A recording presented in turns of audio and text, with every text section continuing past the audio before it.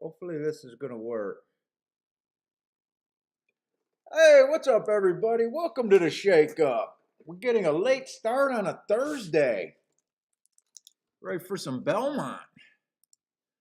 Get this ready. We got a little bit of Belmont, a little bit of well, most of Belmont, a little bit of Woodbine, I should be saying. Throw this to the side. Let's see, what's up? Randall Gordon, what's up, man? Daryl Daly, Daly, what's up? Jared's here. Randall, what's up, Randall? You got to go get a fifth pacemaker change. I'm too mean to die. I'll whisper a little prayer. Well, yeah, good luck on that. Hopefully everything turns out right. Getting a new pacemaker. We'll try not to have too many photo finishes today. Make you where you don't have to sweat out anything. What's up, Joshua? Oh man, I've been waiting. I just got back from the pool, a bike ride, and a walk today. Holy shit. I hope I'm not too tired to handicap now. When I swim, man, I get exhausted afterwards. What's up, Thad? Disco's here. Disco calling it a big day. Did I play yesterday? No, I did not. I was thinking about going on for Churchill's early. I woke up late and had no energy. I did think there was an inside bias there.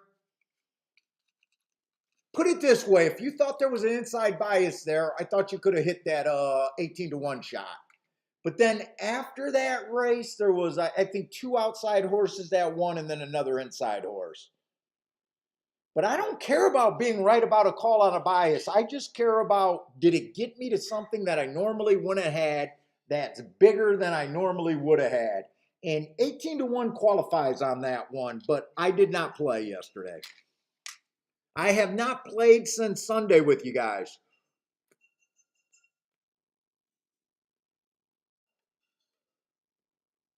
But I thought about coming on yesterday. Then I seen that they were doing that 10 o'clock start time.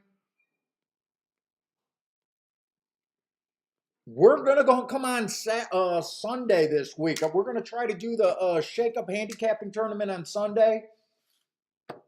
So if you guys are interested, please come for that show. And I'm thinking about doing Saturday too, but we'll see. What's up, Joe? In is in the house. Let's share some winners with In today. Let's go.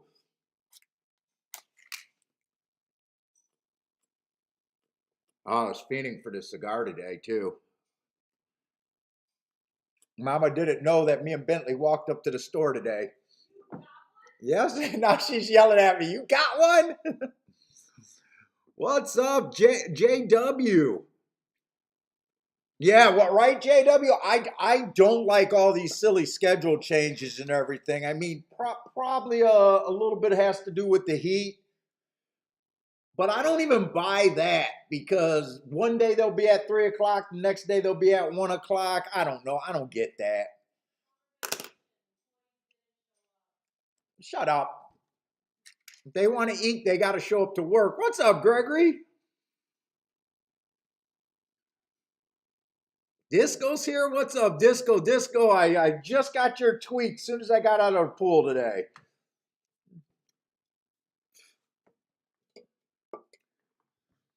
Yeah, I'm hating this 3-day-a-week shit. I don't like the 3-day-a-week shit. I don't like the different times, but we'll deal with it.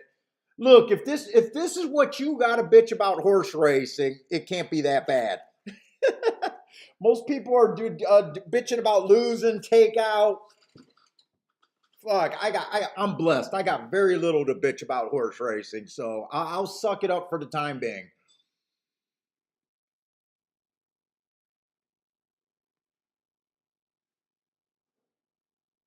Yes, Disco. I've been loving the dirt sprints, and actually all the dirt on the inside is all the dirt racing on the inside.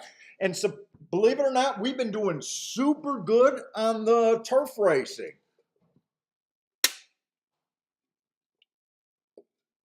Belmont kind of in the last 2 weeks, or well, maybe the last week since coming back from Vegas, has kind of snuck into being the number two track.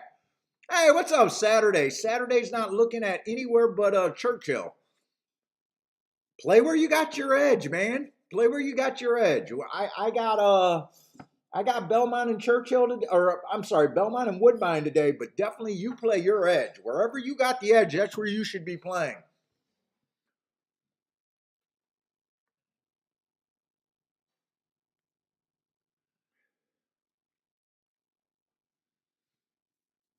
Let's see. Joel likes the, I guess, the four at Belmont in the first race. Let's see who else got something to say here.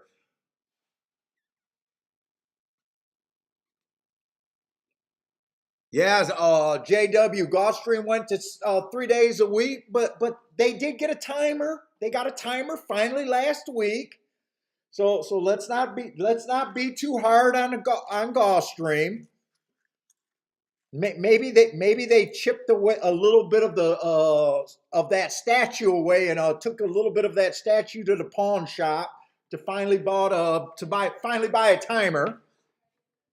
Yeah, they might have pawned the Pegasus statue to be able to afford the timer. I don't know what they're doing over there, but let's not be that hard on them.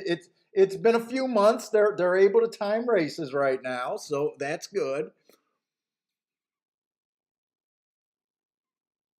Let's see, Disco's going to be out at Saratoga. I think pretty much all year, right, Disco, for the whole meet. So if you guys are at Saratoga, maybe you guys can meet up with Disco.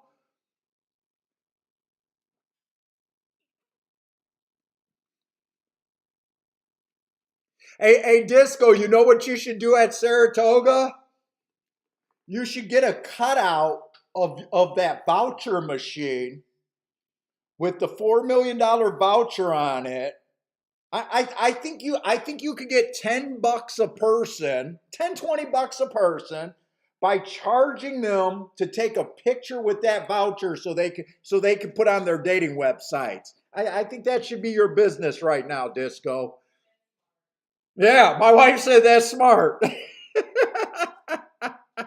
If you can't get laid with a $4 million balance, you're never gonna get laid. I'm sorry.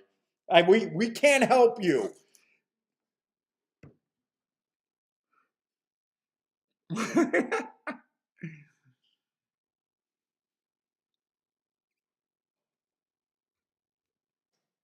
What's up, Partez?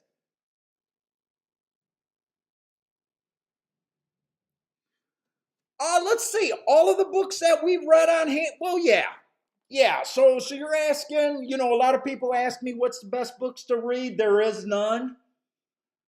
I say the newer you are to handicapping,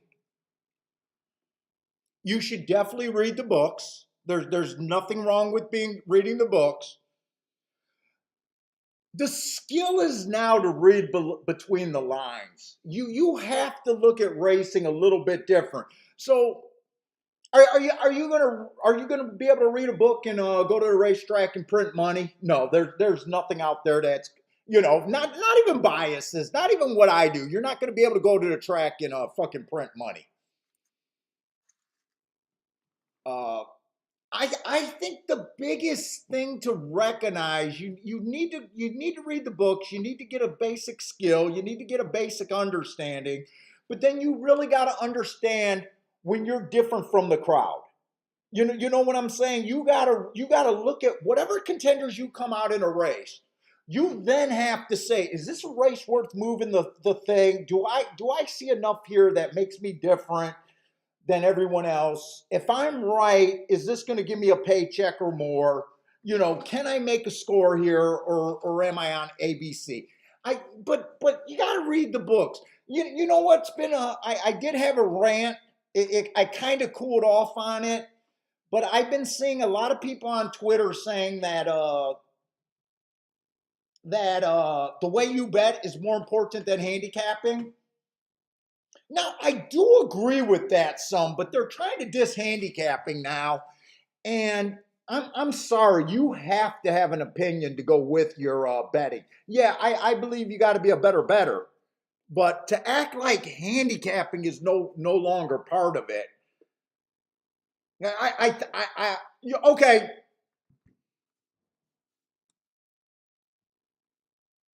okay. Let's just look at this first race.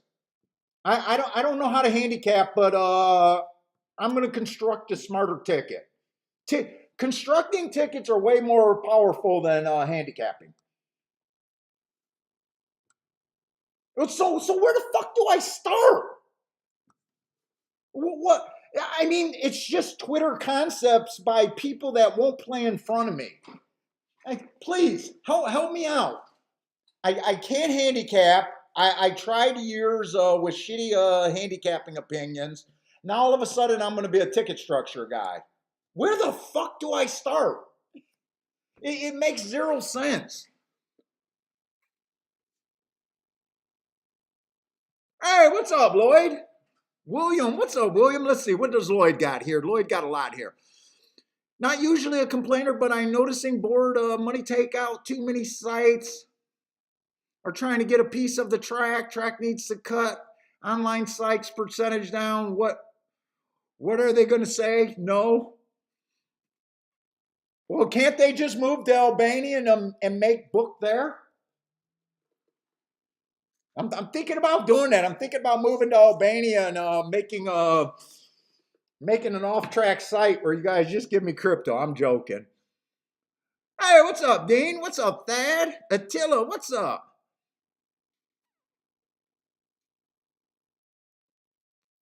Exotic betting, how to make multiple horse, multi-race bets, win, biggest payer, best book period. Oh, that's a book. Exotic betting. That's a recommendation from Disco. Yeah, but that's been pissing me off the most. Like, it's all about betting. I do agree. I do agree. But if you can't handicap worth a shit, there's no betting that's gonna help you. If you can't handicap worth a fuck, I don't understand. I need a demonstration. I just don't need a Twitter post that tells me betting is greater than handicapping. Hey, what's up, William? Coach Flat, what's up, man?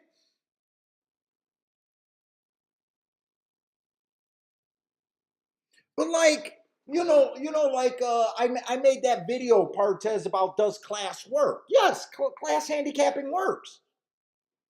The problem in a 6 horse race, you might have 4 horses that all qualify on a class drop. Okay, yeah, it worked. In a 10 horse race, you might have 5 or 6 of them. Okay, sure, it works a lot. I pointed that out in the video. Speed figures.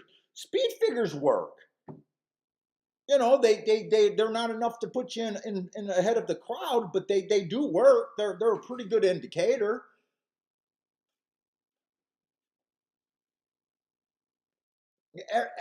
Everything works. Like the way that I believe you want to judge a handicapping system or a handicapper that you're following. Do they have enough plays? Does my system have enough plays? And is it getting me outside of the box? And when I'm outside of the box, how good are my horses running? If I'm landing on 20 to 1s consistently and they're, you know, running third, that's they're running second and they're running first. Well, that's very good. Even on a losing day, if they're getting nosed out for fourth, you know what I'm saying. That's how you judge if overall how's the game. That's why on this show it's very hard to grab new people. New people want to come in here and ask, is this guy legit? Half the time I want to say, sit down, shut up, listen, because you're looking for a show and you don't even know what's legit. No, Partez, I don't think a computer can out handicap me. I really don't. Dean says Albania has great beaches.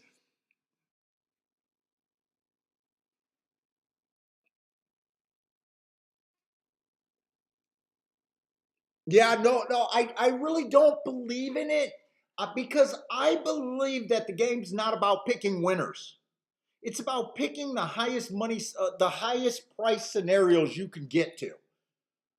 So many people just still, after watching me for 3 or 4 years straight, they still think I bet the horses that I like. Yeah, I'm not. I'm betting scenarios that I like.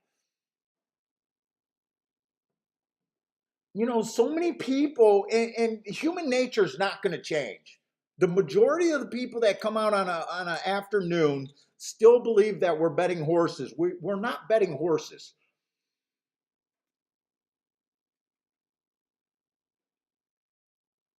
But let's go. Let's handicap. I'm in a good mood. Let's go.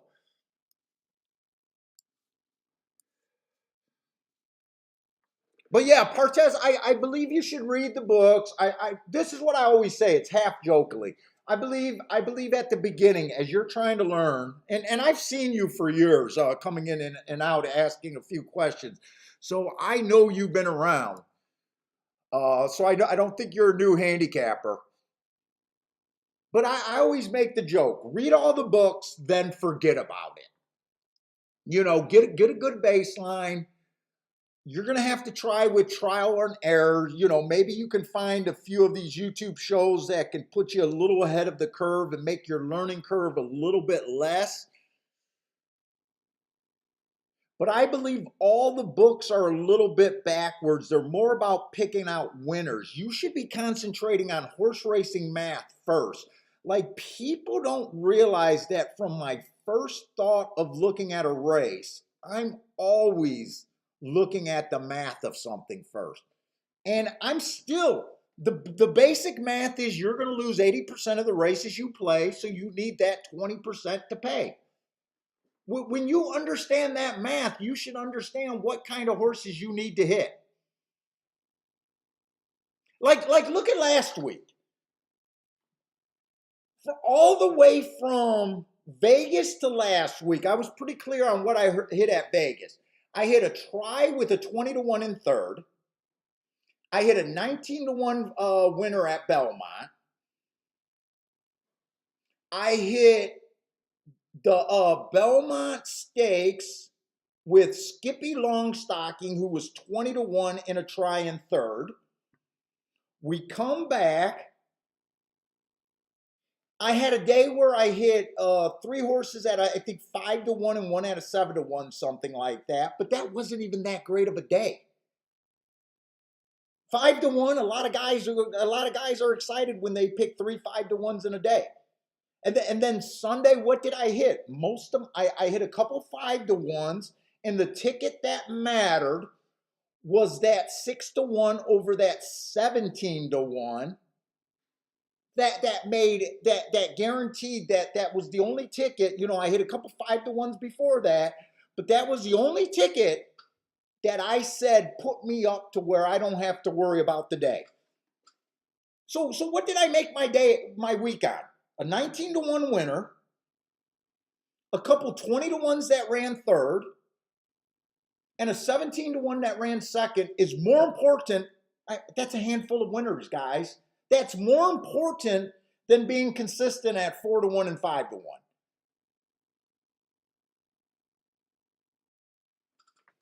That's what I call the horse racing math right there.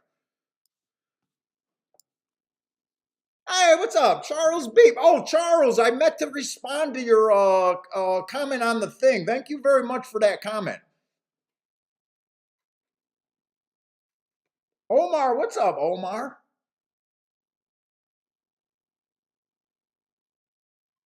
Oh, Williams asking, did anyone have that 70-1 over to 50-1 at that was at Thistle Downs. Wow.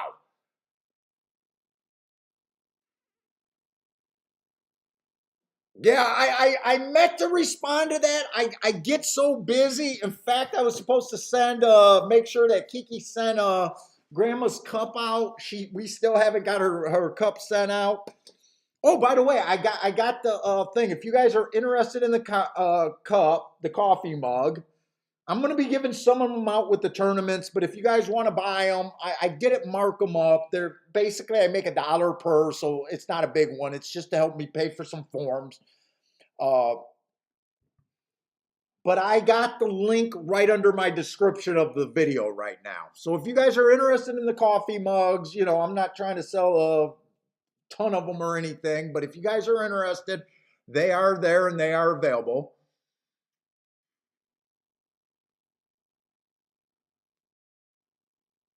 Dean says he did, but only 5 times. Hey, what's up, Maurice? Maurice sent me an email with a whole bunch of questions. I was able. I hope I answered that pretty good. I'm pretty terrible at typing and putting my thoughts down on paper, but hopefully I helped out with that.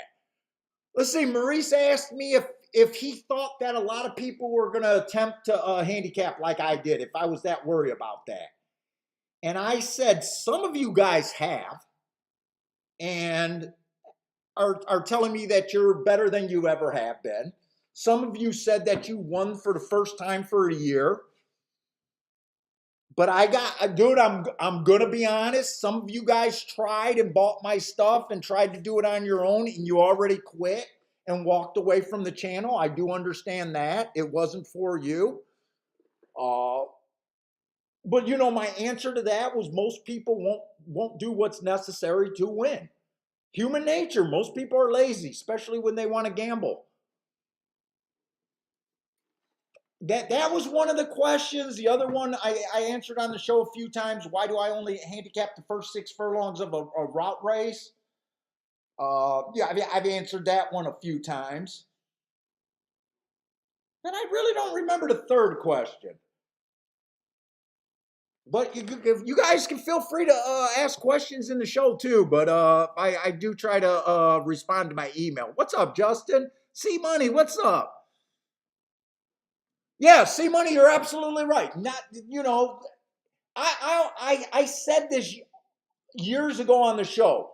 If I narrowed horse racing down to all my biggest things, it hits, and it was just a number, like a speed rating or something, there's no way I would be on YouTube sharing it with you guys. There's absolutely no way.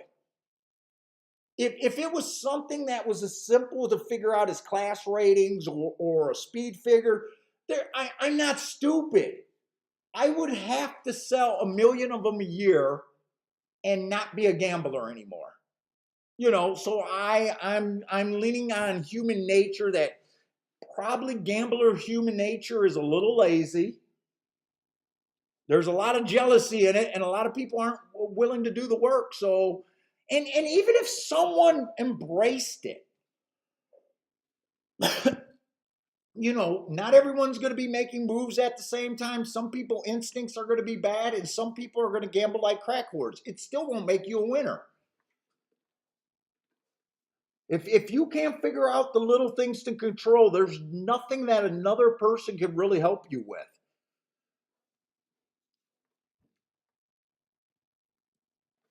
Like, you guys see how many races I sit out? Even when I have winners, I sit out.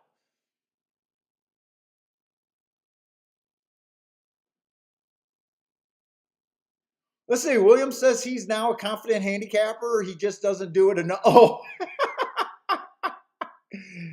he just doesn't handicap enough. Dude, this show's about making handicapping fun again. Making handicapping, developing handicappers, trying to grow the sport a very little bit at a time. That's all we're trying to do here.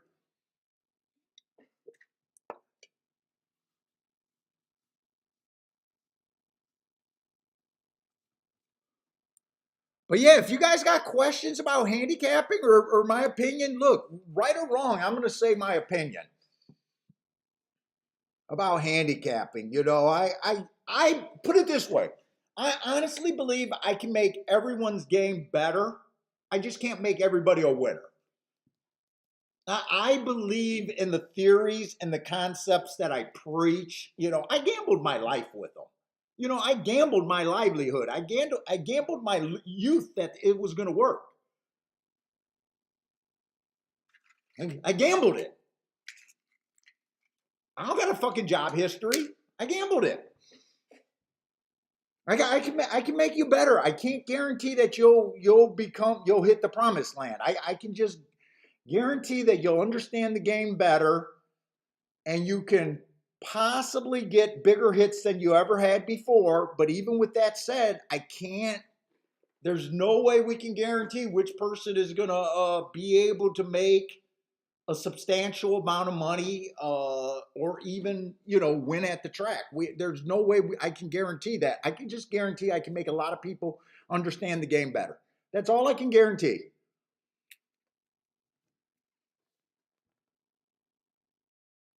Oh, Boulder, no problem. I mean, I sometimes, Maurice was going to a junk mail. I sent Boulder some stuff today, and his shit went to the junk mail.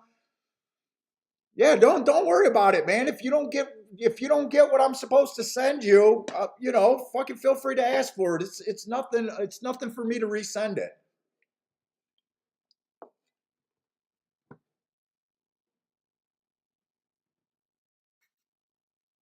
Hey, what's up, El Novato Invincible? What's up, man? My favorite name to say.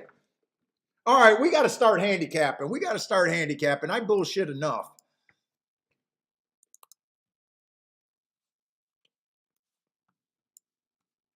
We got to get down to it. So I haven't been able to look at the chat room, and so far I don't see too many new names. So hopefully we didn't fall apart on grabbing new people. All right, turf routes. I don't think speed's been good. I've been looking at Stalker's closers. Now at New York, I do clump both tracks together, but I like the way I do it. I know some guys do it a little bit different. They're able to keep the track of the dogs. They're able to keep track of the wider and in the inner. This works for me. I'm pretty happy. If I tend to suffer, I'll look at redoing things, or finding another surface. But right now, after 66 races, speed is only wiring 20% of the time. There's a little bit of an edge towards the inside, but only a little bit. It's not impossible to win from 7 on out. 23%. I'm mostly looking at stalkers and closers. Oh, wow. Joshua says almost 100 people. Okay, so if you guys are new, feel free. Jump in the chat room, man. Ask some questions. Let us know you're here. Since we do got new people, I'm going to be completely honest with what we're doing. I do this. This is what I do. I only expect to hit 20 to 25% of the races that I bet. So I'm telling you right off the bat, I am going to lose 80% of the races I play. I'm just going to tell you that right off the bat. I'm not even going to try to blow smoke up your ass. But the races I hit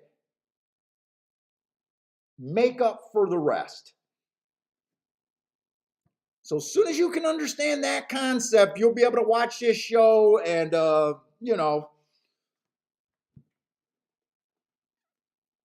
it's not about more winners. I don't believe you. It's to me, I got 30 plus years in this game. It's very hard to improve a person's winning percentage. The easiest way to improve your game is improving your average mutual. What good is a 48 win percentage if you're only hitting even money horses? That's a losing profile. You don't have to do the math, I'm telling you.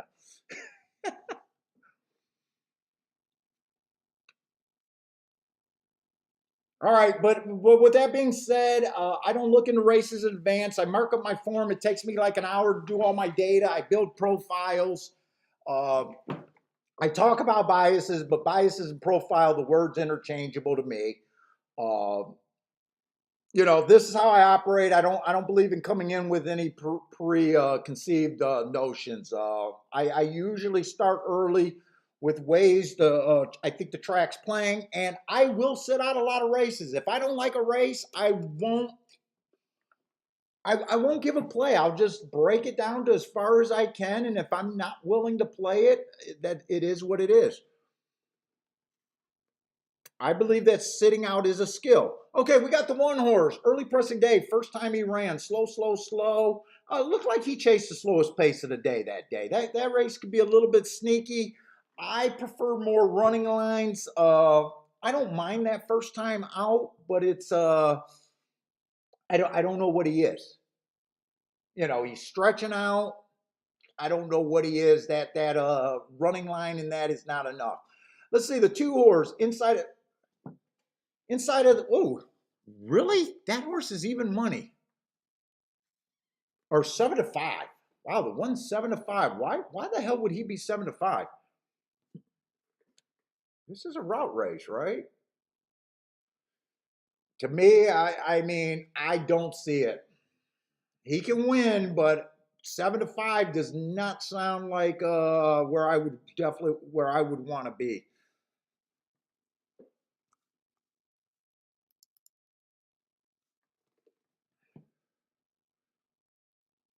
Let's see the two horse first race out inside of the track was good, had the good part of the track, but it was first time out. I'm willing to forgive that race. Stretching out, trying turf for the first time today. Let's see, two races back, bad rail, early pressing day. I gave him an asterisk for an early pressing day. He came out like a deep stalker, almost a closer that day. Just an excuse there. And last race, early pressing day, came out with no speed. Look, I don't know where he is. He's stretching out. He's trying turf for the first time. So far, he's just not my type of horse right here. Let's see, the three got a bunch of races. So far, he can't get in position at the top of the stretch. He's all over the place, trying dirt, trying routes, trying turf.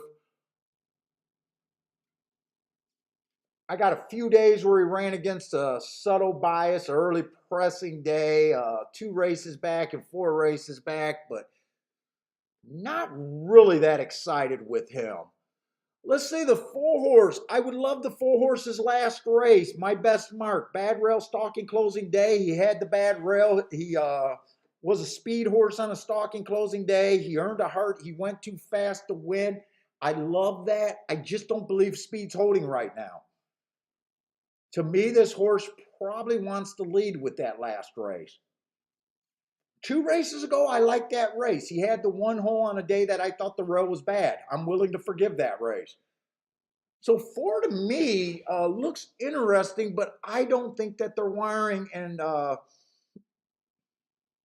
think there's a fair chance that he might go to the lead. Five just doesn't look like he's interested in the racing so far. Don't really have any excuses here. Let's see, six is out. I'm just speeding along here. Seven, I'm guessing, is going to have a little bit of speed. I see a lot of races where this horse went to the lead. He was Finger Lakes. I don't like Finger Lakes. I don't think speed's going to do real good today.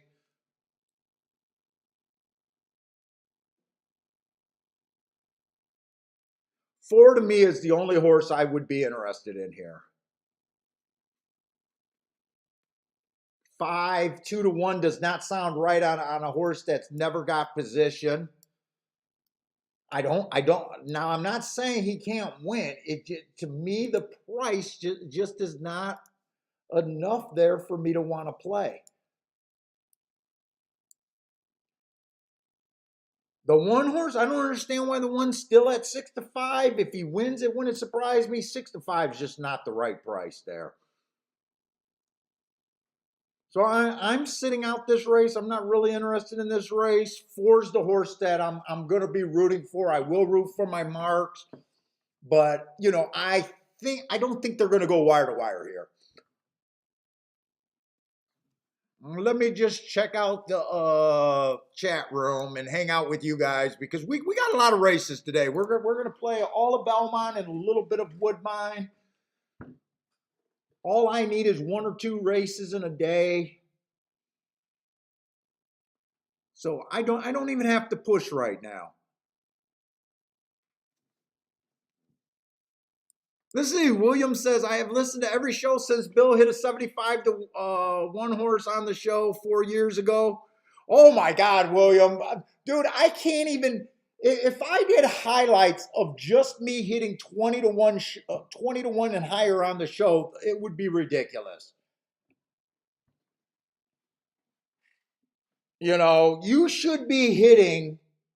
I probably say I probably average about 5 horses in the 20 to 1 range or higher winning every month. I will never be that guy who could tell you in 1975 I hit an 80 to 1 shot because God damn, it's 2022. Shame on that player that has to remember that story.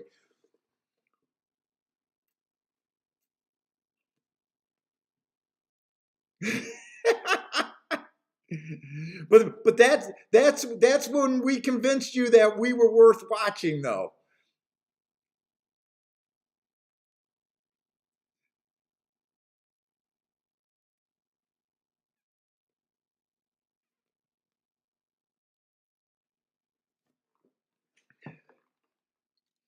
And if you guys are playing other tracks, if you guys are new, please jump into the chat room. If you guys are playing other tracks that I'm not covering, feel free to throw up your plays. Trust me, guys are looking for plays in the chat room. We got a super sharp chat room. All we ask is that you put the track that you're putting the bets at.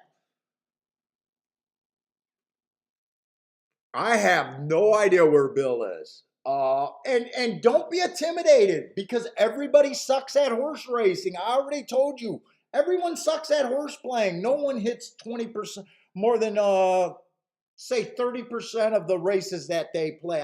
I believe there's very few people that have a really high. So horse players are really good at their opinion not being right. So don't be intimidated to throw up picks.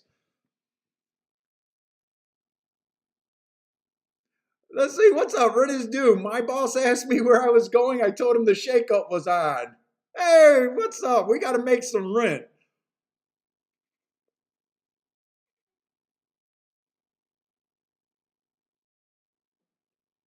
Let's see. Joshua says, Paul, if you want to know if Bill is alive, I can tell you. Yeah, I would like to know where the hell is Bill. Let's see. El Novato, Invincible, Belmont Daily Double, 5-4 with the 3-4. Good luck there. Let's see, what is Disco? You definitely got to watch Disco with his bias calls. You guys know who Disco is. Let's see, Disco got a 2-3 with the 3-4 and a double.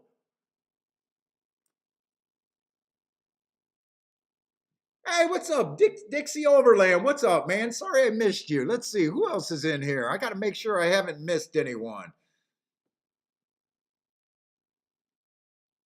Grandma, what's up, Grandma? Grandma, I did not see your I see you invited me to your chat room last night, and I seen that at about midnight last night. I clicked on it, and you were no longer streaming.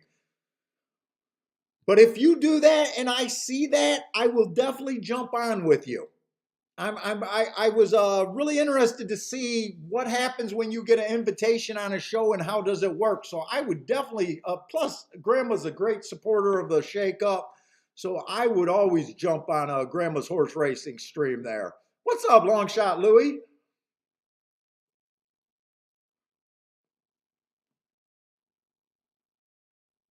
Let's see, one did get the lead and one went down to 9 to, or even money. Four is in second at 9-2. So let's see if so the 4 can't go wire to wire. 4's a stalker now, but let's see if this 1 is capable of going wire to wire.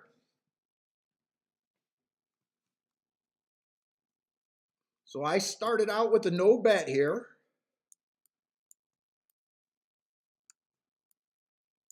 And definitely we want to really watch the track, see if we can see any trends, see if we can see something that might help us later. Let's see, 24 at the first call. 3's in pretty nice position and looks interesting as a nice long shot. 5's in very good position if the track backs up a little bit. Let's see, Charles likes the 2-3 exacta at Belmont. Oh, he got this 3, okay. Oh, Grandma lost her internet when it was getting good last night. Grandma, I see you're getting more and more people hanging out with you.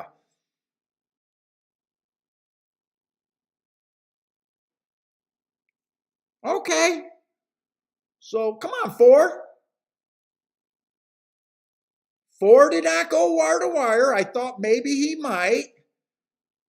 It looks like he's going to win stalking. That's the horse with my best marks. Does it bother me? No, it doesn't bother me. 9 to 2 was actually a nice price on him, but a lot of times I take math into consideration. There was quite a few horses that I really didn't understand there. So in my head, 9 to 2, 4 to 1 probably sounded about fair. When I say odds sounded fair, they just, I think he had about a 20% chance, not knowing, a lot, not understanding why they bet the one, not really liking him if he tried to go wire to wire, which he didn't.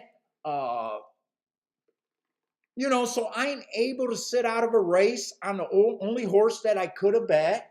Yeah, he's a nice price. 9 to 2 is a nice price for a lot of people.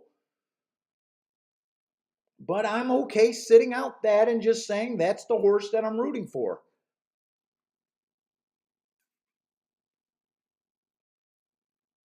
No, El Novato, I love that name. Invincible likes the four there. That starts him out on the double.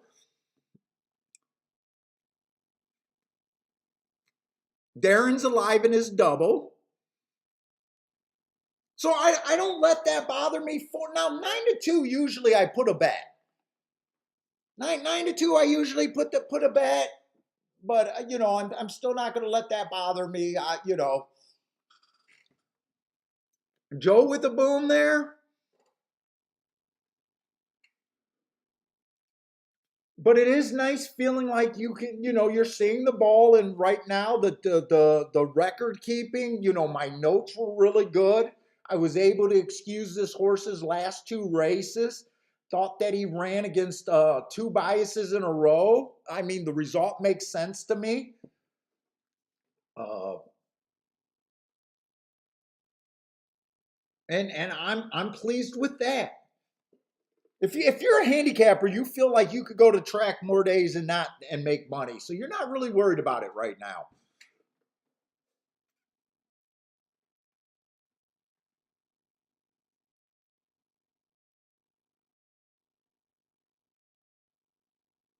Yeah, Grandma's show is growing. She's hanging out, keeping company. They're doing the late shift there with some nice handicapping.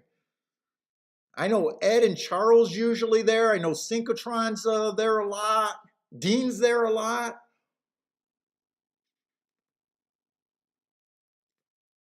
Grandma, I call Grandma the first lady in a horse racing for the shake up chat. She's our first lady.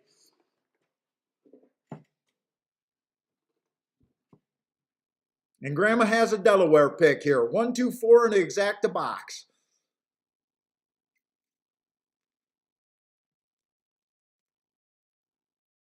And if you guys don't know, I've been putting it out all the time, but the mugs that I have the link below in my description. Grandma designed those mugs for me. I think they look fantastic. I'm very proud to offer the mug. I don't know if this shows up on the stream. I don't know if you guys can see that, but I'm very proud of her design.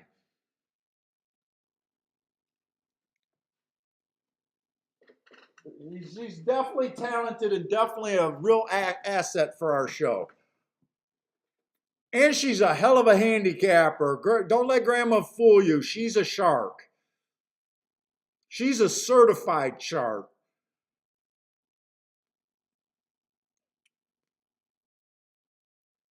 In fact, if you're a guppy, you better recognize when Grandma's in the pool.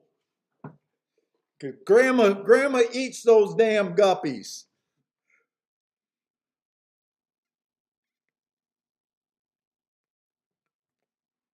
God, I love the design. We're going to come up with a few more things, but right now we're just starting with that one. Yeah, Grandma, I'm so slow. And so Kiki took the mug and your stuff. She was going to go to the post office that's right by her work, but she couldn't get out of meetings that day. So we're definitely sending it to you, but you know how I am. I'm slow, slow, slow.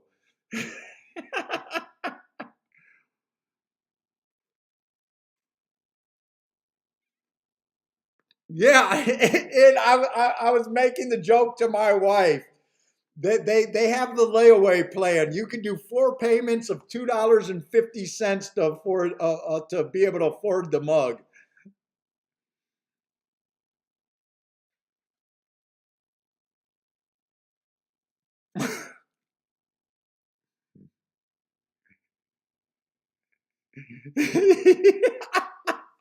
He says, "I'm thinking if you're a gambler and you can't cover the 9.99, maybe a new hobby."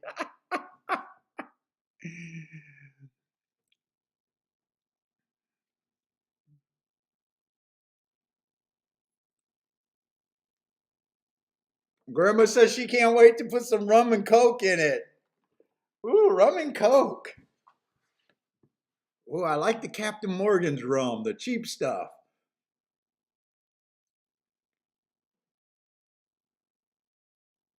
Oh, I'm sorry, I missed Justin. Justin hit the try. Nice start then. What did that try pay over there? That try had to be pretty good with the four winning and the three getting third, right? Well, I thought that would have paid a little bit more than $31 for 50 cents.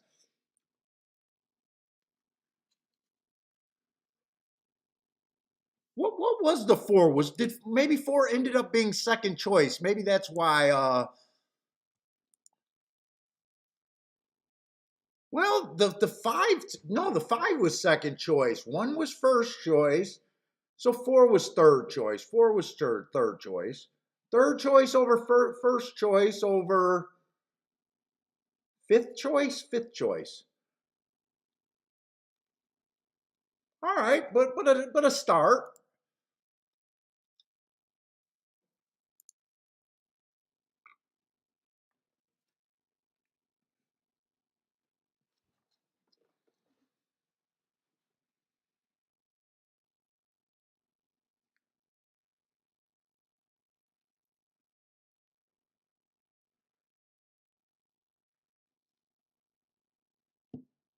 And tomorrow I think we're going to start in the morning or regular time. I think I'm going to start with Belmont and then do Gulfstream,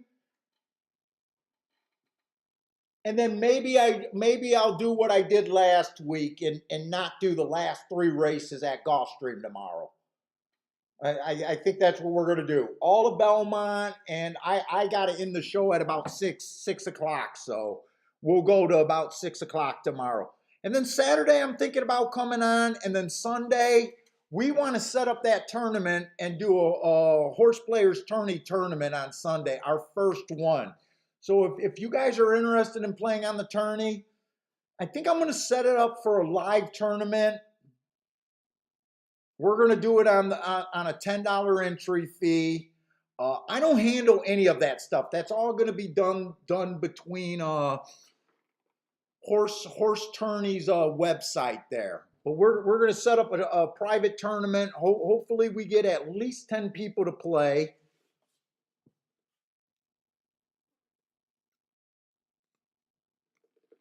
And we'll just try to MC it and make it feel like an event during the show. I'll still break down the races, even though it's going to be a live tournament. I just won't say which horse that I'm going to put on the tournament. We'll break it down the same way that we always do.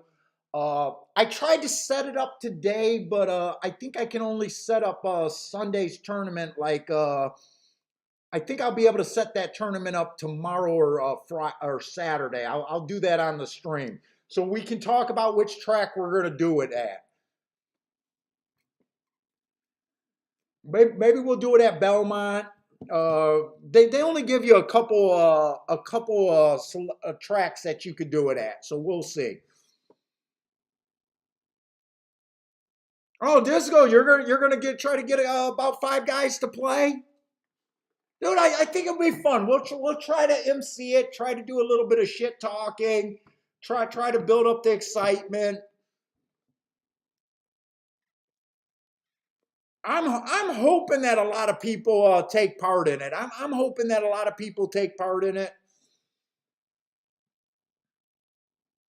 Trying to make the show a little bit different, bring some new life and maybe some new excitement. Give us some bragging rights. I'm hoping to be able to do it at least once a month, maybe if we get a good turnout and people enjoy it. But we got a super sharp handicapping room. I know we got handicappers in this room, so I'm not worried about that.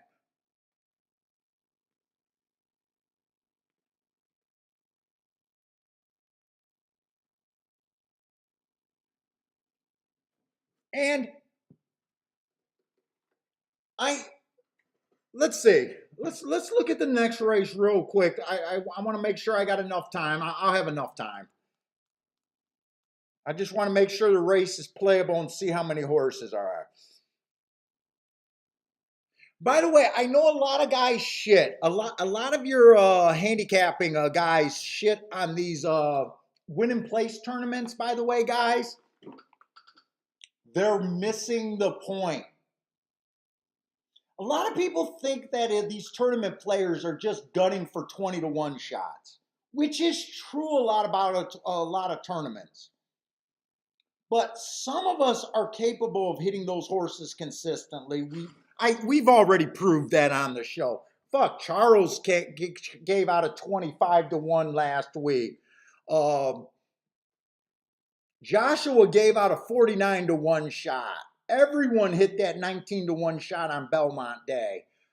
We weren't even on the air and you guys blew up my email with that. Guys are missing the point. If you want to learn the game and come in pretty cheap, that's probably not a terrible place to start. And you'll get really good at finding horses that you need to build your tickets around.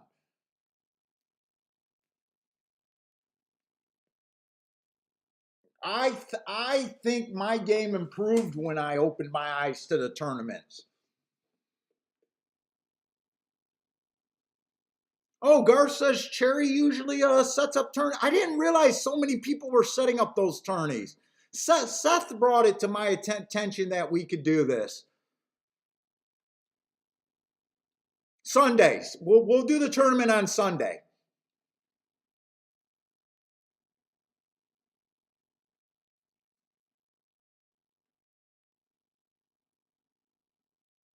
Let's see. Charles says the try got crushed by most people. Probably just boxed the 1, 2, 3, 4.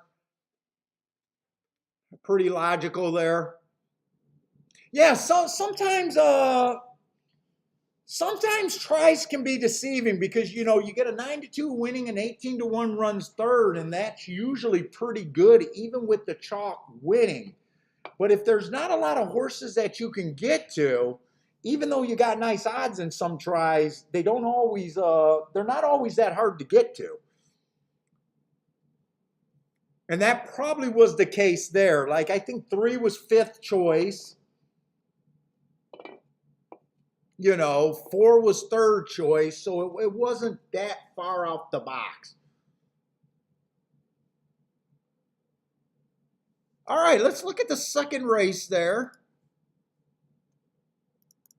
We're just going to glance at the Belmont bias reports on the dirt. 1 through 3 is winning 57% of the races. So that's a huge number. Just knowing that you got a 57% chance to win a race just by being in post 1 through 3 is huge. They're also wiring 56% of the time. That's for the meet. Last week, 1 through 3 won 55%. So 6 out of 11 winners was in 1 through 3. And 45% went wire to wire. It is a speed and stalking track. If you're new to the show, my definition for speed is horses on the lead or within a lead of the first lane. within a lead, you know, in the body of the lead horse. My stalking definition is 1 to 4 lengths off the lead, 1 to 4 lengths off the lead. And my closers start at 5 lengths out or farther back. So closers are only winning for the meet, which is pretty bad on the dirt sprints. What's up, Jared?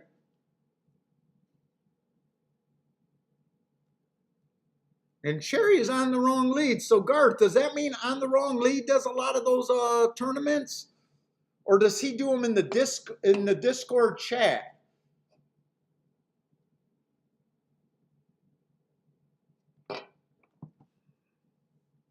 So we got a $20,000 claimer right here. So let's see. 2 races go this one horse. Early pressing day, average, average, average. I don't like route to sprint. But that's not a bad race, but I just don't like route to sprint. Let's say last race he won. It was early pressing day, exactly what he was, and he was the slowest winner of the day. He did win from the 9 hole, which has been tough to do over there at Belmont so far this year.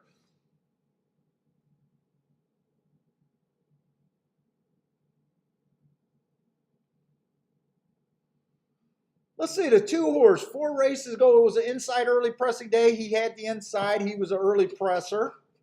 Average, average, slow. He comes right back and wins in that race. He was in the 6 hole on a day that I thought the rail was good. Slowest winner of the day, but he did run against the bias that day. You know what? That 24-4, 49-2 sounds extremely like a slow pace. I wonder if there wasn't a live body in that race. He won against the bias. That pace looks extremely slow. I'm questioning that win. He comes back. He has no speed on early pressing day. I gave him an asterisk there, and last race just looks terrible. Slow, slow, slow. He also stumbled 2 races ago, but I'm questioning his win. I don't trust him.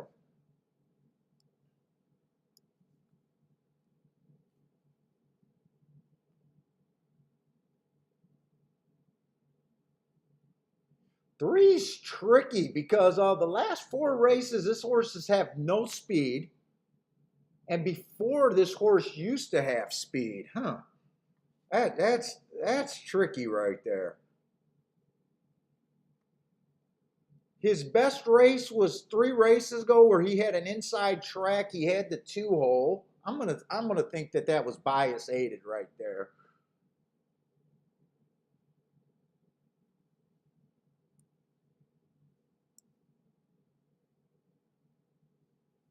Who did he lose to?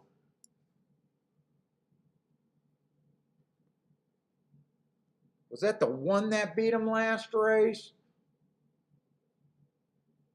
I gave him an asterisk for his last race. I'm wondering where this horse's speed went.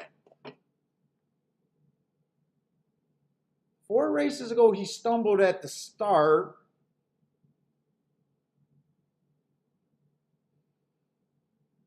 I don't know. If this horse has his regular speed, I would be a little bit interested in him at 8-1, but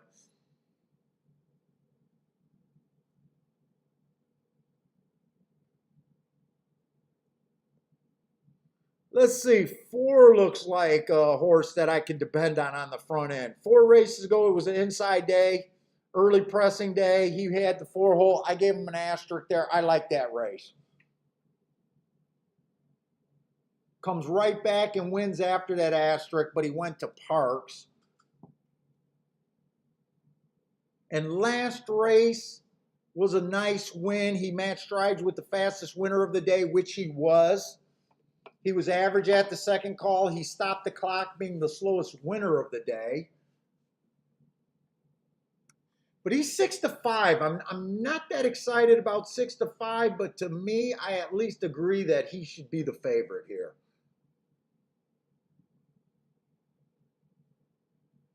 5 horse looks like a stalker at the best. closer at the worst. If he comes out 5 lengths off the lead, I don't like him.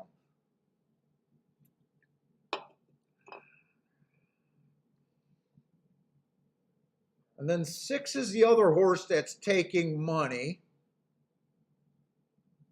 Won his race 3 races ago, slowest winner of the day, but that was at maiden special weight. He then tries a $62,000 claimer, which should be a lot tougher than this field. It was an early pressing day. He didn't have his usual speed there.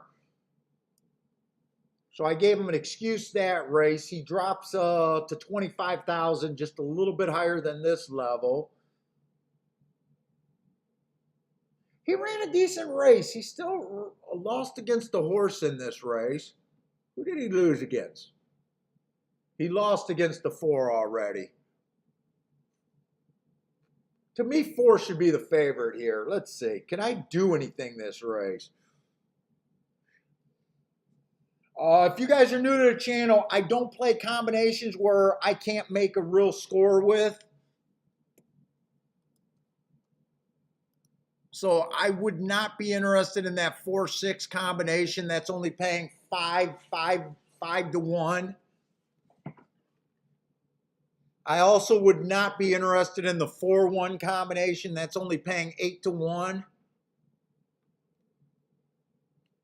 4-2 to the 4 on top of the 2 and the 3, 20 to 1 and 40 to 1.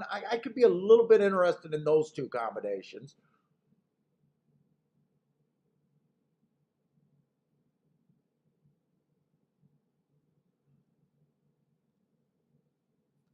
Let's see. Let's write down what I'm thinking about here. I could play 4 on top of the 2 and the 3.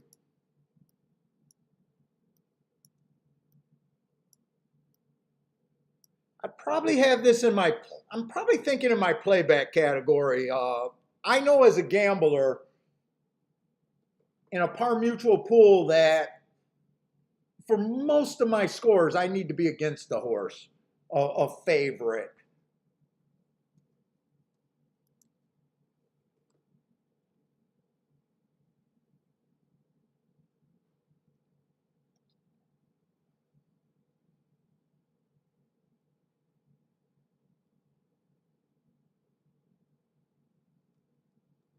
Three, I may be interested in a win bet. This is kind of what I'm thinking about right now. I could play 4 on top of the 2 and 3 and 3 to win.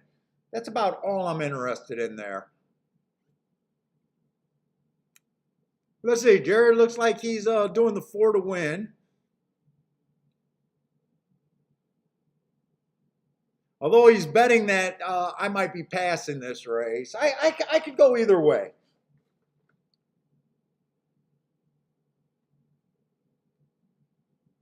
Grandma, I'm going to have to set up the tournament on Saturday because honestly, I don't know how that works.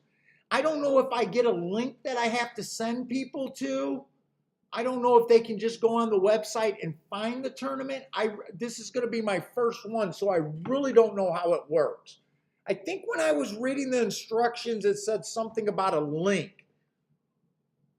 But if I don't, I'd probably have to put that in the chat room or in the description because I don't have a lot of people's emails.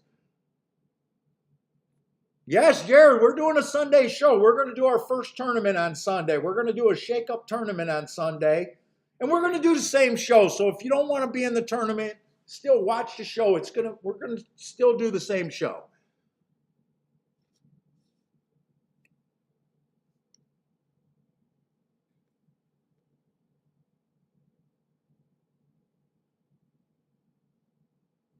Let's see. Disco says it's through a link.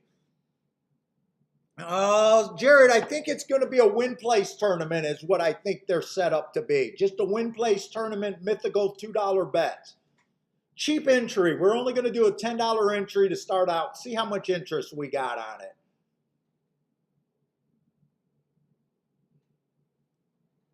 You know, if we get a lot of people interested in it, you know, if we like it and we want to do future tournaments, maybe we could talk about having a higher entry. But right now, I think we just start seeing how many people are interested in it.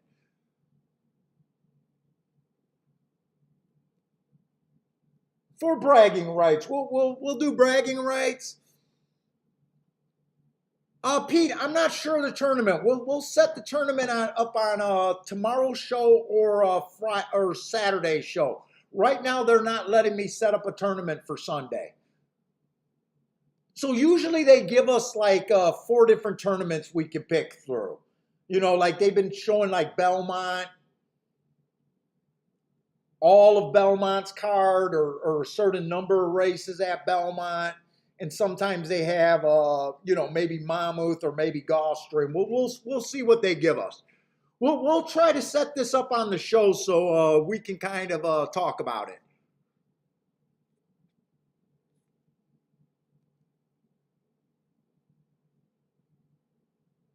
And let me just check these payouts one more time to see if I want to put this bet in.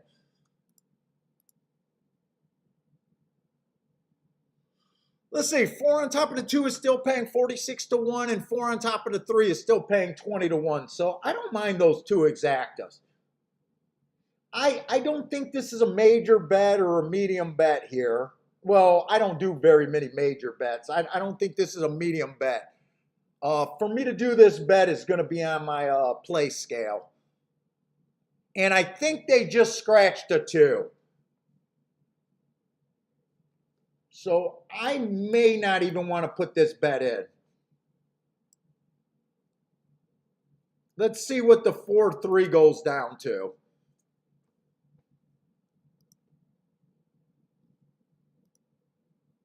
Let's see this adjust. You know, if I can't play, if it doesn't make sense, it doesn't make sense. And so far, they still got the 2 on the board in the exacta. So,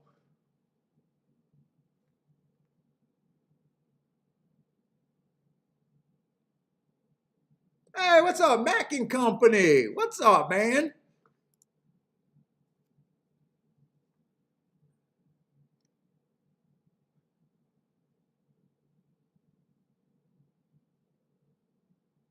Did they just scratch another horse, or is that's probably the same jockey? I'm just looking at it because it looks like he has a blue saddle cloth. So,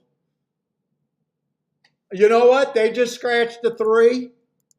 There's no reason to do anything in this bet. I'm out. No bet. No bet.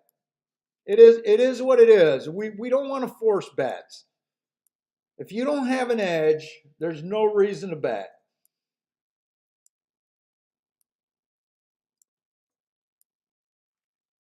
And I don't have an edge here. So I have no bet here. 3 got scratched also.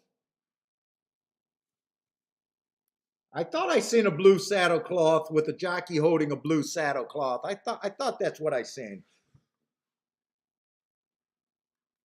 And now we got a 4-horse race, so hey, what's up, Jevons? You know what? We gave out the winner in the first race. I did not play it. He was 9-2. That you know, and then we got this race. So just nothing really going on right now.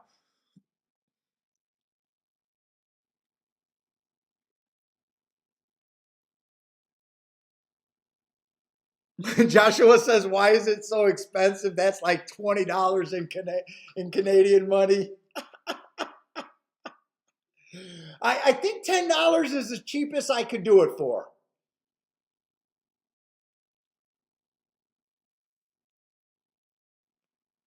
And this is just a 4-horse race, so you know now the 6 is going to be in the 4-hole, you know, so everyone's going to be inside. So there's nothing here.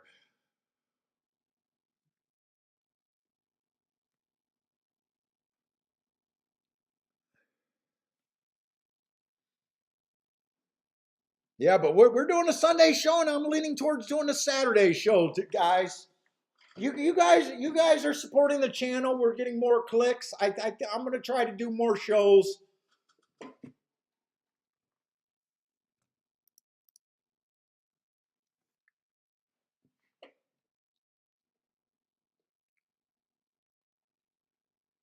Jared's out too. To me, 4 horse fields. Unless you like the highest price horse on the board is. I'm just not that interested.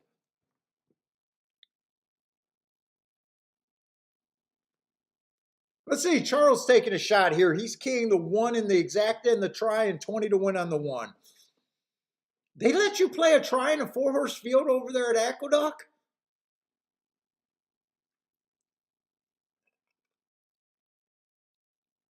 Ooh, 4 did not get the lead. Ooh. That's not how I seen the race. I thought 4 was pretty much guaranteed to get the lead.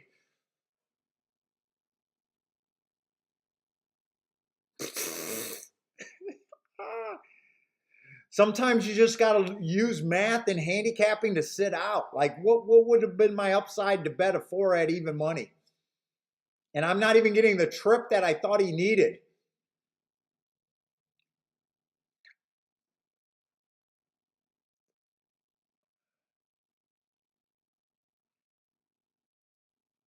Six was able to clear pretty easily.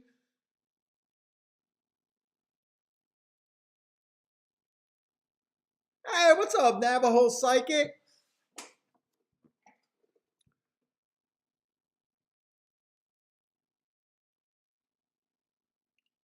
Wow, 4 did not run a lick. Can't explain it.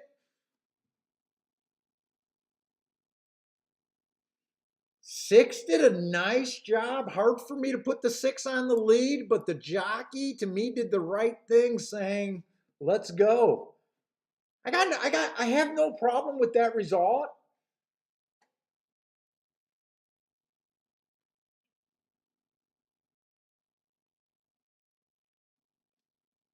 4 just beat the 6, and today he couldn't even run. Let's see if there was something at the break for the 4 to even have an excuse. Right now, I'm not so sure.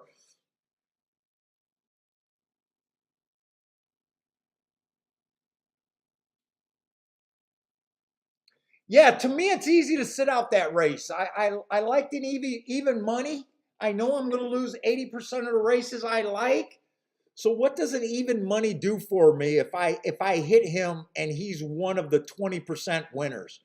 What does that do for me? I'm actually cashing a ticket but falling behind if the 4 would have won. I hope that makes sense to some people. I'm not betting horses. I'm betting scenarios. And to me, if I know I'm going to only cash 20% of the tickets that I win, I really don't want to be hitting low price horses.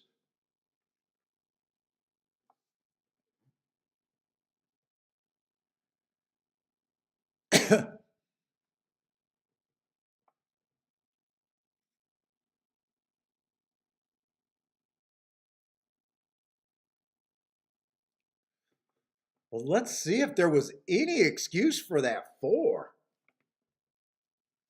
Dude, if you would have looked at that race,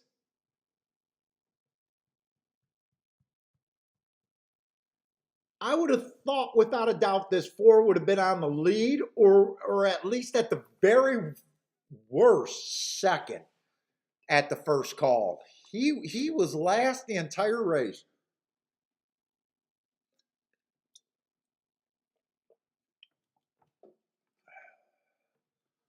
Hey, what's up, Stephen Marshall? I haven't seen you for about a week or so.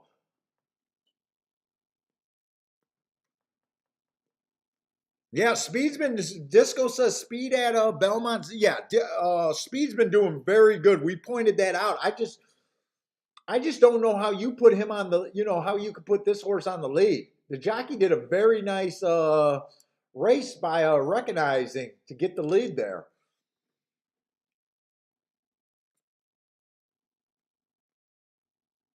It looks like the 6-1 exacta is going to pay about 9 to 1.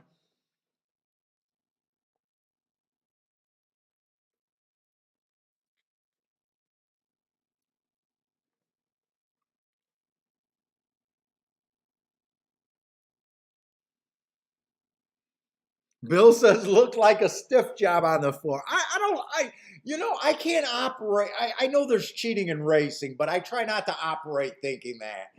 Let's see if there's a legit excuse.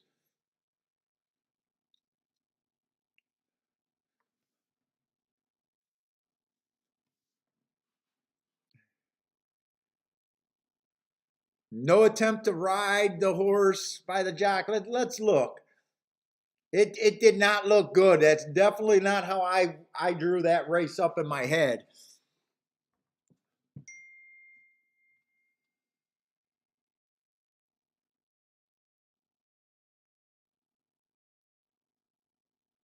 Okay, Andrew's Disco's telling me that he would, and it's a good idea. I'm gonna do that. I'm gonna post my link once we get the tournament made. I'm gonna put it under the new show, but I'm also gonna tweet it out. I'm gonna put it so if you guys follow me on Twitter, I'll be tweeting out the tournament on there too.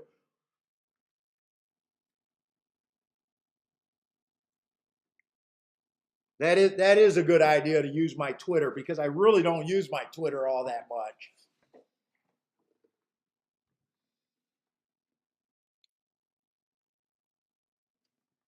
Let's see. I did. The four was reaching down. I wonder if the four lost his reins. The jockey on the four might have lost his reins. It just looked like I seen the guy drop down. I'm gonna try to watch them break out the thing to see if that's what happened there.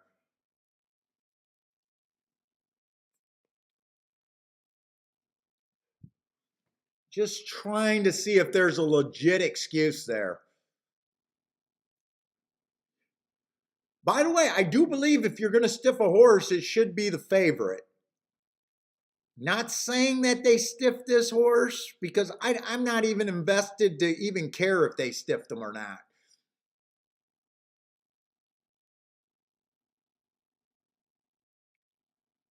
But I'm going to try to zoom in and watch this on the big. I blew it up, and I'm going to try to not miss the head on here.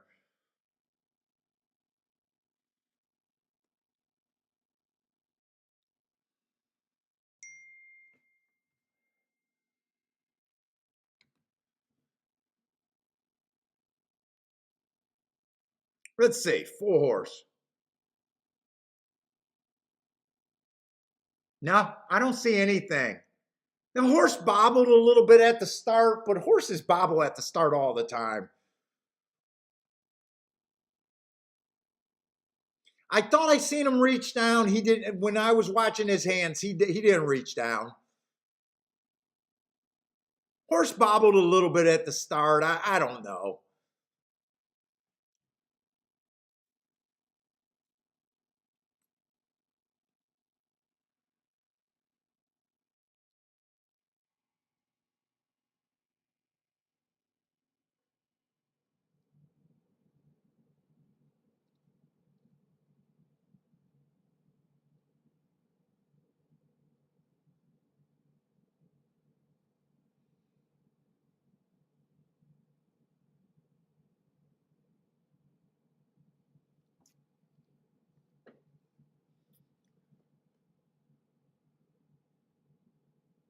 He definitely put the horse away in the stretch. He knew he had nothing. And I don't really care about that either. Like, to me, does he need to abuse the horse in that situation and try to get anything out of him?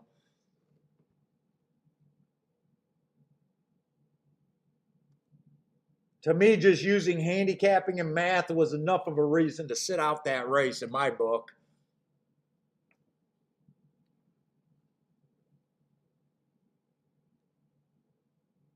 Let's see. Charles is saying that look at the chart later on. You'll see that the horse was claimed and has a new owner. Oh, Stephen Marshall's been working on a project in and out next couple weeks.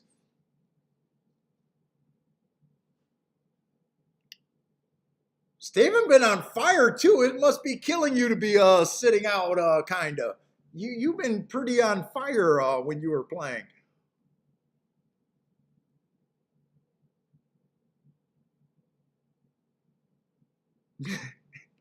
Lloyd says the original owners still get the purse money. Yeah, you get a little bit for fourth, I guess. You probably still get paid down to fourth. Now, I think vets in New York, can't vets block claims? So sometimes claims go through and vets can override them. No, and I got Woodbine a little bit for the second track.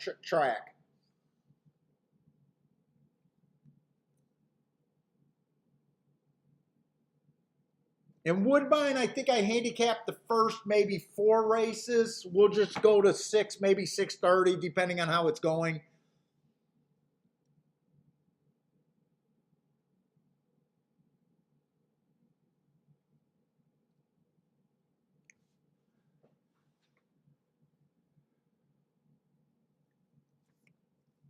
Here, let me go to that horse racing site to see if I can set that up earlier.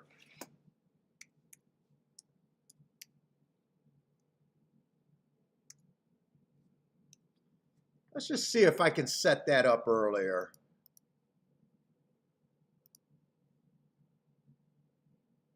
Yeah, so when I looked at it this morning, I was only able to set up a Thursday tournament. And right now, I'm only able to set up a Thursday and a Friday tournament. So we'll look at it tomorrow to see if they give us the option to set it up tomorrow for Sunday. If not, we'll do it on the Saturday show.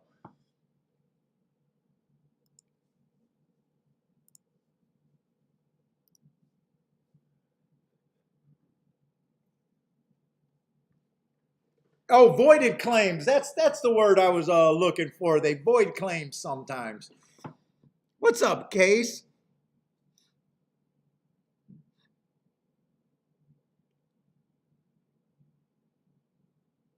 Let's see. He says voided claims make 0 sense. How the hell was a horse okay to race, then voided, then gets voided?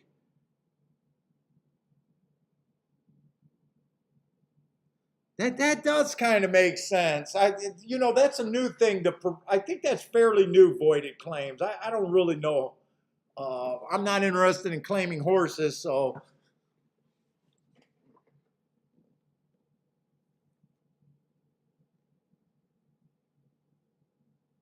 some horses may be injured, but you see them go through the process over and over. And if they're injured, they shouldn't be racing.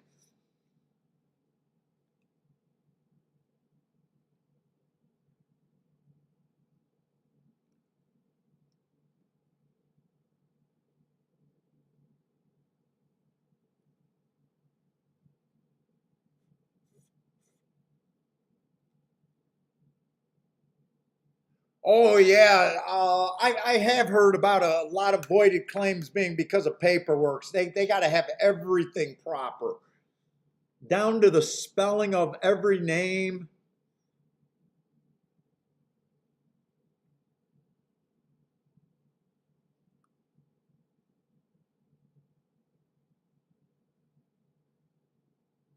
Oh, Charles, they don't they do. Oh, okay. So Charles said they do cancel the try.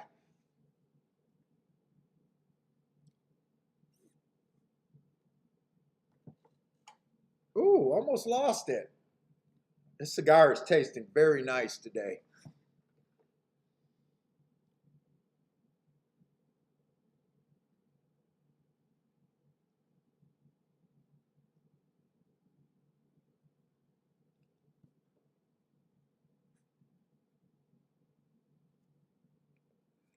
Yeah, you guys that follow the channel, you guys know that I don't look at owners and trainers, so I don't even look really to see when horses get claimed. It's not even part of my handicapping process at all.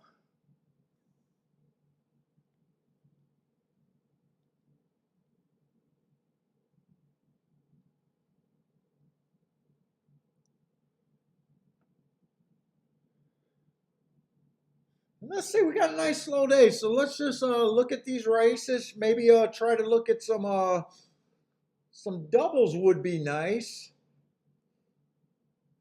Well, I gotta find something interesting enough to even want to play before I start building tickets. So let's just get a nice early start. Let's see, we got 7 furlongs, maiden claiming 40,000. We're still looking for speed.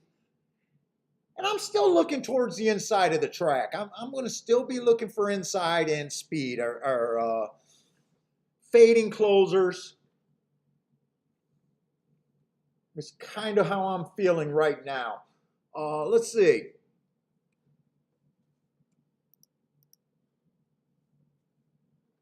This one horse, first time out, it was an inside day, early pressing day, had the inside of the track, but wrong running style.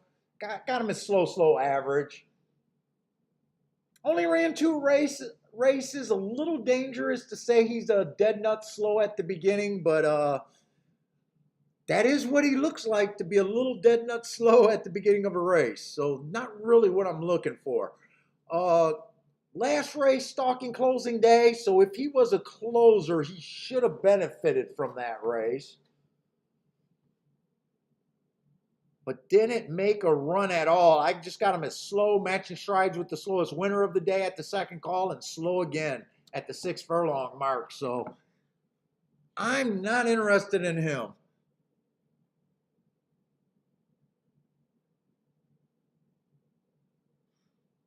Let's see, is this 2 horse in the race or is he out? Because right now, he's live on the betting board, but he's scratched on the live feeds thing. So I'm not sure if the 2's in the race or not right now. It says he's scratched on the board. Okay, there it is, late scratch. Okay, so 2 is out.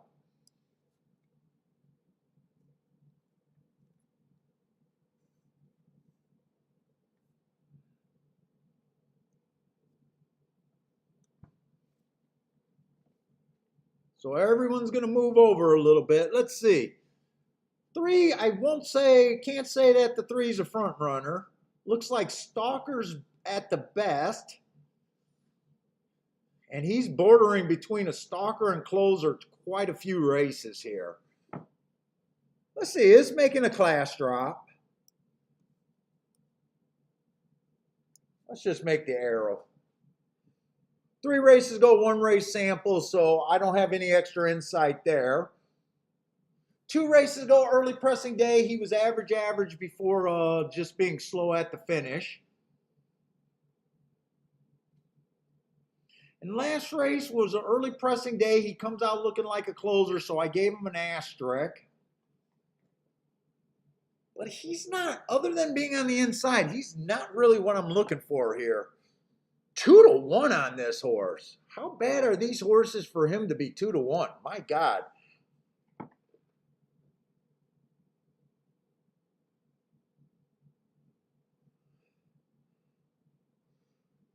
Let's say the 3 ran on an early pressing day first 3 races ago. And why did I give him an asterisk? I think my eyes were just crossed that when I was marking that. He shouldn't have got an asterisk there. I think my eyes were just cross-eyed. I think I was looking at the second race thinking he was 9 lengths off the lead when he was really only 2 lengths off the lead.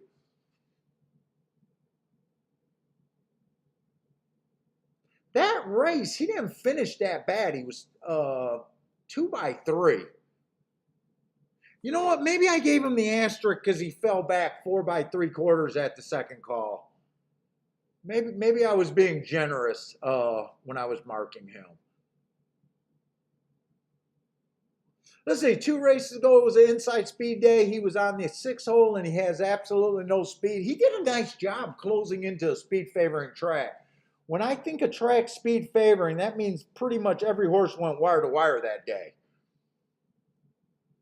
So that coming in 3 by 2 1/4 is probably a decent race right there. And then first race at Belmont, last race, it was a stalking closing day. He was a deep closer. He got in position at the top of the stretch, which I do like, but he should have being a closer. Nice second there. But I'm still looking for a front end or a stalker, and I'm still looking for more front end speed than what this horse has. 7-2, at the best, that sounds fair, not getting overpaid.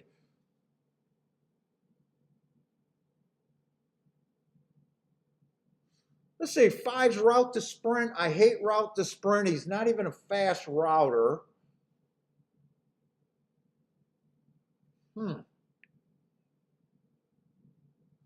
All right, six got my best mark. Six last race on a stalking closing day. Technically, he was a stalker. He came one length off the lead at the first call.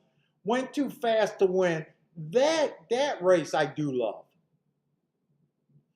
3 races ago, he was a stalker on a speed favoring day that was at a route.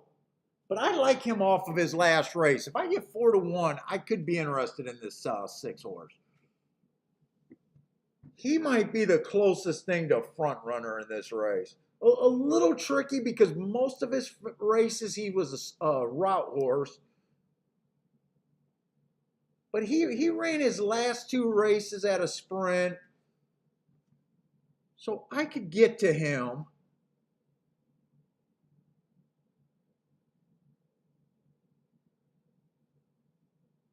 He's the main horse I'm interested in there. Main horse I'm interested.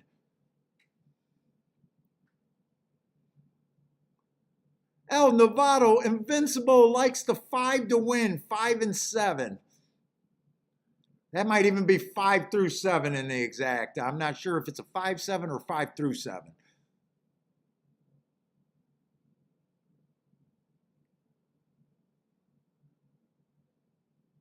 Navajo 7 looks game, 7 and 5 over to 6.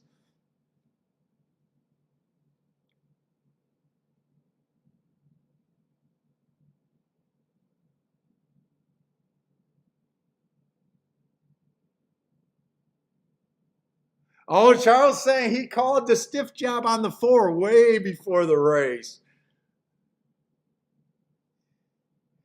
He's saying, look back, I said it.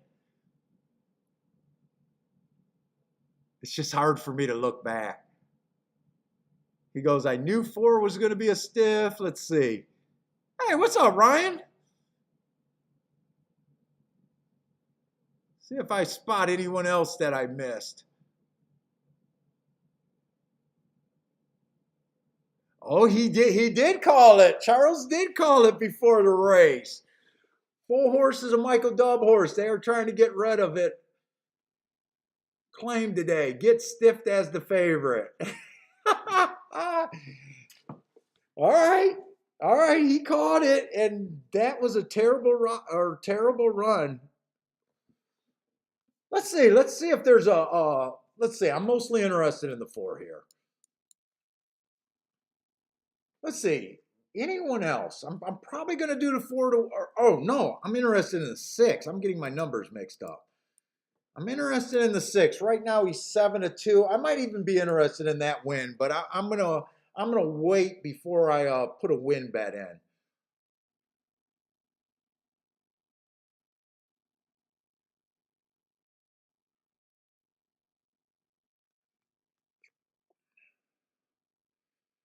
Let's see if I'm interested in a double here.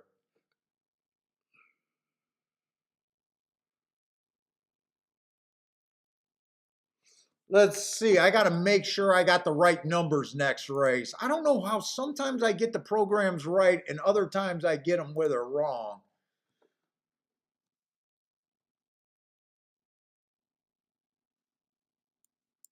So it is going to take me a little bit more time because I got to figure out these numbers in the next race.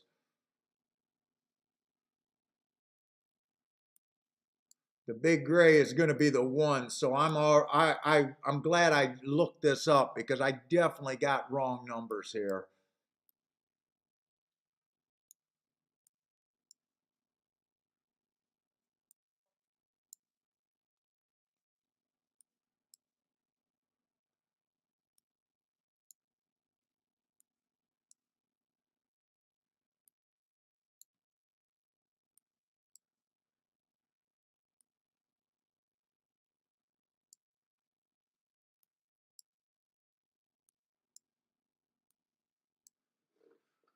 All right, that is going to take a little bit of time. Let's see.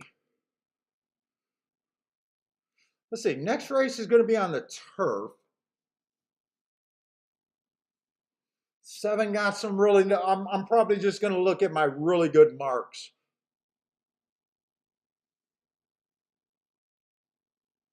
10, 9, 8, 10, 9, 7. 10, 9, 7.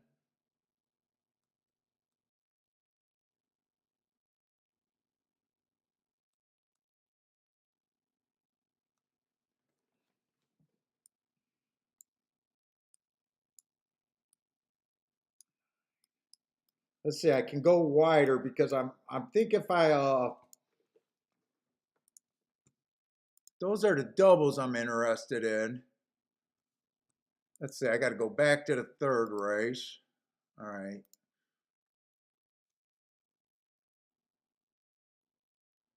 6 to the 6 is paying 29 to 1. 6 to the 7, 42 to 1. 6 to the 9, 59 to 1. 6 to the 10. I'm doing those doubles. 54 to 1. Hey, what's up, Rex?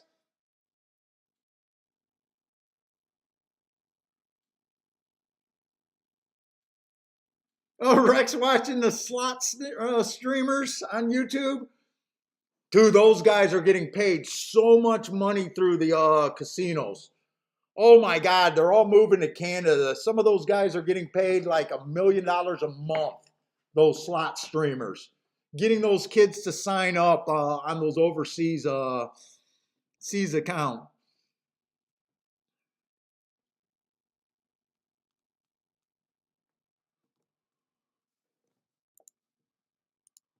Let's see, I'm going to put this double in. Probably going to do the win ticket, and I might even play an exacta here.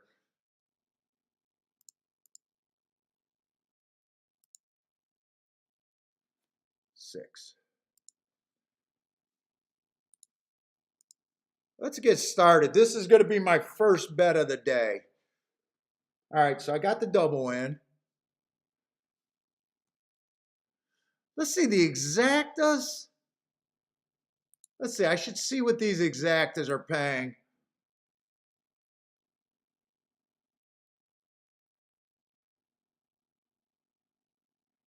I'd probably use a 6-3-4 if I was doing exactas. Are those worth it?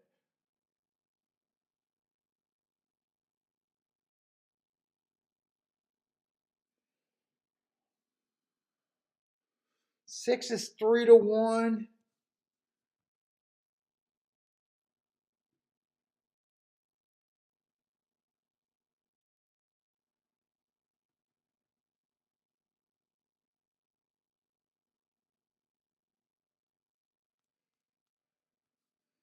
If I did the exactas, these are the exactas I'm thinking of. 3, 4, 5 with the 6. I think I would key box that. Let's see. So I did the double. I'm going to put the win bet in first.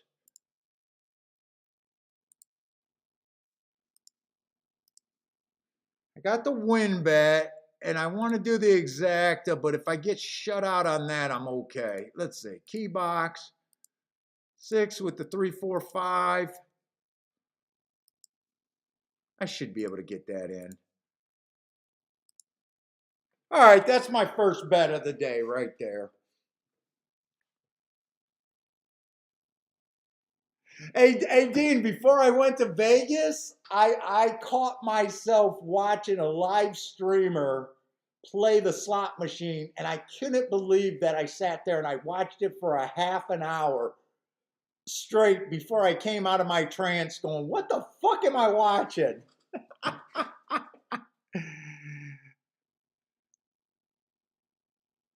Oh my God, what is this one doing having a little bit of speed today?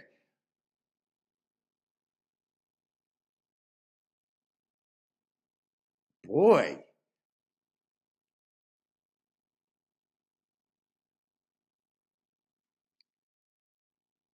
You know, I don't know who it was because I don't have a favorite. I think it was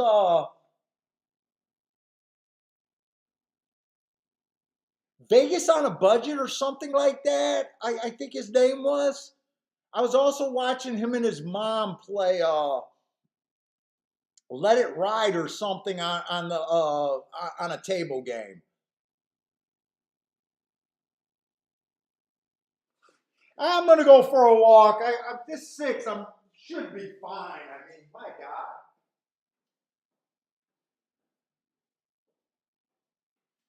Get some curls in.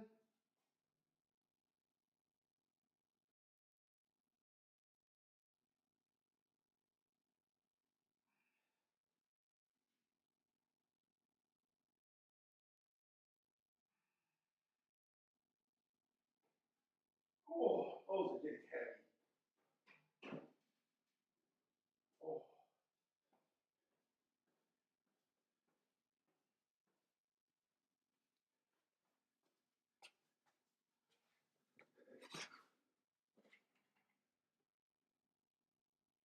3 won the race, so maybe I can get a 3-6.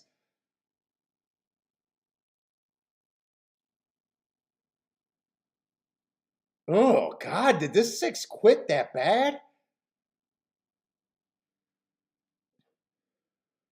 Holy shit, did he quit bad?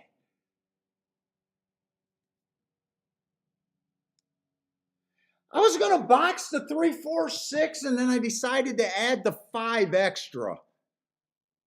Oh my God, I thought for sure this six was gonna have no excuse coming home.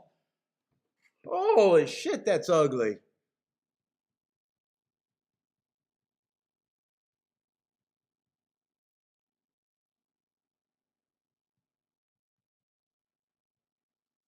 Twenty-two three. Ugh. 22 3.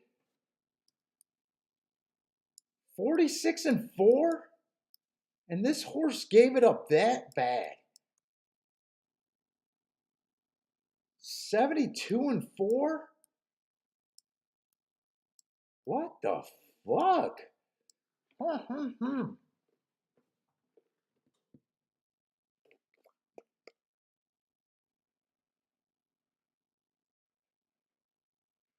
I definitely don't like that result.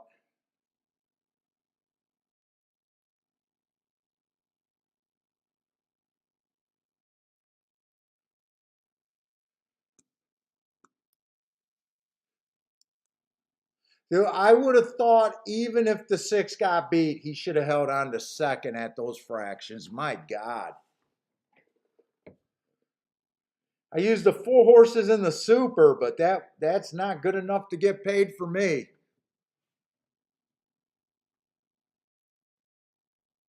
Let's see, Lloyd with a small bet on the 3 horse. Oh my God, dude. When I got up, maybe I shouldn't have got up. Maybe he just quit because he wanted to showboat for me. My God, that's bad.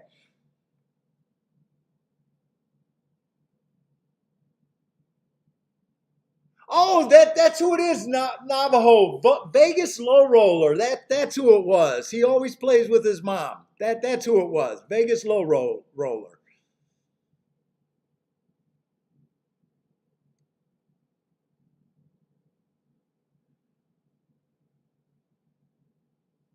Dude, and I tell you what, man.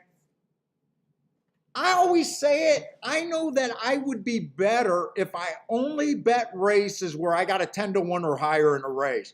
Whenever I try to take these little gimmies at short prices, I don't know what it is with me, but I'm always disappointed in these.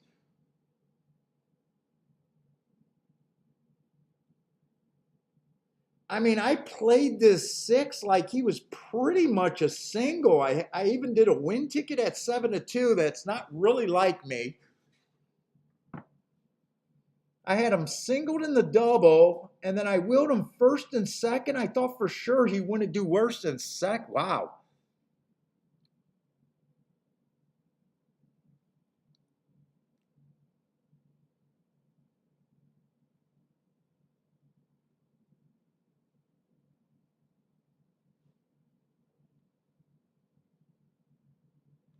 Yeah, Case.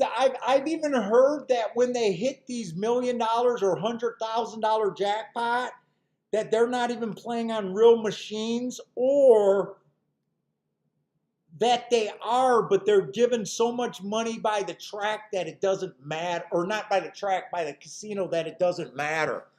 I seen some expose on it on YouTube, and I was like, it's insane the money that they're throwing at these influencers.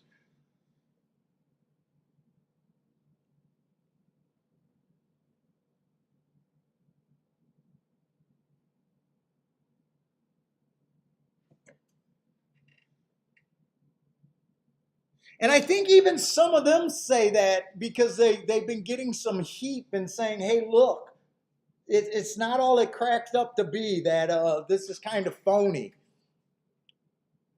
But a lot of them are moving to Canada because they're not allowed to do it in America. So the ones that are moving to Canada, they're doing it to get around some of the tax laws and the legalness of it.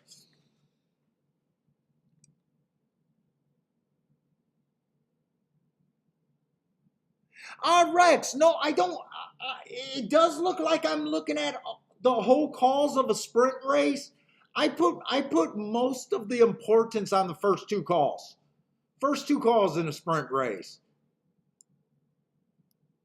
I just mark it because that's the way that I keep my data. But to me, the finish of the race is the least important call.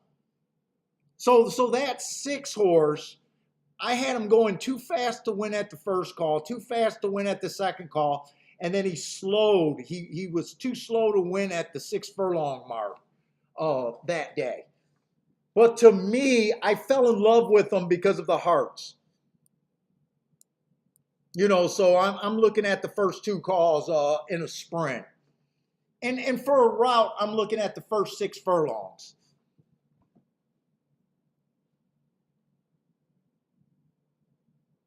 And I could see the class drop, but then again, he just came off a class drop the race before, so I wasn't really worried about that. Look, I got what I wanted. I got the lead, and I thought I was going to get a slow pace because I think this is a fairly slow pace, or the average pace at the very least. I can't say that that looks fast to me. 24 and 1 around the turn, and 26 there. I'm happy with the pace he got. I'm just wrong there.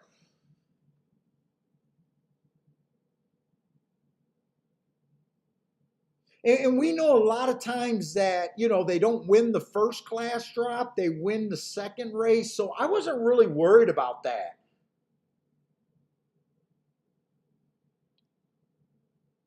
I played the three because I thought the three could win, and I thought the four could win. I played that race exactly how I wanted to. There was a moment that I said I was just interested in the 6-3-4 there. I could have saved myself by boxing.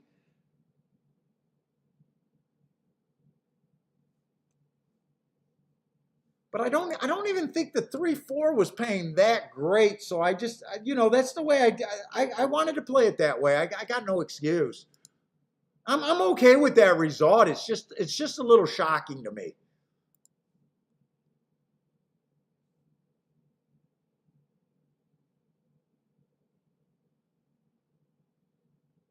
Now that exacta did play okay. It did pay 20 to 1, so I could have did a 3 horse box for every $6 I would have bet it. I would have got $20 back.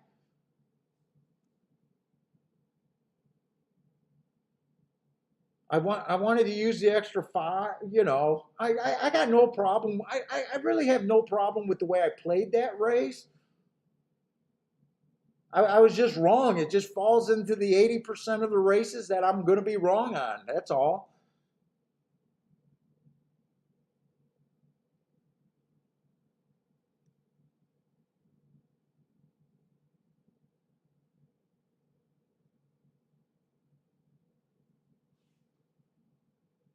Oh, Tampa's running for a one day meet on June 30th.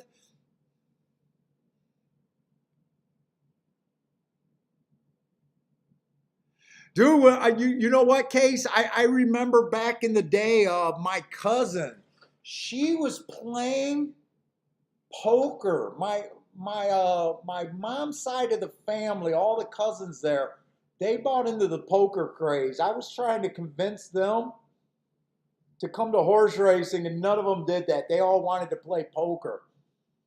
And if you guys remember when those sites were early, she lost a lot of money on that scam site. Remember there was a story came out that they were playing, that some of the people were playing against people that could see your whole cards.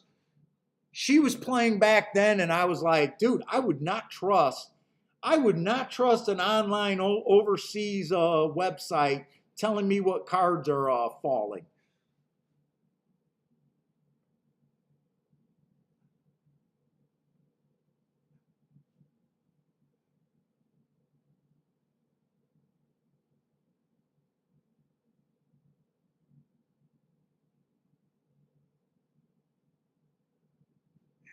Dean says he's going to start live streaming bingo. Dude, I think in Canada they used to have, they might even still have, I think before they got the casinos, I think bingo was super big in Canada at one time. It might not be that big anymore, but I remember my aunts going to play bingo in Canada for fairly big money in like the 80s.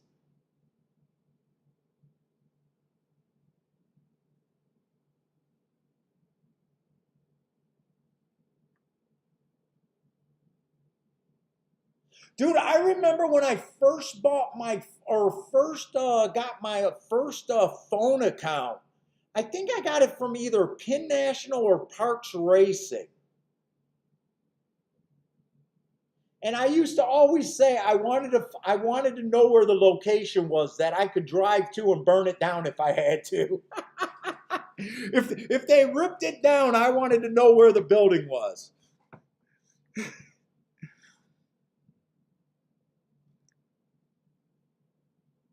But you guys remember the phone accounts? I didn't do that very long. I didn't play on the phones very long either.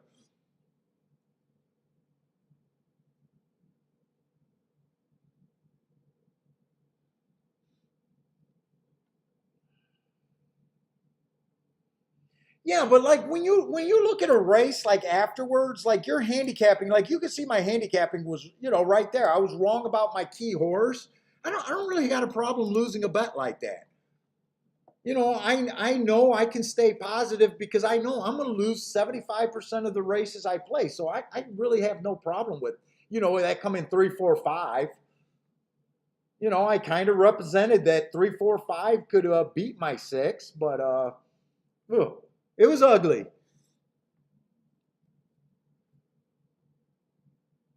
Yeah, Dean says there was bingo halls everywhere. Are they still around, those bingo halls, or did they disappear after the casinos opened up? Because I remember before they got the casinos, they used to have temporary casinos. I think all they would have was no slot machines, just a whole bunch of blackjack tables. I'm not even sure if they had dice back then. Hey, what's up, Jay Brum? Yeah, but Case, that or no, Rex, that Tampa Bay, I won't play for just a 1 day meet.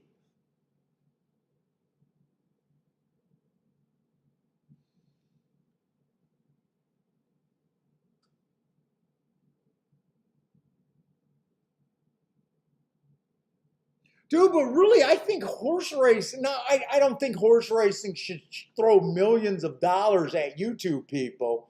But I think horse racing should get on board and try to make their own YouTube shows or pay for some established ones and try to make them grow, that are willing to help with fan education.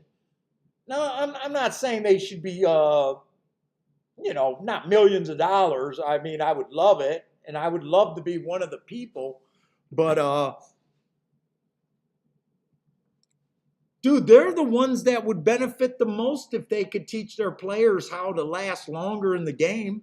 They would benefit more than anyone.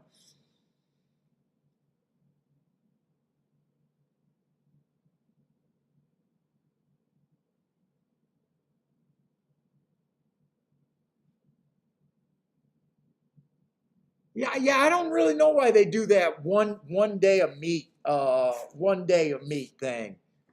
It seems like a big hassle, even if you had to ship your horse over there. It just seems like a big hassle just to run for 1 day.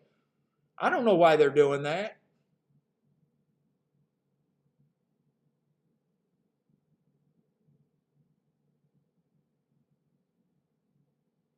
Uh, I don't know. It's not like the two's never or I'm sorry, it's not like the six, Charles. It's not like the six hasn't quit 100 times already.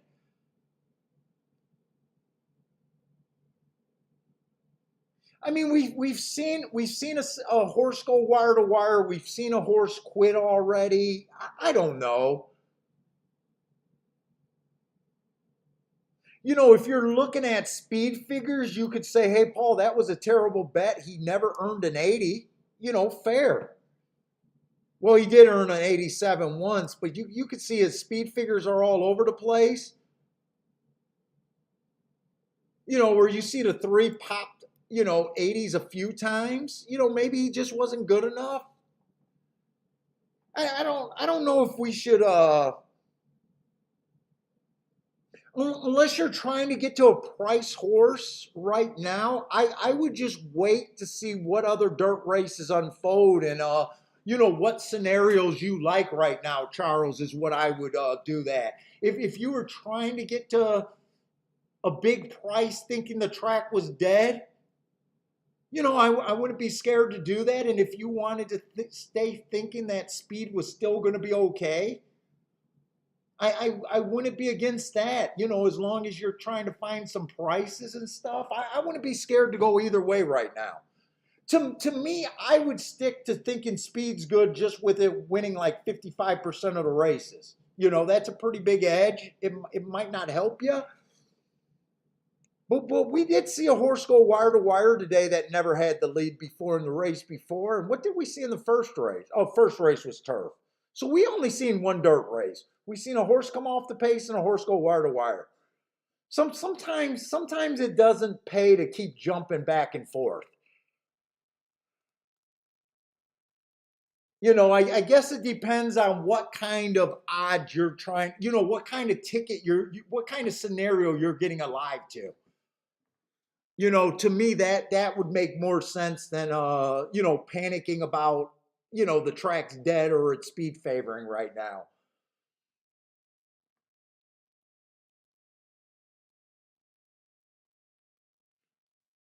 I think that race, the three was the favorite. The four was like second and third choice. The six was like second. They were all kind of bet close. So I wouldn't be that. I'm not that worked up yet.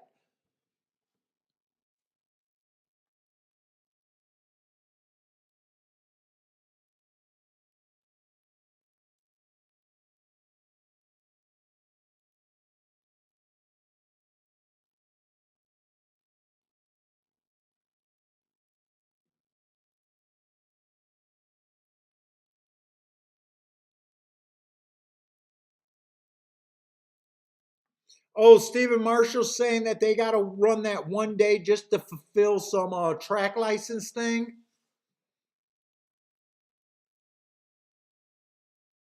Rex is kind of saying it too. Rex, they says they have to do it every year.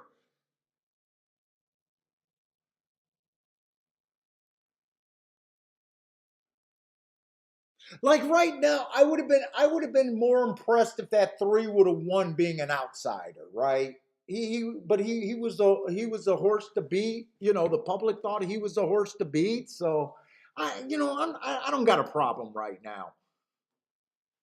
We're just compiling informations, hoping that we can find something to stick on late. I don't even want to win that early.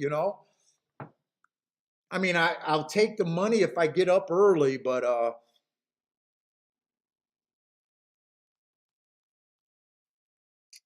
Let's see, we got a couple turf races back to back.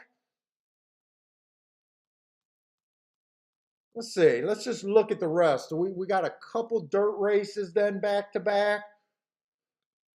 We got a turf sprint.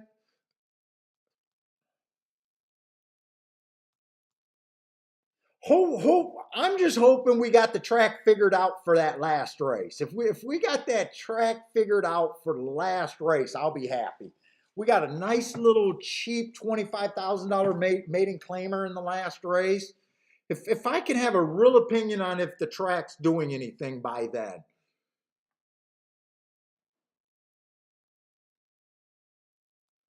But right now I'm not in any kind of panic mode. You don't want to be too reactionary early. It's not like that 6 horse hasn't quit before.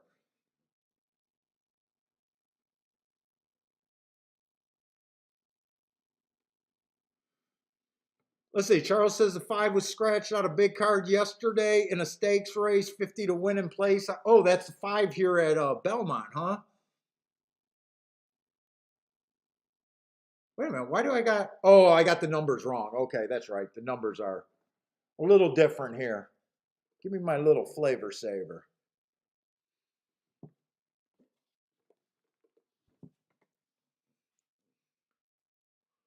Okay, so we got a mile on the turf, claiming 35,000 non-winners of 3 lifetime. I'm still looking at this track like it's backing up.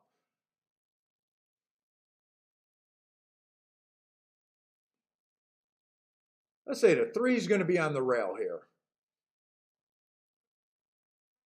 Fits the profile of backing up. Let's see, 3 races ago ran on the speed favoring track, so I like that asterisk. Been running most of his races a little bit cheap.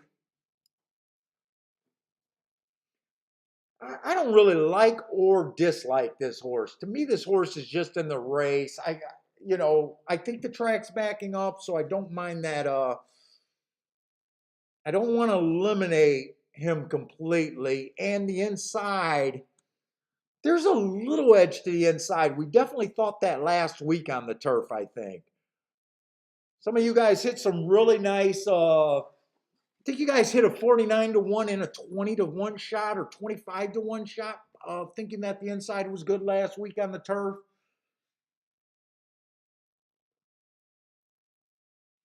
Let's see, the 1's going to be in the 2 hole. The 1A is going to be in the 2 hole. Right running style.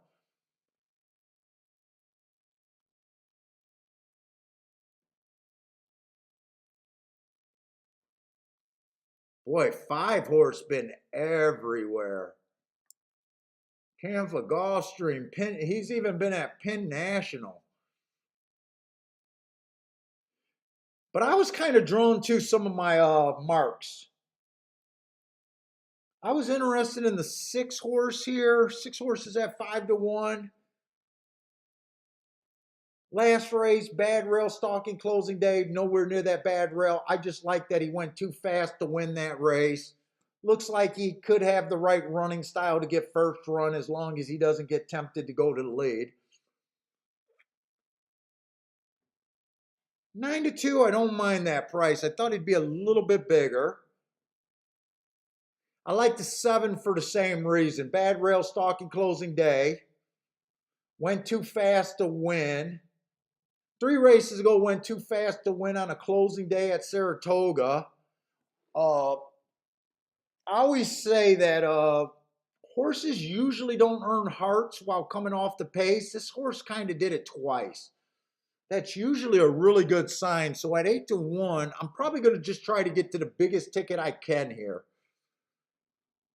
So 7's still on my radar. 6 is on my radar. I think the 8 wants to lead here.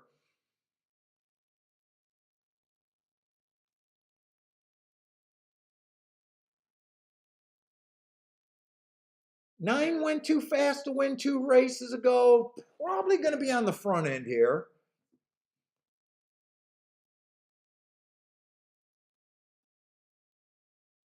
I think I mostly want to do something with the 10 and the 7 here, but I was kind of trying to get alive to the 6, 7, 9, 10. I'm going to narrow it down here.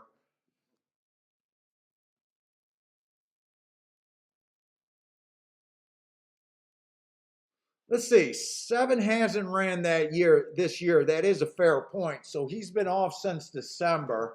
So I'm going all the way back to September. I'm glad you pointed that out. That does make me a little bit more nervous right now. That is a long layoff.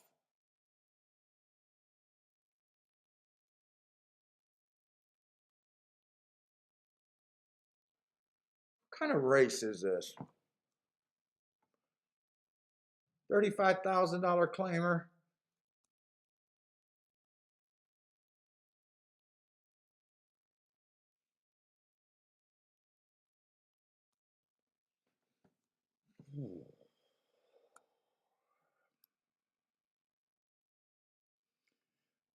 That did put a little bit of a fly in my ointment right there, saying that the 7 hasn't raced since December.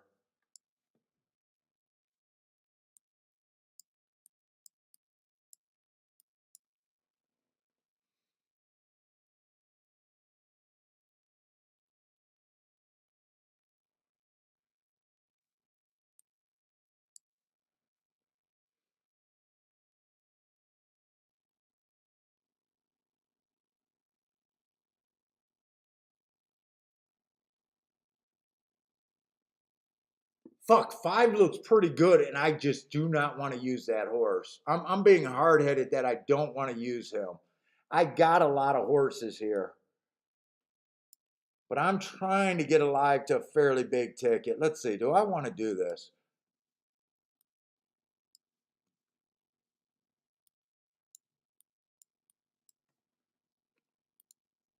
I think I want to put more money on the 10 to win than the 7.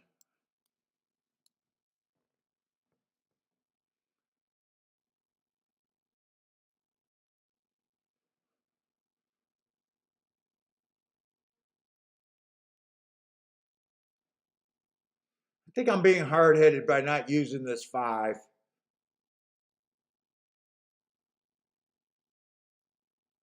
Fuck, 5 does have a pretty big class advantage here. I think I am being hard headed.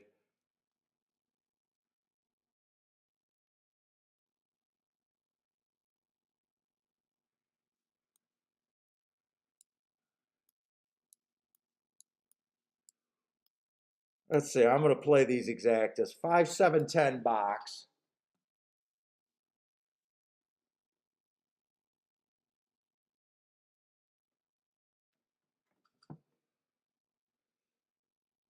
Still want to do the 10 and the 7 to win.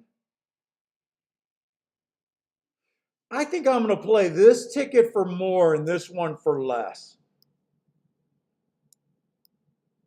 I think that's how I'm doing this.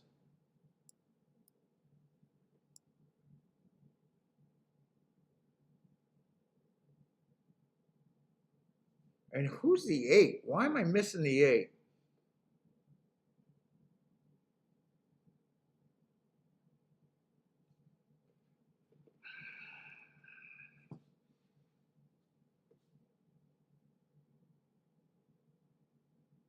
Eight doesn't have to go to lead.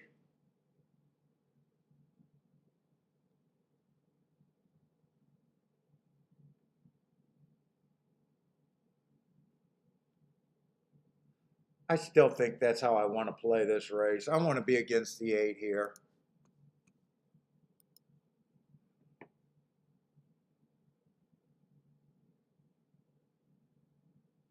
Eight doesn't get, I don't think 8 gets me any great tickets there.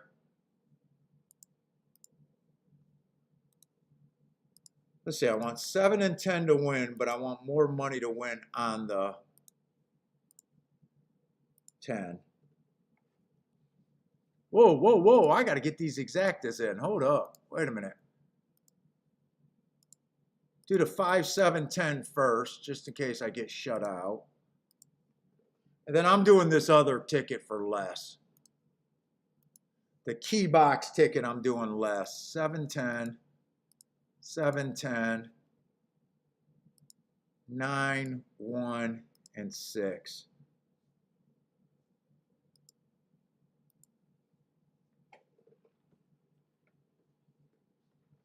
Huh.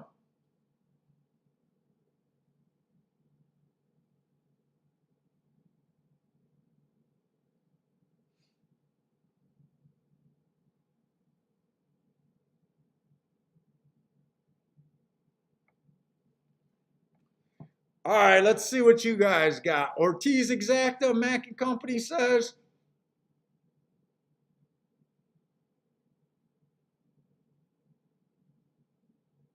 Oh, Lloyd's looking to make some gas money. Let's see. Invincible likes the 6 over to 10, 10 and 5.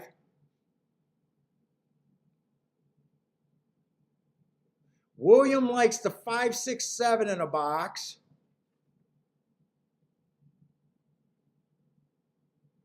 Jabram likes the 10 and the 3. Hey, what's up, Sean? 6, 10, 8 Exacta. And over, and it looks like he's doing 6, 8, 10 Exacta over the 5. Okay.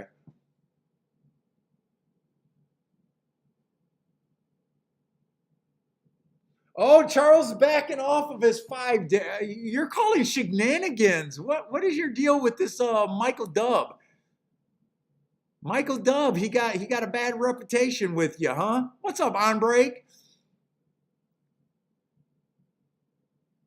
And 10's hustling out the gate. Okay, hustle and then fall back. I'm okay with that. I thought 8 should get the lead. I thought 9 could go to the lead. Right now, I want 9 to put some fractions on. I want 9 to run them off their feet as long as the 7 or 10 could get second.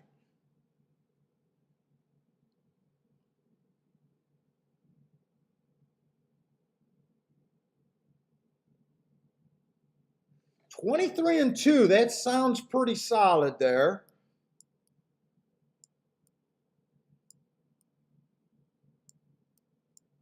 This is my second bet of the day.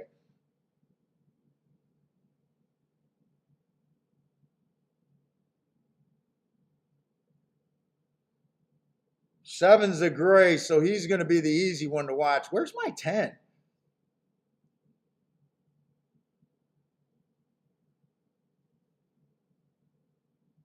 I think I just got to root like hell for this 7. I don't.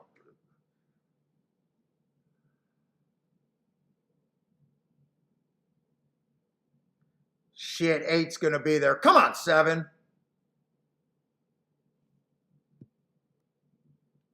Come on, 7. One more time. I don't think so. 8's going to come off the pace and 8's going to win this race. Look, my opinion was not bad. I needed the fucking 8 not to be there. Okay. All right.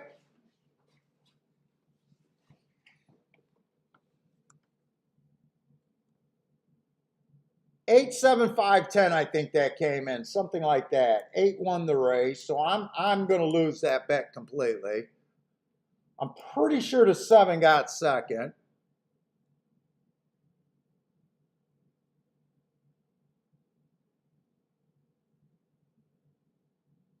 I needed to be right about one horse, and I'm wrong about that horse. 8, 7, 5, 10 that came. 8, 7, 5, 10.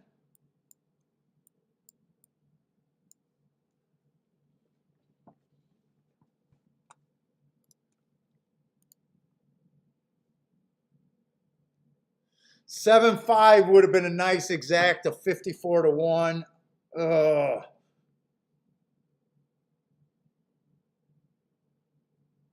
Plus, I would have got the win bet. I don't mind that bet. I honestly don't mind that bet. I'm wrong again, but so far I played 2 bets. There was three races that I could have played. I only played 2 races so far. I was wrong about both of my races, but my price horses ran. Good enough.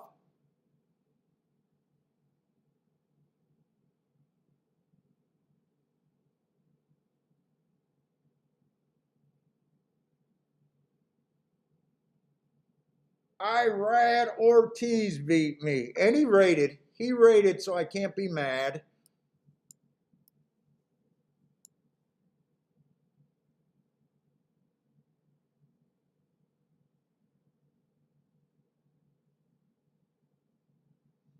Lloyd's not going to say boom on that one. I don't know. The exact, well, I think the exact is paying about 19 to 1. Hey, what's up, 888?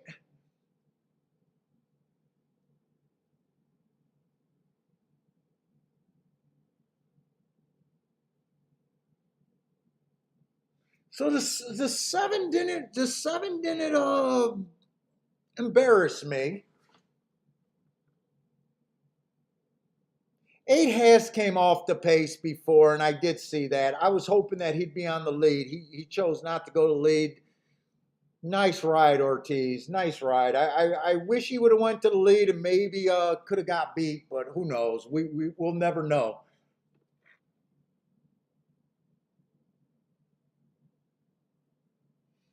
Yeah. Sean's saying you almost got to play Irad. He's the best jockey, sure.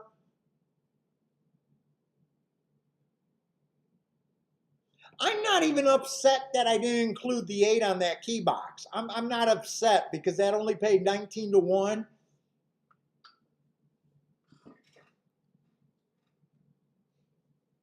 To me, you got to try to beat those horses. I know in the long run what I do is right, but for any particular day, I mean, I can end up with a lot of egg on my face.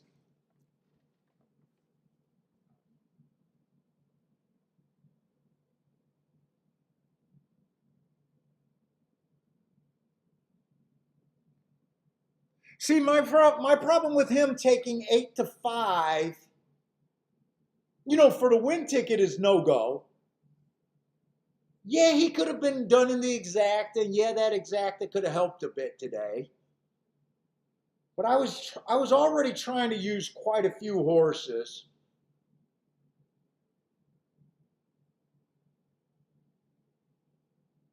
So I'm just okay with that. I'm just okay with that. I can be wrong.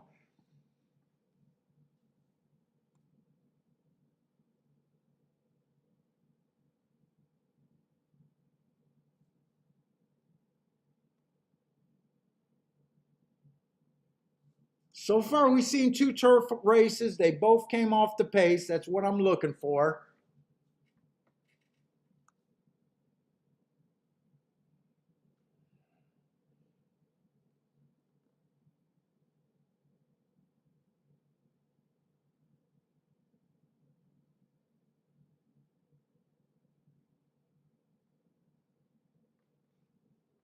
Let's see, Case. Did you hit the super there? We add the 87510.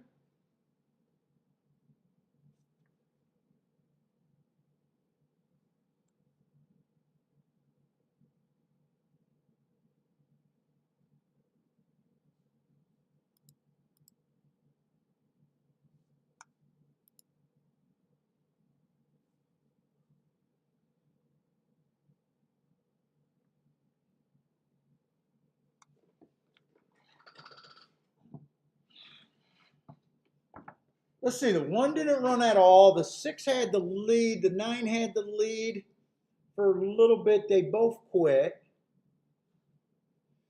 10 was too far back on his rally. Eh.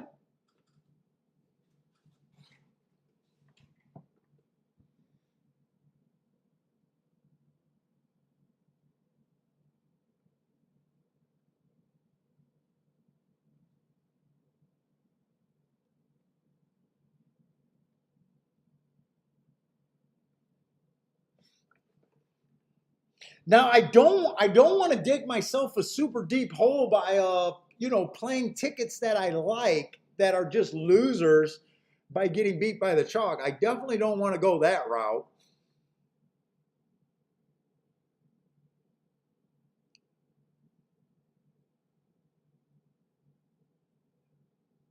Eight did a nice job rating. I was hoping that the nine would go fast and pull the six and the eight with them.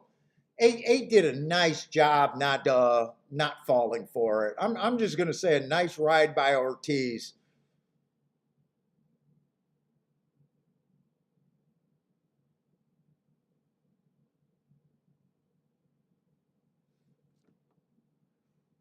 Oh, Woodbine's going to be starting. Let's see. We definitely want to look at Woodbine. Thanks for the heads up there. Who gave me that heads up? Yeah, it has been a little chalky at Belmont, and we know what's going to happen with me at Belmont. Or I'm sorry, on a chalky day, I expect to lose on a chalky day. Unless 20 to 1s and higher are getting second next to the chalk and I'm able to hit those exactas. My goal for a chalky day is to keep the action down and to lose less than my average losing day is successful for in my book. You know, I won't jump on chalk just trying to be plus for the day because I know what's better in the long run. So if you're new to the show, I honestly don't have a problem with the way that's going. I feel like my shots are running good enough right now. And I know what's the better way to play long term kind of thing. But at the same time, the goal is if they continue to be chalking is not to bury myself and have a really bad day just trying to beat unbeatable chalks. That's definitely not what I want to happen here. But I only played 2 races so far, so we're not even in panic mode or anything. It's just, this is just what racing is. Trying to find your spots where you could get to nice payouts, and if it don't work out, they got racing tomorrow.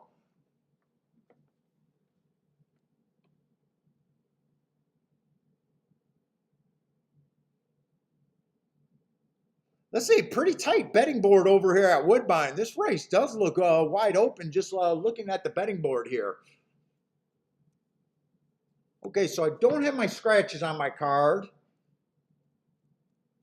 And I didn't do any of the longer layoff horses because I started Woodbine this morning. I was just going to do a Gulfstream, or I'm sorry, Woodbine or Belmont today. So I wasn't going to do the second track today, and I decided to do it late.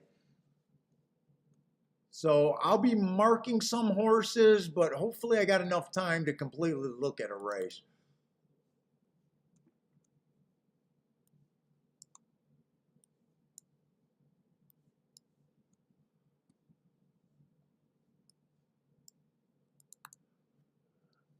And let's just pull out the Woodbine bias report. This is a route race on the Tapeta. So right now they only ran 32 races on the routes. The inside's been pretty good, winning 44% of the races. That's been pretty solid, 1 through 3. There is a fallout from the outside, but a small sample. They're only wiring 22%. Let's see if that matches up with last year. Last year, the track played fair. They only wired 20%, so that's matching up. Right now, they're at 22%. So Woodbine on the routes have been a stalking closing kind of track there. Last year, and it's kind of looking like that this year so far. Early in the meet,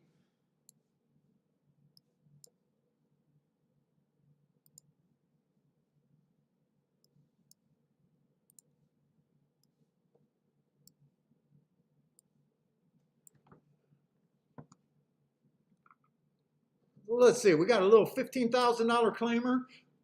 I love cheap races, so I want to try to play as many cheap races as I can, as long as I think I see something.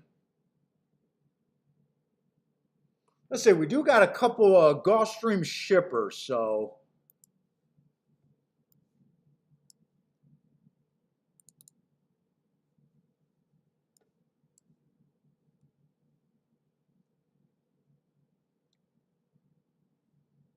I want to look up, I think, 2 horses. Whoops. Got to get my pen working.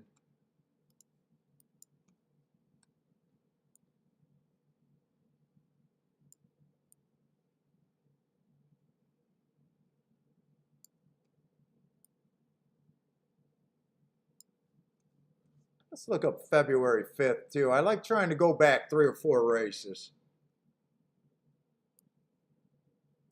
If you guys are new to the channel, what I do, I build a daily profile. And then I look up, and that's how I get my marks.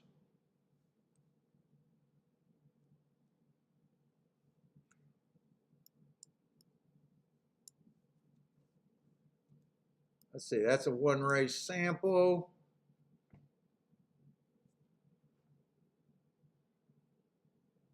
Well, I marked up the wrong race right there. That's a 1-race sample.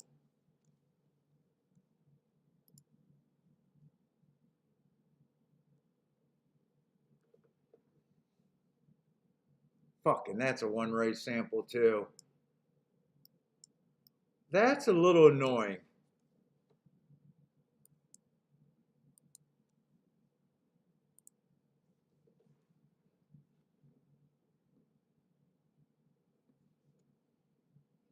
Horse does look like he could be a speedy stalker right there. The 6 horse. A couple 1-race samples make him a little annoying.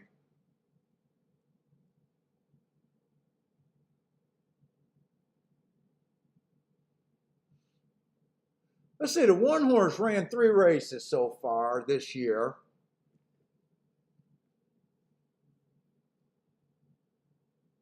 He's a sprinter stretching out. I'm guessing he can be a stalker or possibly being on the lead today. 3 races ago, average. Matt strides with the slowest winner, average. He's mostly on the average side here.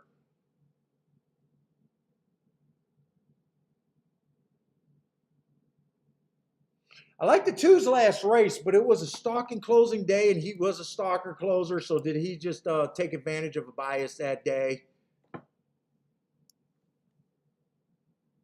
7-2.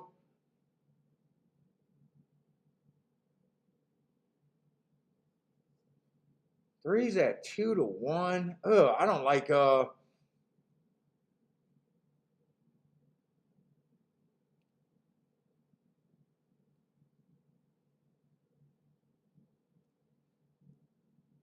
I don't think I really like this race. This betting board is pretty compact. There's not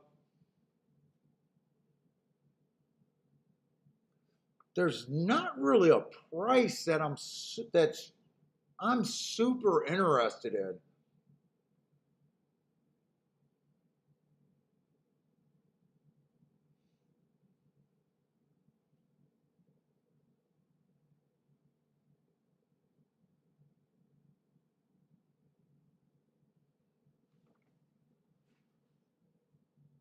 Unless the 1 or the 4, I'm not even interested in this race unless the 1 or the 4 can get first or second.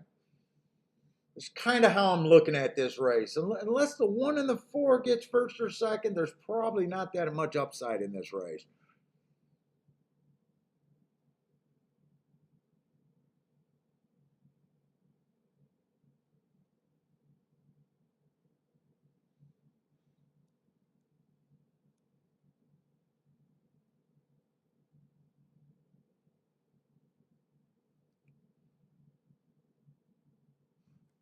One could possibly do it on the front end, even though I don't think speed's that great. But I really don't think I got a play here at Woodbine. I think I want to watch a race, see how this race plays. What do we got at Woodbine? Next race. Let me look at next race, see if there's a double here. Let's see. Next race is going to be on the Tapeta Sprint. What does a profile look like on the Tapeta Sprint?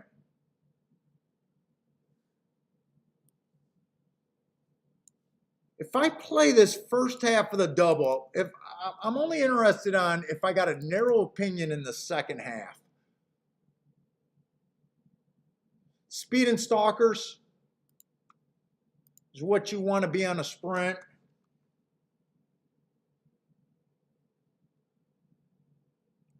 Five's 12-1.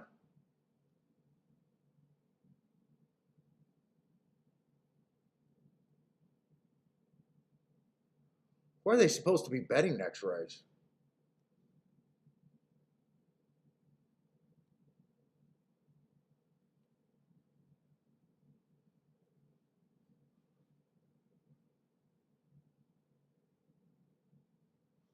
Let's see, one was running at Gulfstream.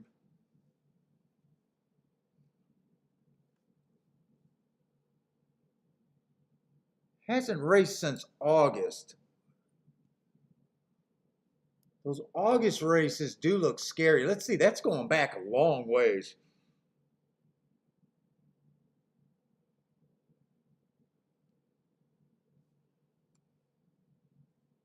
Making a giant class drop.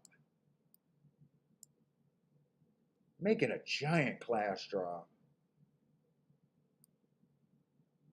I'm a little interested in the 5 next race. 12-1 morning line. I don't hate the spot. Let's see. If I single the 5,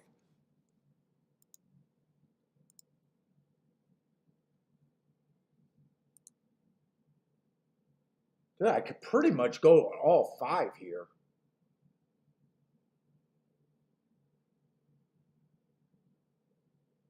The lowest one is paying 56-1. The highest one is paying 130. I might go in all 5 here.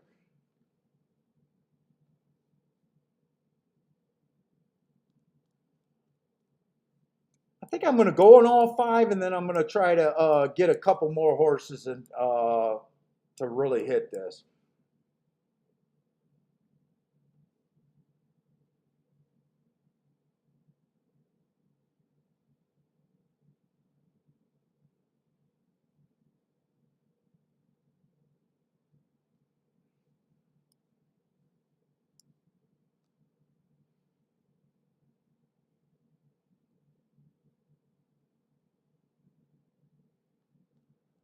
I think that's how I'm going to play it.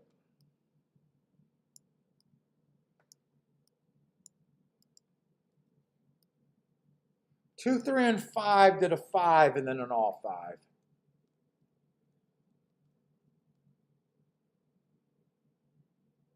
Because no matter what, I'm going to want to bet this 5 next race to win. I will be betting the 5 next race, but if I get a live in a double, I won't have to bet the 5. And I can put myself on a really good score. The 1 wins that race, he just wins that race. I don't like his last race. That last race looks terrible, but he's making a giant class drop. So he wouldn't shock me, but I'm trying to play to get the big tickets.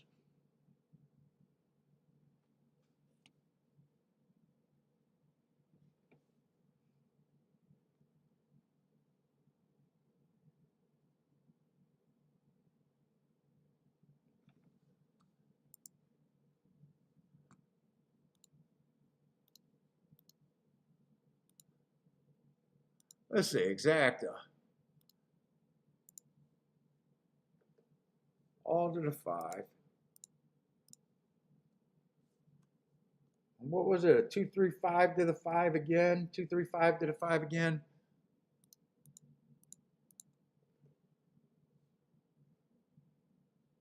Wait a minute, I did exactas. I got to cancel those tickets. Those are doubles.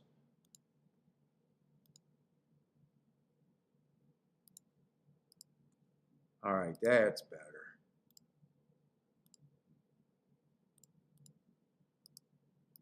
This is a play bet right here.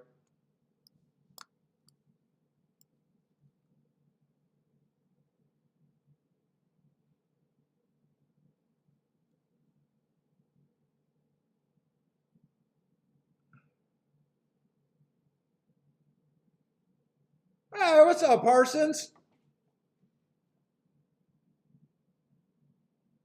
Hey, what's up, Tony Law? Welcome to the show, man. Hope you enjoy it. Hopefully we'll be able to find something before long.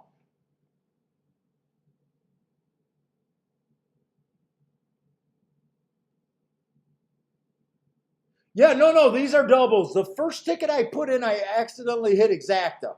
So I did doubles. I had to cancel that exacta ticket.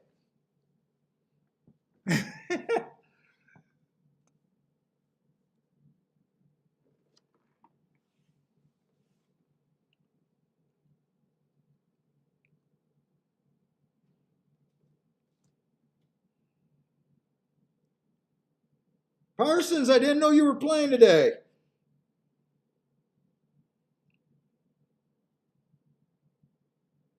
Here, I didn't send my stuff over.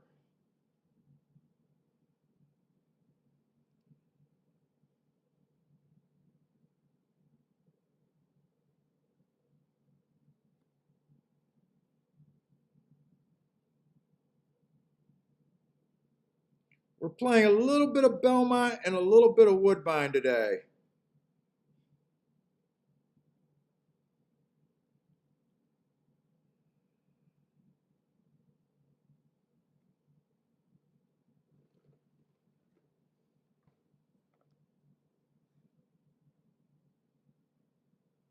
Yeah, Parsons, I sent you a fillet over there. So I will get through. I just know that I would be taking a shot with the 5 next race, and I like these doubles. The lowest, I normally don't play an all, but the lowest double is 56 to 1, and the highest is, I think, almost 200 to 1. I thought it was worth doing it, so I don't have an opinion this race. I got a little opinion next race. I don't love it, but I know I'm going to end up, I knew I was going to end up wanting to do a win ticket, so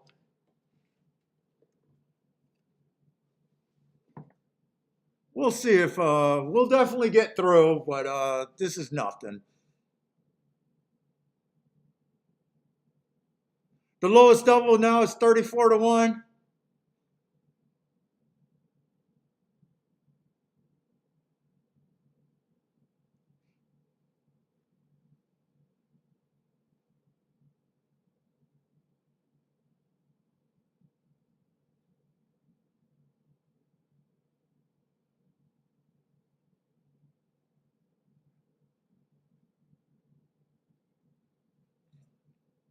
Yeah, we do this show every Thursday and Friday. We've been doing it for, I don't know, 3, 4 years now. There's like over probably 400 episodes.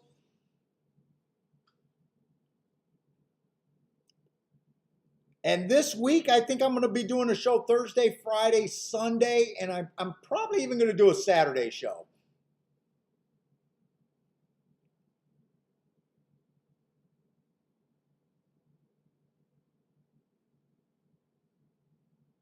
Come on, I'd probably rather the 5 win because I got the 5 extra time, I got the 3 extra time, but the three's the lowest double. I'd rather if the 5 or the 2 wins this race, but I'm not going to get lucky here. But I did get a little bit more weight on this 3 horse, so I'm going to have them in the all ticket and the 2, 3, 5. But we won't know. Isn't that like every time you do an all, you get the favorite? I really didn't have an opinion that race. Normally, I hate doing all tickets, but I got fat next race.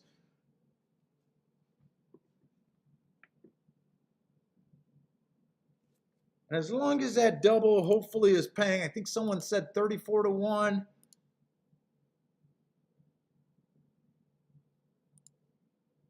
33 to 1.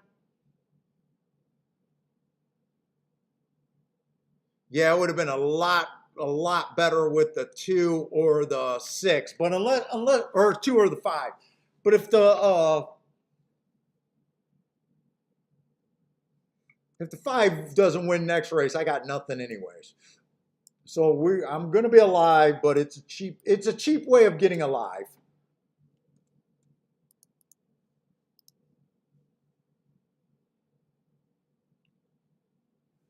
And Belmont, I'm still liking horses coming off the pace at Belmont. Let's see. 2 looks like he goes right to the lead. I love that race 2 races ago. Earned my best marks, come back and wins at 4-1. But if he tries to go wire to wire, I think it'll be tough for him. If he rates, I think he has a shot. 4 definitely fits this race.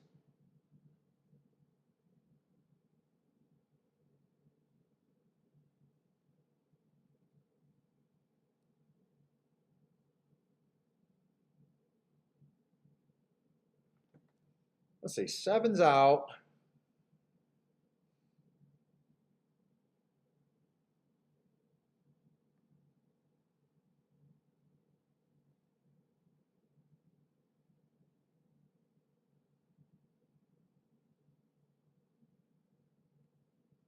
Shit, I like this race in November on this 8 horse. 7-1 on him.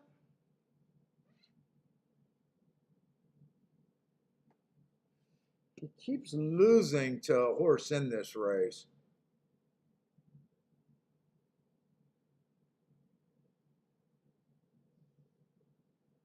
Keeps losing to the 4. Let's see, 1 and 2 both look like they go to the lead. 4's definitely going to be tough here.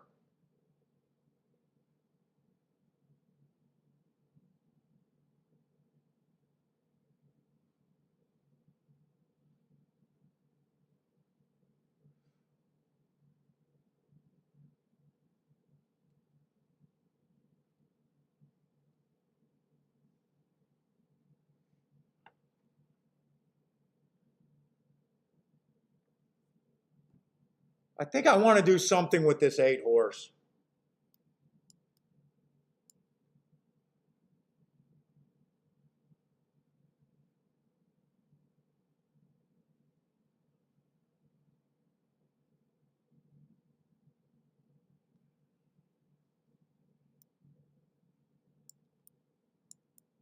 Running out of time here.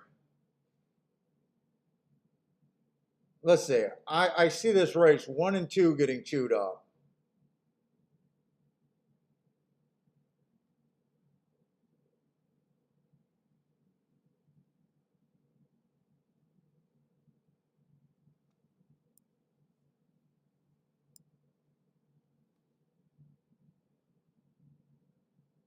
Six is the only horse that I'm not sure. I almost want to leave the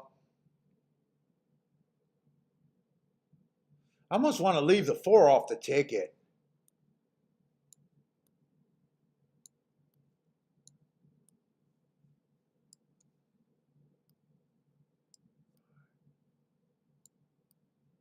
Five and 8 to win. I did another play bet. So far, I haven't really seen anything that I went after today. I'm just playing quite a few play bets today.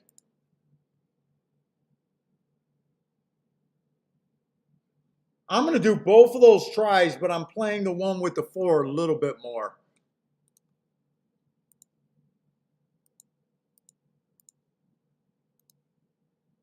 Let's see, box that.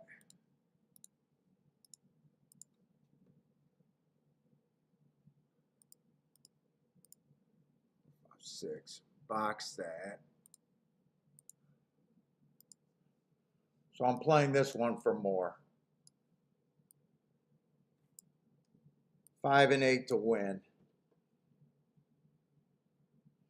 I probably should have checked those exactas. If the 4 won, this might be a terrible ticket. 4-5 is paying 15 to 1. No. 4-5 is paying 11 to 1. 4-8 is paying 10 to 1. This is a terrible ticket. I shouldn't have played this ticket right here. If the 4 wins, that's a terrible ticket.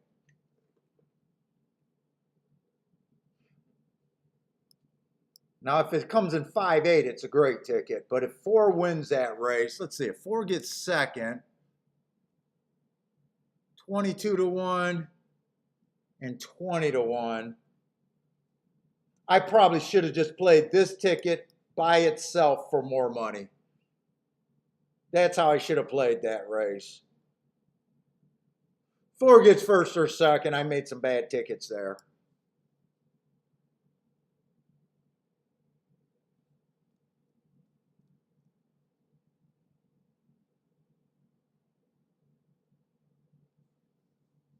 Some really bad tickets there. 23-1, that's the fastest first quarter we've seen all day today. Keep this 8 interested and make a move.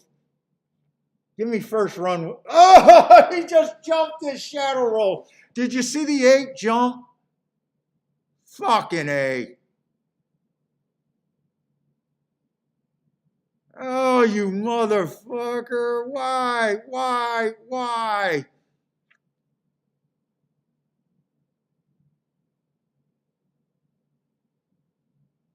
They're going to come off the pace, but the horse that I was keying off the most is not going to do anything.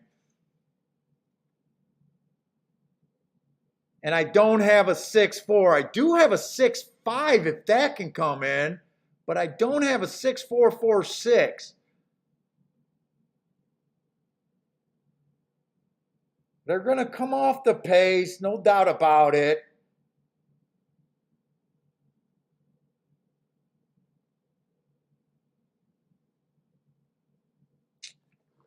Oh, such bad tickets I made. Such bad tickets. I'm not going to be mad at myself right there because my 8 jumped the shadow or did something funny and got pulled up. So I didn't even get a fair run there. Oh, so bad. And that's the 3rd race today. They've been coming off the pace. I've been right about the call. They've just been too chalky. This was a bad ticket right here. I don't like this ticket. Oh. Right in. I got that. Oh, also. Dude, the thing is, I think I'm seeing the track, and I'm just not having any races that I can exploit right now. Probably should have set out that race when I knew the 4 was going to be so tough. Trying to make things happen. I always say that as a bettor, you're always more powerful with your bets when you hate the favorite. I like the favorite there. The favorite won. Ugh. Hey, what's up, Lou?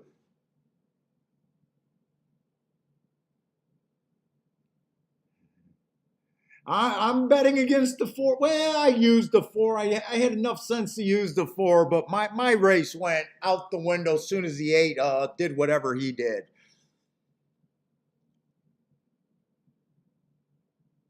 Darren hit the exacta, almost ashamed. Yeah, as soon as I looked at the results, even if I would have had the 4-6, I wouldn't have liked that exacta either, but that's a race that I know I should have sat out.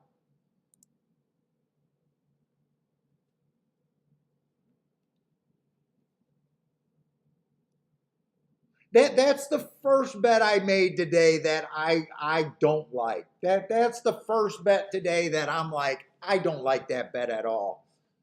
He had the right running style. I got decent marks on him where I thought he was a serious horse here. Now, I couldn't foresee my 8 horse jumping his shadow or whatever he did there, but even if it came in 4-8-8-4, that ticket had no upside. I think 4-8 was paying about 10-1, 11-1, so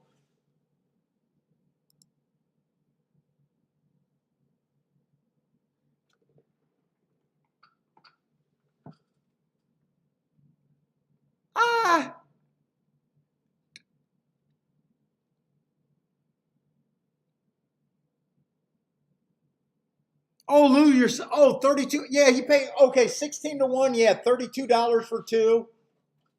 It's not the worst. You know what? Honestly, that paid a little bit better than I thought. $16. That was better than my four with the eight and the five. So it paid a little bit better.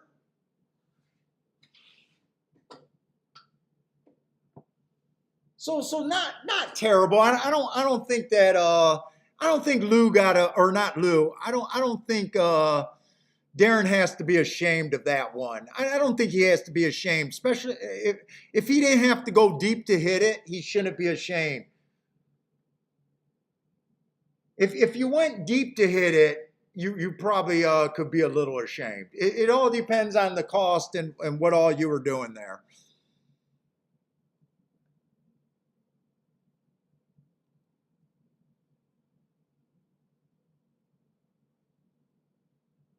Well, they got a lot of young people in that winner's circle there.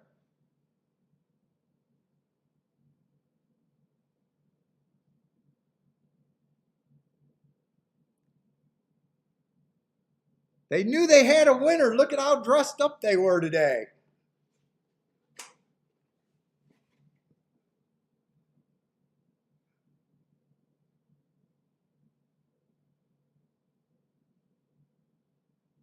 Oh, Darren was also hoping that you played four over to 6-9. Oh, that wasn't a bad ticket, Darren.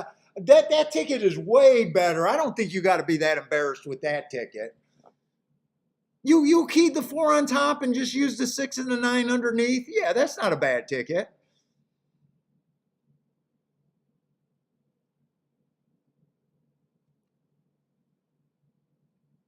That's way better than the direction that I went.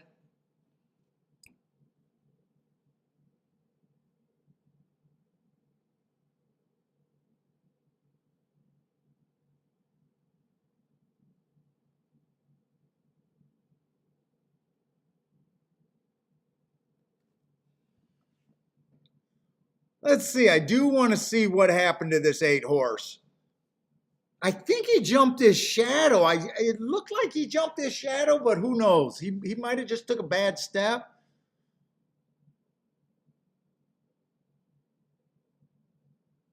Ooh, 5 took a bad step. Wow, I had no shot. Did you guys see that 5 almost stumbled in the behind the 8?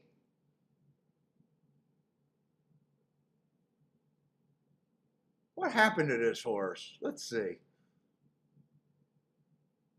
I didn't mind where I was at here other than I had the 4 on the ticket. What happens to this horse? Took the 2 out also. I really don't know what happened. He either jumped or got pulled up. I can't really tell. It happened pretty fast there. So the 5 did not get a clear trip. The 8 obviously didn't get a trip, and the 2 got wiped out by the 8 horse.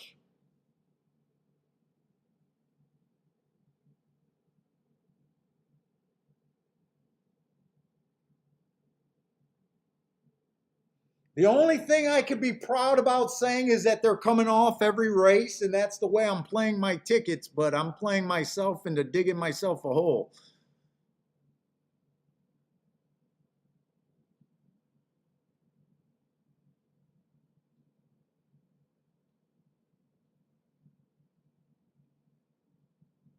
I was never worried about this 6 getting second here either. One fought for as long as he could, but I was never really worried. And I don't even think the jockey on the 6 was ever worried too. I don't think he even went to his whip to get second.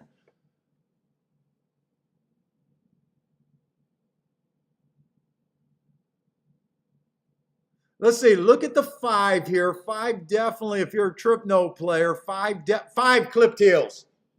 Did you see the 5 horse clip heels there? 5 definitely clipped heels there.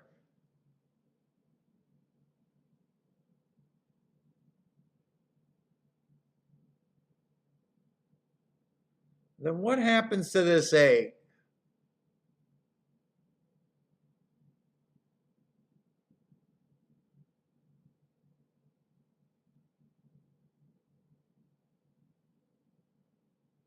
He clipped heels too.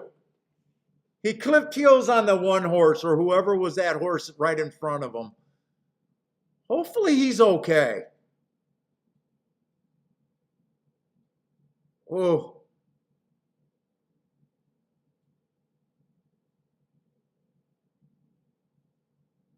definitely looks like he hurt his leg. Not broken, but definitely looks like he going to be lame.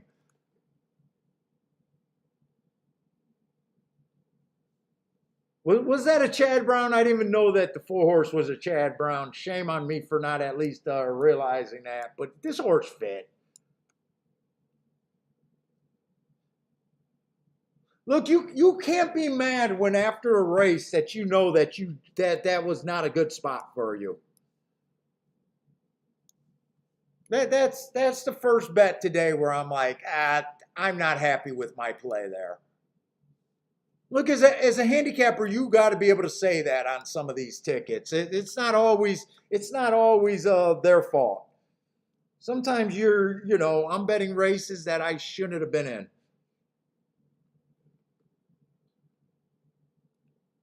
Let's see. I'm gonna run to the restroom real quick. Oh my God, my knees.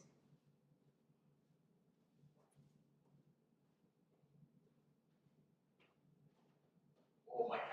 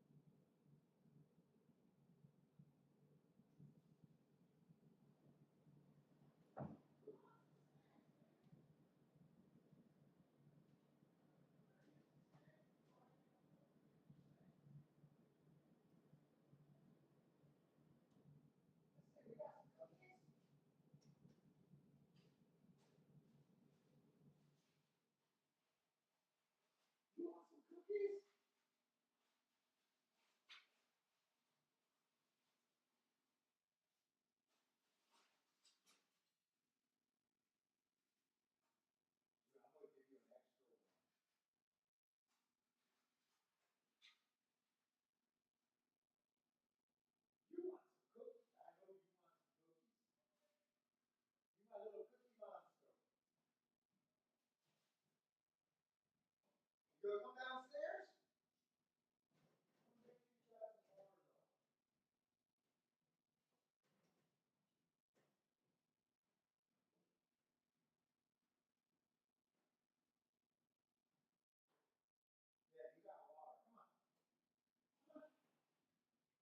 You wanna go that way? Okay, come on. I'm cold too.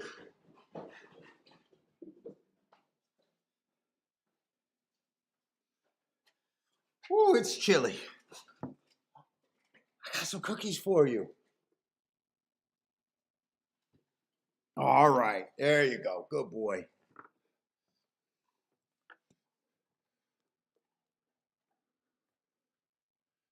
All right, I do got a horse alive in a double. But I did want to go, let's see. Could I have gone back to that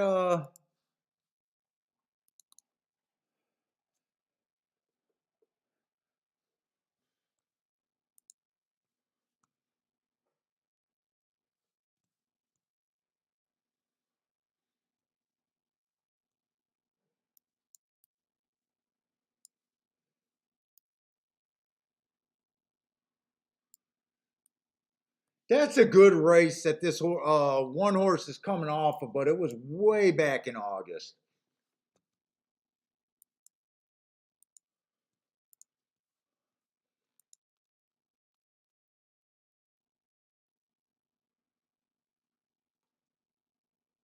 And son of a bitch, I never even looked at the 7. I don't think I ever looked at the 7. When I was putting in those doubles, I don't think I ever scrolled down to that 7 horse here. Here's another cookie. Yeah, Cookie Monster, huh? Yeah.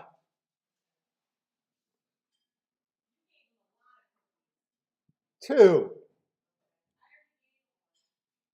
All right, maybe I gave him three. What? You've been giving him ice cream every day.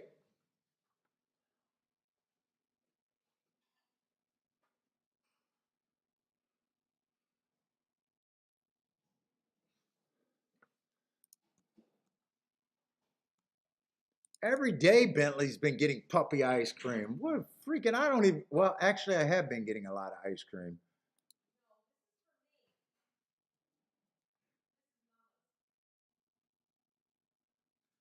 You're getting ice cream?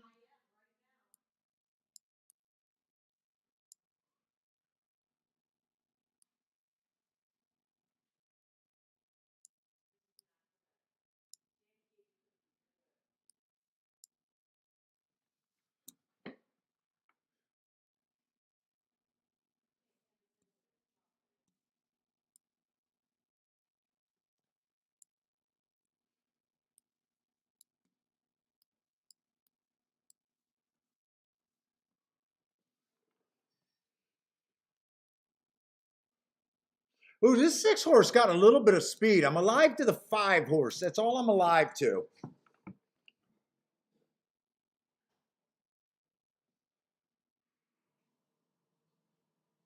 The one and the two horse does look like the best two horses on paper. But the one I don't trust,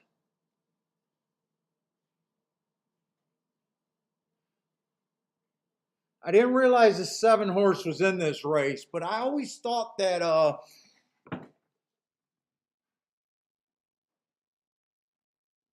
think I'm gonna do a token bet on this six horse at 15 to 1. If I really had a lot of races, if this race right now was later in the day and I really thought I knew how this track was playing, I would have been betting the 6 to 7 and the 5, 6, 7 here.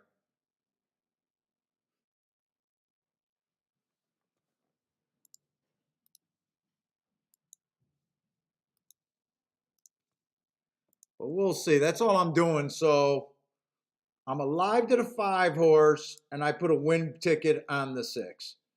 That's all I got.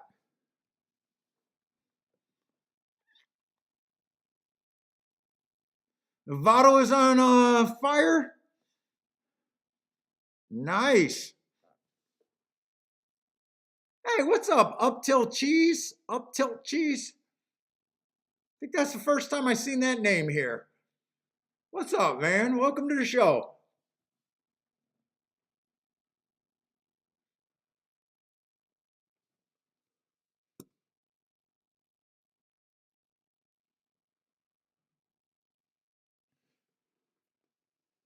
So the one, his biggest problem is just the layoff. Making a huge drop in class, so will be no surprise, but he's in the price range that I really don't want to be in. I really don't like his last race. It was an early pressing day. He did come out as a closer and he hopped at the start, so would not surprise me. I do handicapping to get the prices.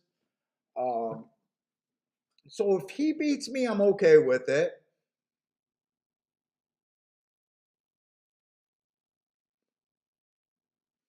The two fits being a stalker on this track. I think this track favors speed and stalkers. The two fits, he wouldn't surprise me. Again, he's a shorter price.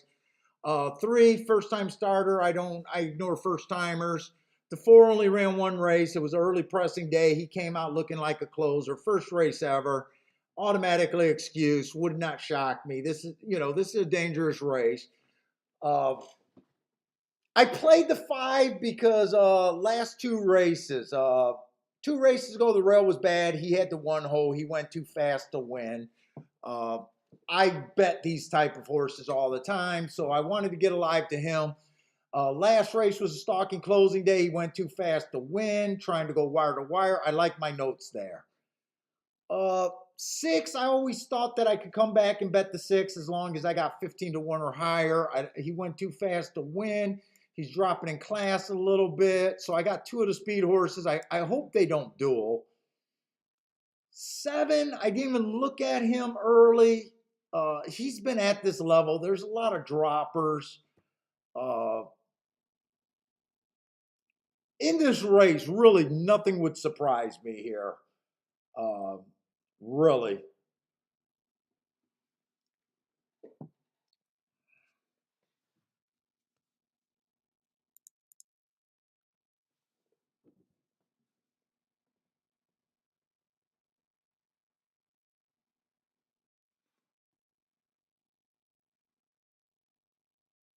TVG is saying the rate. Well, I got a 30-second delay, so I don't know.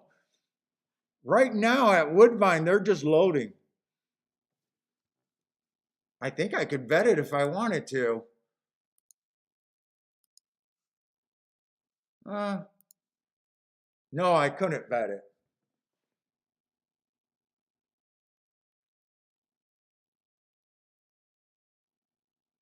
Let's see. 3 got the lead. I think that's the first time starter, so I ignore first timer. So if he wins, I can't bitch.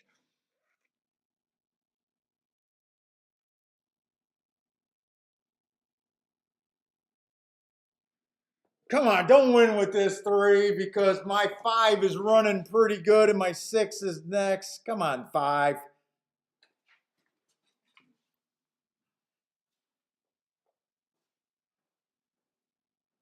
Don't let me get beat by a first timer.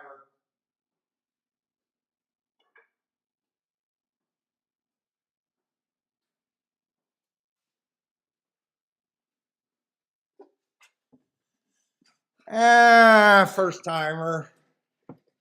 Did me in.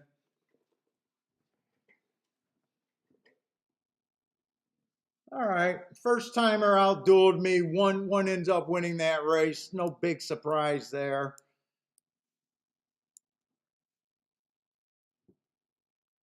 God, I wish the 3 didn't have that kind of speed. I would have loved to see that race if the 3 or the 5 could have relaxed. I would have loved to see that if they weren't dueling on the front end. Yeah, the first time starter did not beat me, but he did the most to hurt me. He did the most to hurt me. Oh, Grandma, thank you very much for the super chat. Yeah, today's a chalky day. Ed, no, you haven't really missed anything other than the first race today that I sat out with that 9-2 winner. There's been really no upside on anything.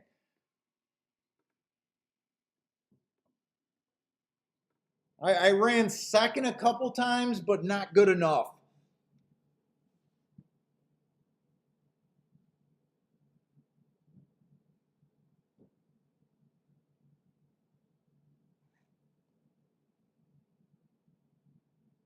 I would have loved to see that race without the 3 in there, though. I would have loved to. Because they went 22 and 247. Boy, I thought they were going faster than that.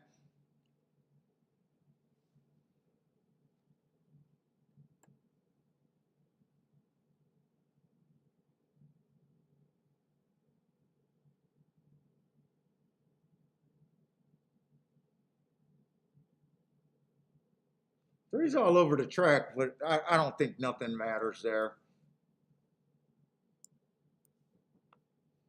They've been chalky.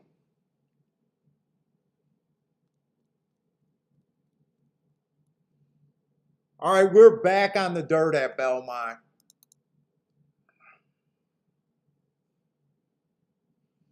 And the favorite is in the 7 hole. Let's see, the 4 is scratched. Ah, damn it. 7 looks pretty good, too. 3 races ago, 1 tick slower than the fastest winner of the day, and he won that race. Nice race. Comes back, early pressing day, had no speed, went too fast to win. I love that race. Comes back, gets an inside track, and wins. Definitely in good form.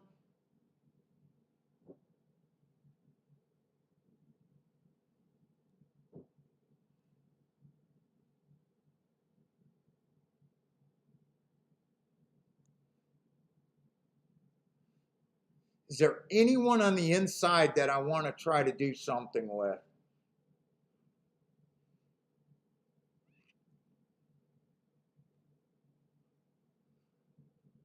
Let's see, the one 4 races ago was average.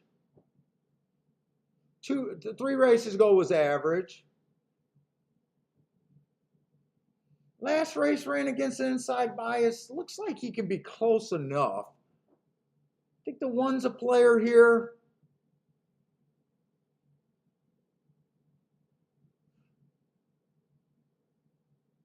Four's been running against a couple biases, but I think this track favors speed and stalkers. And if he's that far off, even on the inside, I think he's going to have a hard time winning.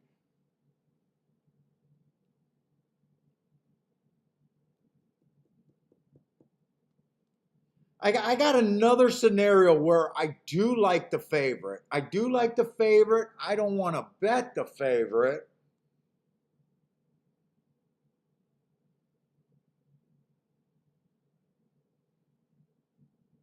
The inside's been really good at Belmont.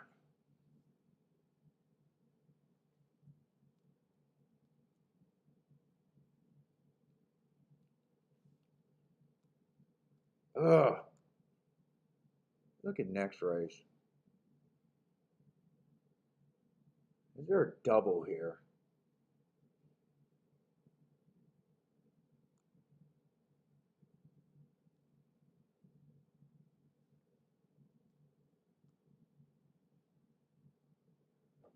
That's a 6-horse field. I don't think I like these next 2 races at Belmont, really.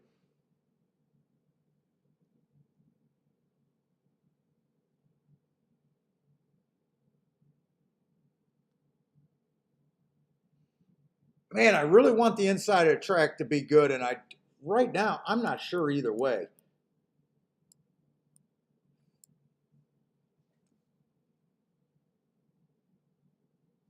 Let me look at these. See if I want to do anything. I'm not so sure I do. Holy shit! Wait a minute. 6th race. These doubles are paying good to the 1 and the 2 next race. They are hammering the 6 next race.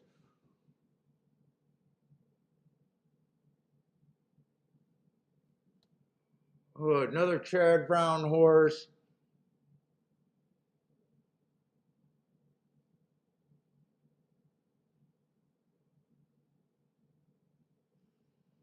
Oh man, I got to beat 2 outside chalks.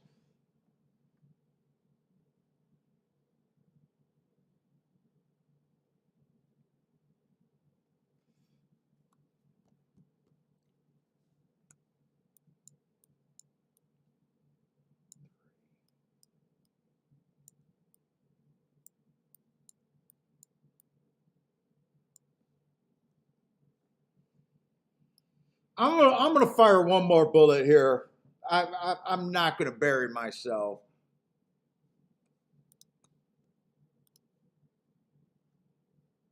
I got a bunch of races today that I'm not crazy about.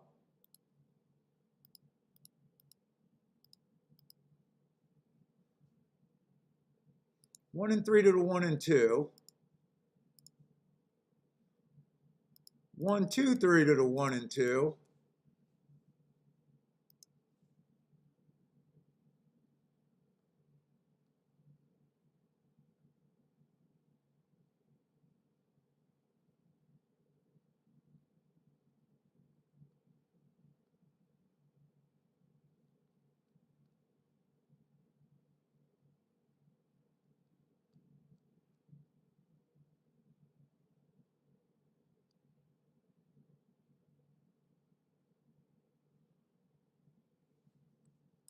I want a 1 to win.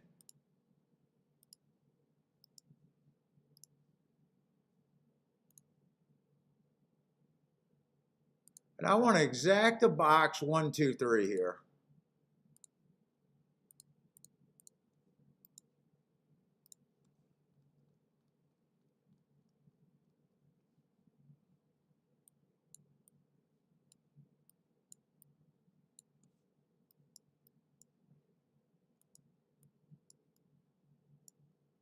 I feel like I'm pushing this one.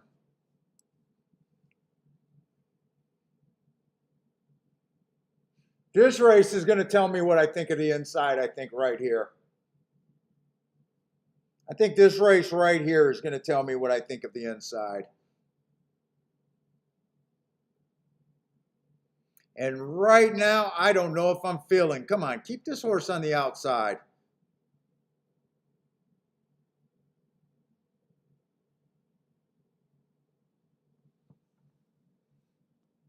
Three gets the lead on the inside.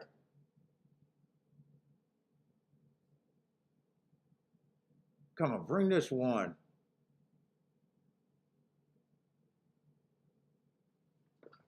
Oh.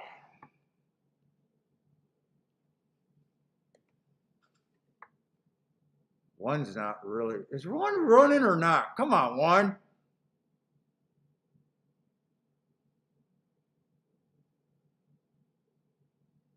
Come on, we're going to beat the 7. I just need the exacta here.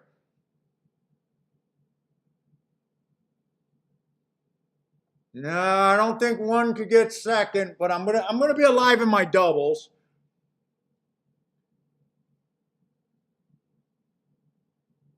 We were able to beat that 7 horse.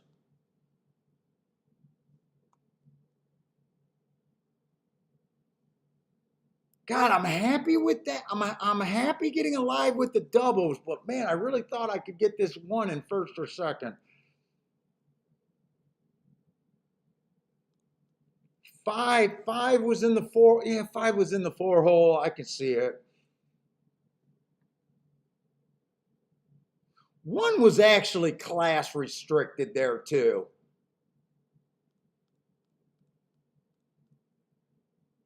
I got a 1 and 3 to the 1 and 2, and I got a 1, 2, 3 to the 1 and 2. Doubles. Hopefully those doubles are paying, but I'm going to have to beat a big Chad Brown favorite on the inside.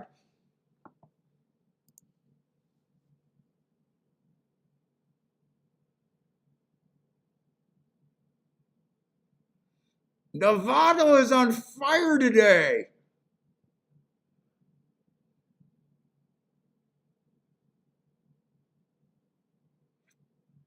Parsons asking, what does the 5 look like here? I think he's a shoo-in for second. I think the 5 can get second, Parsons.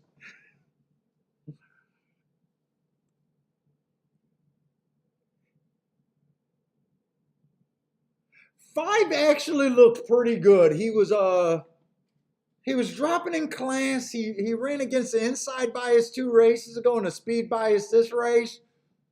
5 did look like you could use him.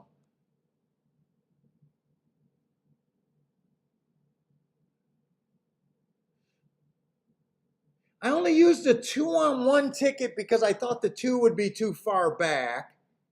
And 1 was cheap. 1 was the horse that I probably shouldn't have, but I wanted to play the inside.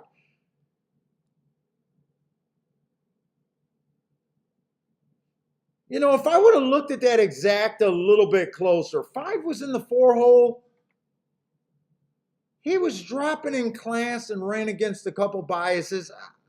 You know what? I could see a real case for him being up there. 2 I knew was going to be coming way off the pace. That's why I only used 2 on 1 double and not both doubles.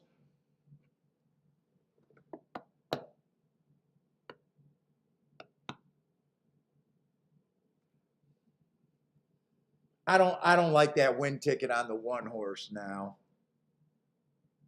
All right, but I'm going to be alive to some doubles. We'll see.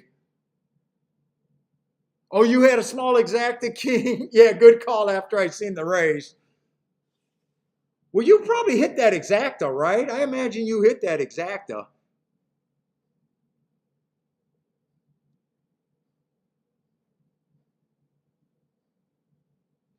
See, Charles, I do think speed's been okay. I just think that 6 horse that I keyed off of early just wasn't that good. So we had 2 horses go wire to wire, and we had 1 horse come off the pace. And it did make me a little bit nervous, but in hindsight, I think that 6 horse that I bet earlier just wasn't that good.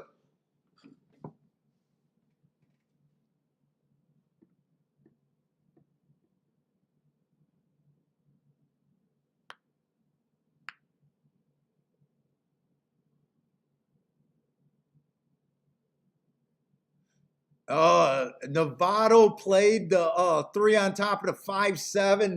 Nice call again there. What did that exacta pay?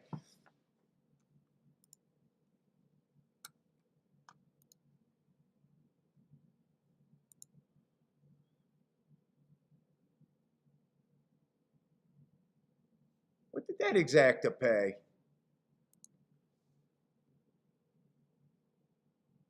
16-1. See, everything's just been on the small side today and just out of my range.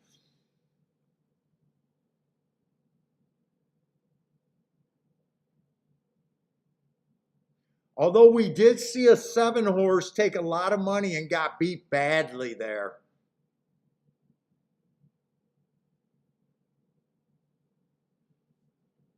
So I do like that, but we need to beat this 6 now, or I need to beat this 6. Hey, what's up, Hector? I will keep my kind of likes to myself. Don't worry about it right now. No, you know. Dude, I know Hector's been around on the show, but I know if you guys are brand new to the show, you probably think I'm trying to throw some shade and everything, but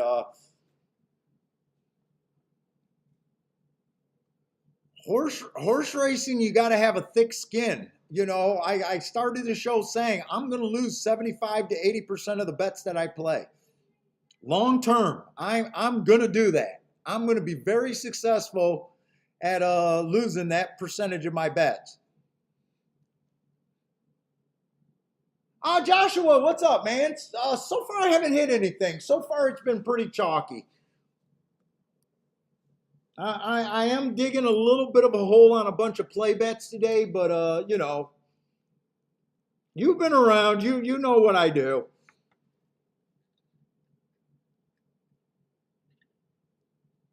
In a way, I'm supposed to lose my play bets. I'd like to hit them, but you know, we really want to hit the ones that we're going for. And so far, I just haven't had a race that I went for anything.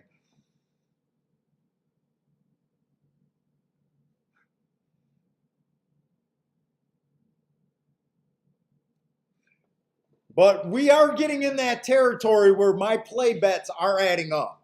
They are adding up. So it's not like a free day now. I'm starting to build some pressure. You can only make so many play bets that don't work out before they start getting a little painful.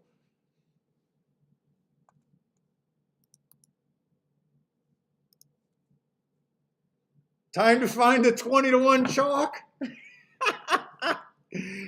I know we need to find some. Now in our defense, there hasn't been anything today. There hasn't been anything in our real range today.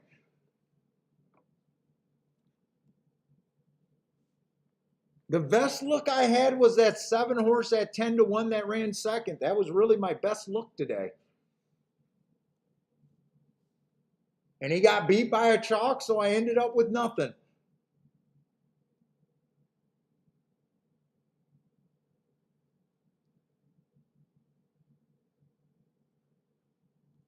Let's see how many races we got at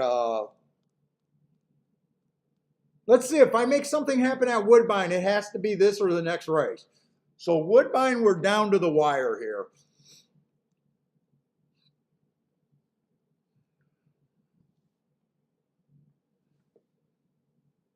We got 6 furlongs claiming 25,000. Non-winners of 2 lifetime.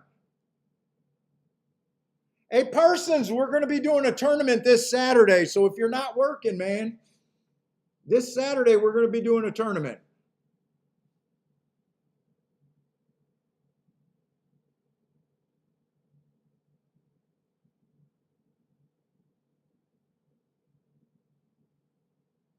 Let's see. So at Woodbine, all we had was two chalks that won so far at Woodbine.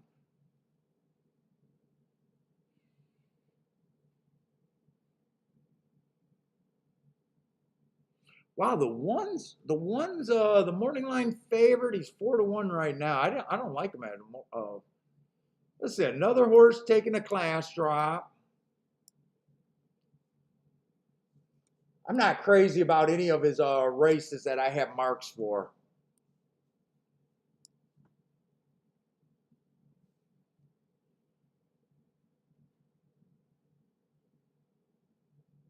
Any of these horses coming out of common races?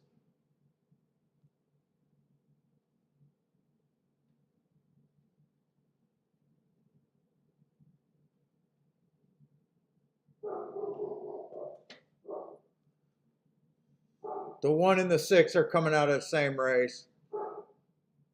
1 finished better, but 6 had the lead. I always prefer speed.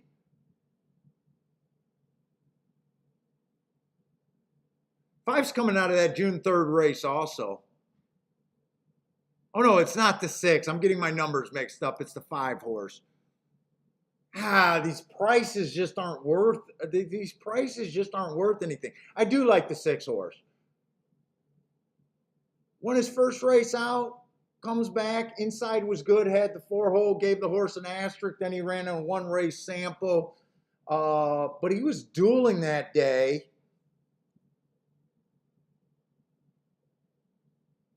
Ran against the 1 horse. I prefer horses dueling on the lead than a horse just stalking and running an even race and beating them. Let's see, 2 ran against the bias last race, stepping up in class a little bit here. Just broke his maiden. 9-2. I'm just not feeling these prices today. 3 horse ran on a bad rail last race. That's not a bad race if you believe the rail was bad. Also broke slow. Still just 4-1. Still just 4-1.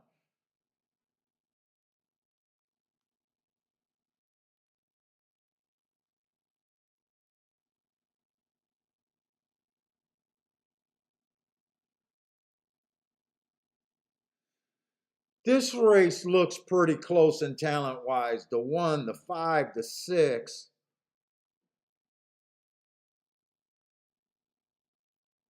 The 2.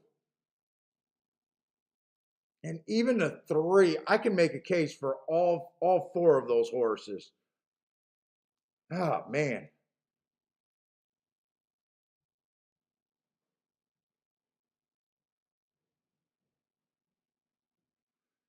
I don't really have anything right here that I can really say that I love at all.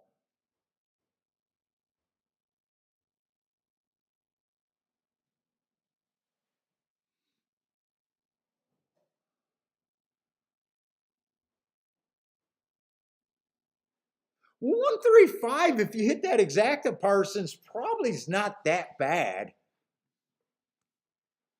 135.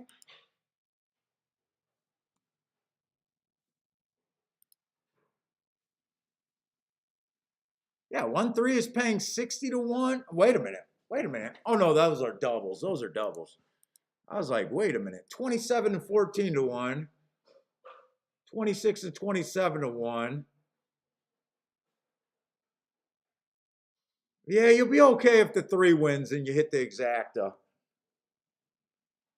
I just don't think I can separate those 4 horses.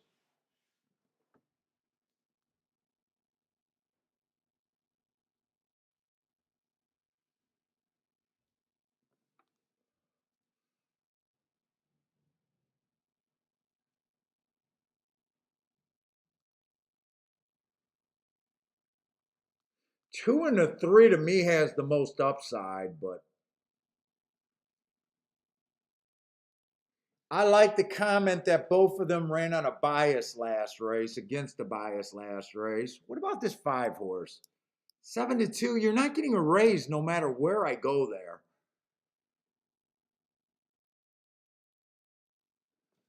5-2-3 is probably where I'd be looking. 5-2-3.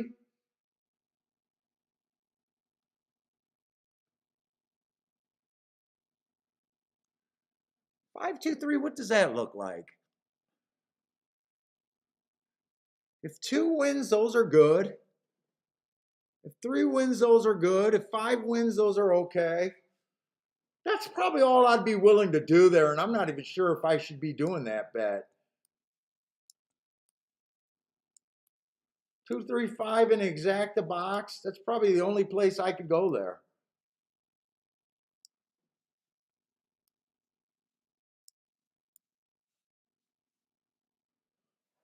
Invincible says the 2 there. He's been hot. Have you been hot at both tracks or just Belmont? I've been noticing Belmont.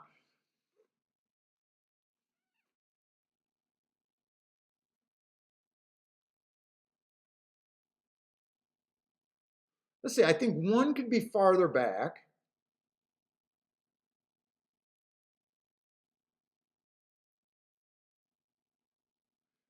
I think I'm going to play this race. The 2-3-5 in the exacta box. I think I'm going to give it a shot.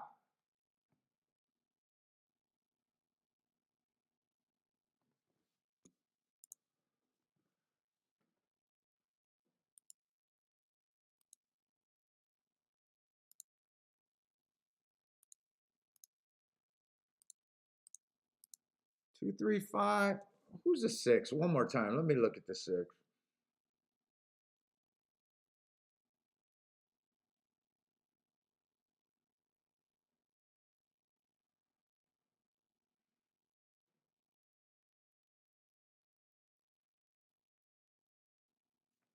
Two, three, five. That's all I want.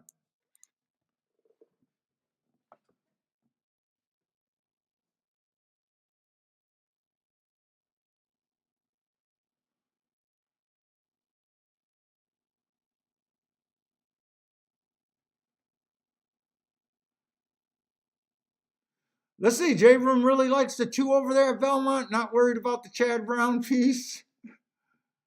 Way over bet. Dude, I'm with you. I'm alive to the 1 and the 2 at Belmont.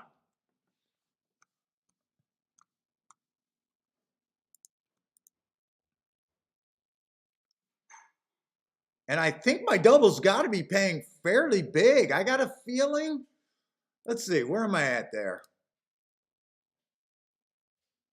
The 1 or 2 wins next race. I'll be right back up to up at Belmont.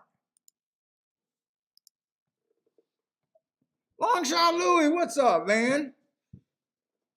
I seen you earlier, but you've been kind of quiet today. You know what, long shot? I hope you've been sitting on your hands because today has not been a day of long shots anywhere where I've been looking. It's been rough living the long shot lifestyle today.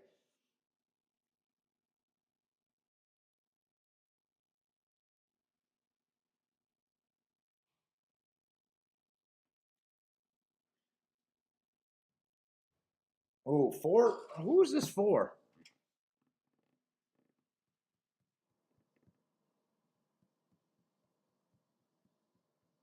Oh, 4 just broke his mate, and he's running a nice little race right there. I need the 6 to go away, and 3 just, oh God, I don't like what I got right now.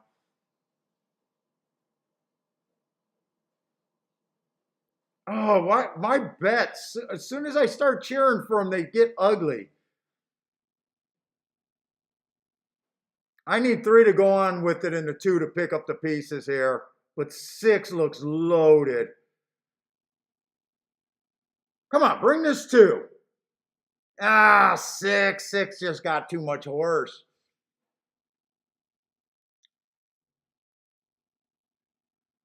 I can't blame myself for putting myself in bad positions today. I only got myself to blame for the way that I'm playing today.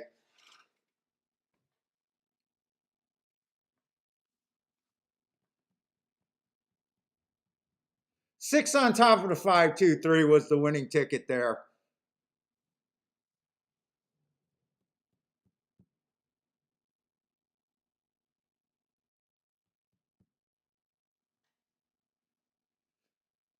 6 with the 235 would be the super. I know 6 won. I'm not sure who got second, third, and fourth. Let's see. 6 won that race.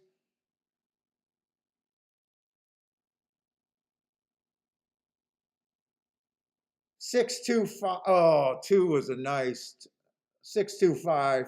6253. 6253. Long shot, Louie. I wish I was doing the same thing as you. Usually I'm pretty good at sitting out. Today, not so good. I got a feeling when I review my plays today, I'm going to kind of be a little angry with myself. I'm digging myself. Right now, right now I'm looking at an average losing day, and I still got some races to go.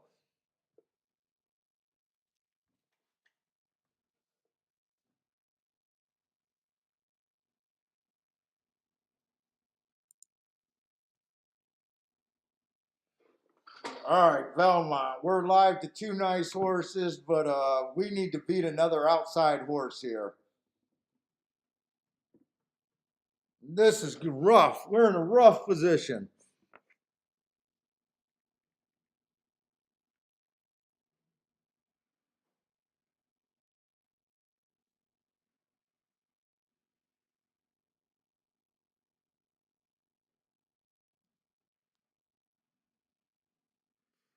Rough, rough, rough.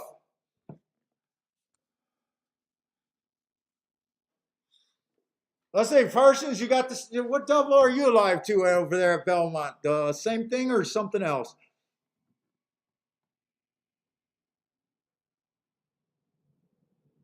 In says, everyone, let's go. It's time to start heating up.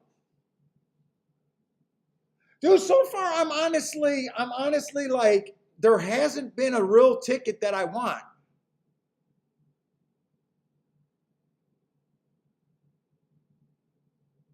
Today's the day for the chalk boys.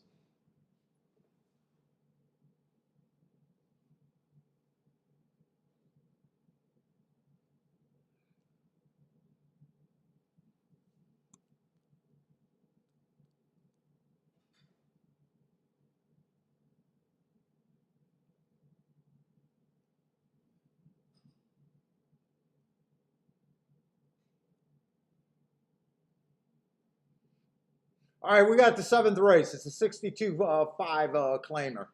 $62,000 claiming race right there.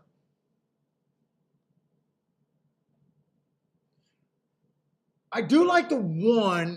I know the one's route to sprint. I like that heart that he earned on a sprint last race. So this is normally not a horse that I played because I hate route to sprint, but I knew I was the double was gonna be worth it if I got alive. I'm alive to him and the 2 horse. And basically, we all see the 6 horse. I mean, he looks like the horse to beat. I'm hoping that I can get an easy lead, hopefully with the 2.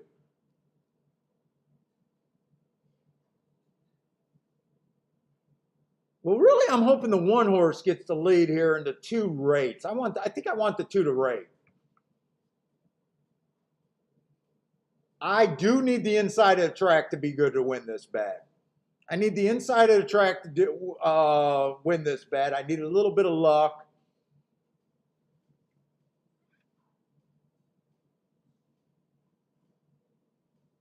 I do believe that 6 should be the favorite, but I don't believe 1 to 9 is the right price. And no, I'm not going to do any protection, and I'm not going to do any continuations here. I don't want to put any more money against this 6 horse. I got 2 horses right now that one of them will definitely put me up for today, and the other one would get me about roughly around even. So I am in a good spot if one of my 2 horses win this race. But I'm not feeling that confident or that aggressive to carry on here. Let's say we've been doing really good at the turf sprints over there. Let's see, we got a turf sprint left, and we got, oh, I might like this late daily double.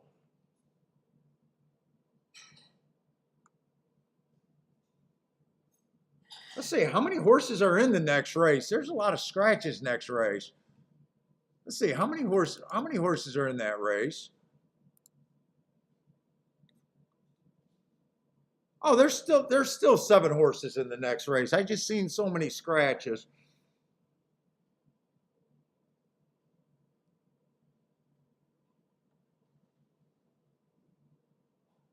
Let's see, turf. I think we've been looking at turf sprints. I think we've been looking at speed and stalkers, right at Belmont.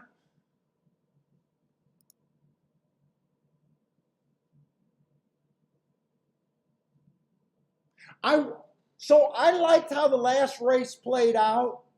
You know, I kept saying I'm thinking inside today. That 3 horse beating that 7 horse did make me think that remember the 5 horse was in the 4 hole.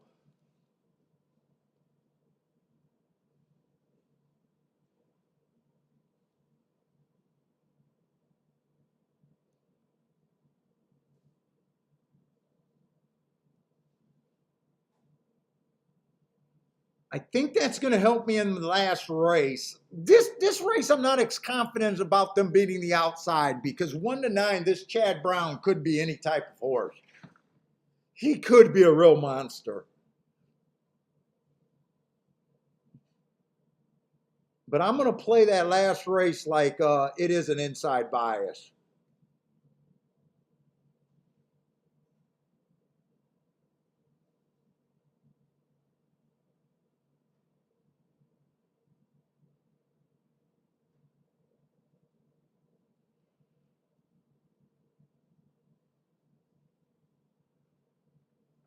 Well, I was trying to get excited about playing the late double over there at Belmont, but this next turf race is tough. Let me look at the last race.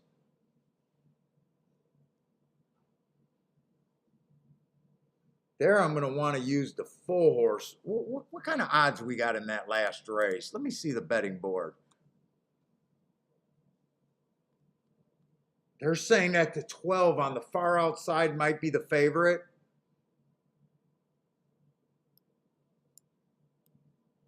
I think I'm going to like this last race. I think the last race is the race that I really.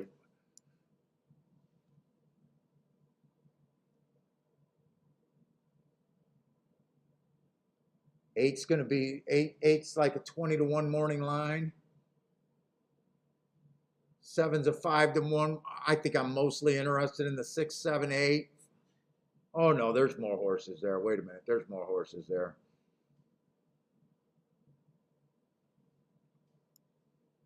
5 is 15-1 morning line. I'm gonna have to really see how they bet that last race.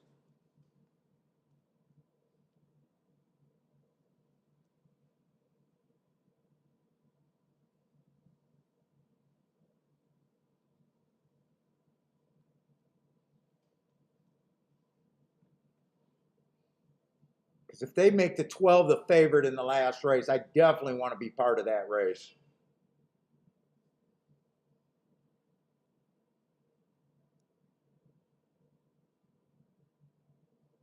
I definitely want to be part of that race. This turf sprint, I'm not so sure I want part of that.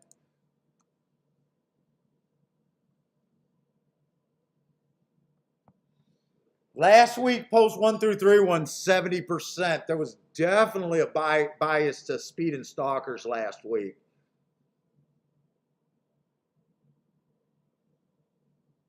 Really, to stalkers. Stalkers won 80% of the race. Speed won 20.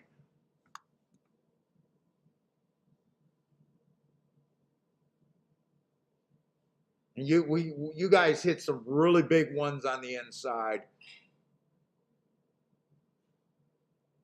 But that's a tough race.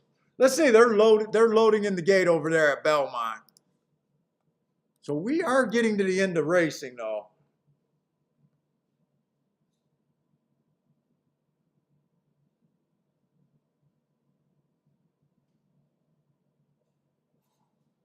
Hector, I always consider 7 furlongs a sprint.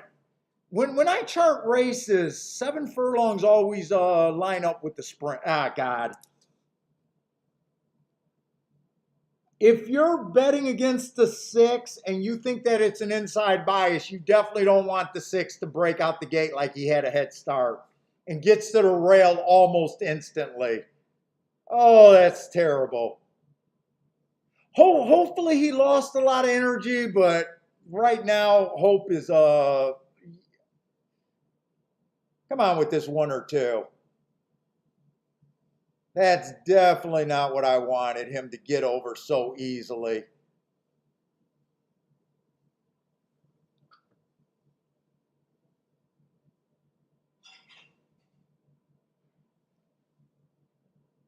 It's ugly. That's so ugly. He gets the lead on a hand ride. Come on with this 2, right up this rail. He's looking around. Come on, 2. Nope, he has so much fucking horror. I just can't beat a favorite today. That would have been a fat $42 double right there that I had a whole bunch of times, but we just can't beat a chalk today.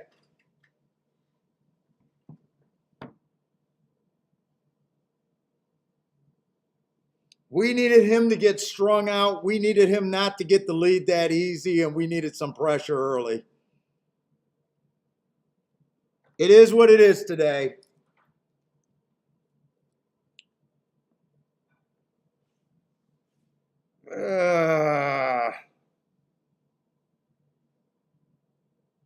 They just let him get to the rail instantly.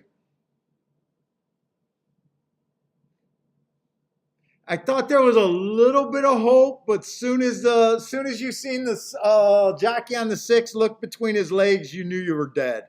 I knew I was dead as soon as I seen that.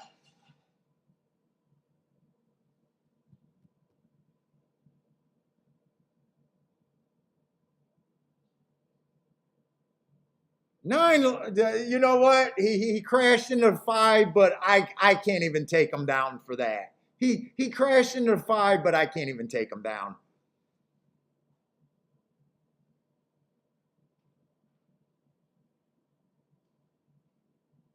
You can't even look at that inquiry. Don't get your hopes up. It's not there. You can't punish him for that.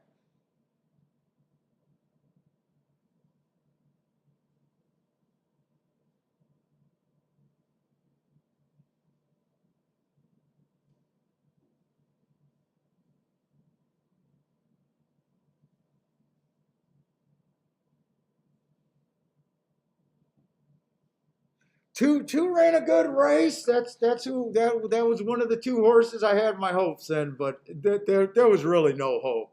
We knew we were possibly going against a monster there. I doubted if the 6-2 exact it could have been played in my book. I doubt it.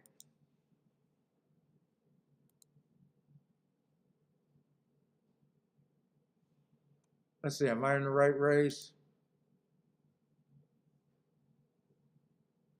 No, 6-2 exact is paying $2 for $1.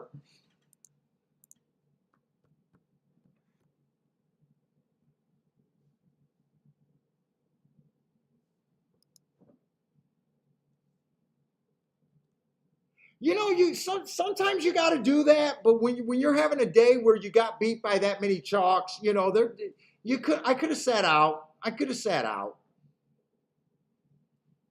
We knew what we were getting into.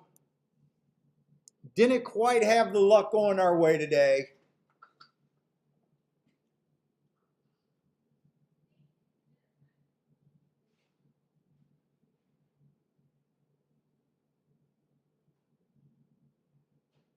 But Belmont has been a chalk fest.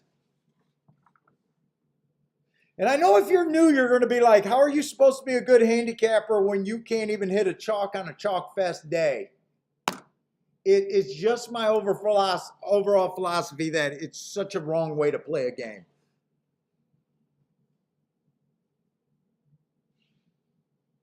And I'm willing to trade off having a bad day on a day like today for the bigger days that I have. It is kind of the theory of that.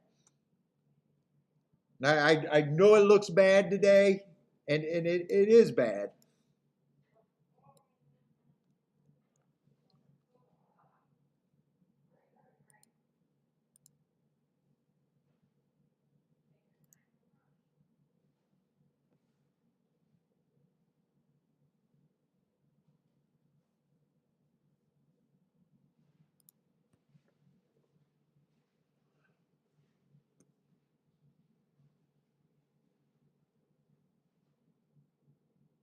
What have Woodbine been doing on the turf sprints? I know there's not many. I'm going to look at this year's and last year's turf sprint.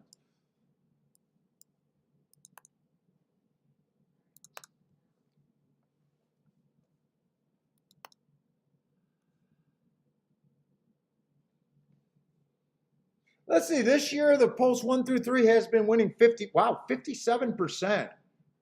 Last week, 50% on the inside. What does that match up to last year's?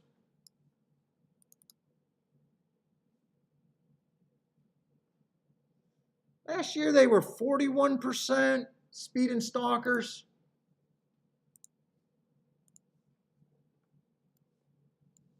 So the inside got a nice start.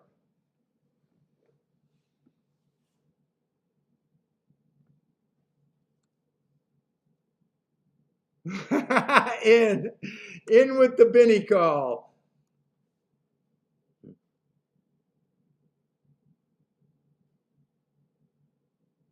Ed's trying to tell the new people, just hang in there. We do special handicapping. I appreciate it, Ed. I appreciate it.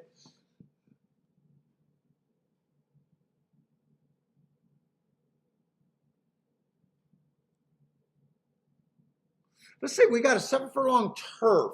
It is interesting. The inside did get off to a nice start.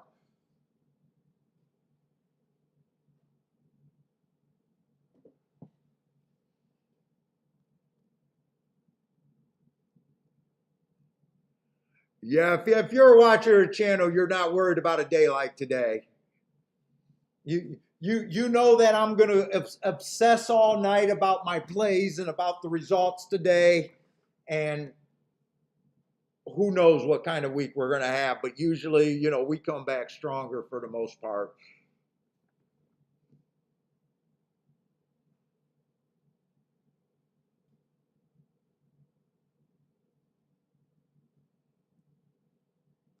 What kind of race is this? We got a 25,000 non-winners of 2 lifetimes, 7 furlongs on the dirt. Let's see, the 1-1-3 races go average match strides with the slowest winner. Nothing special about that race, just a good informed race.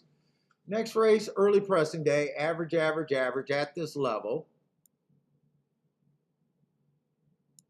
Finished 5x3, so nothing's wrong with that.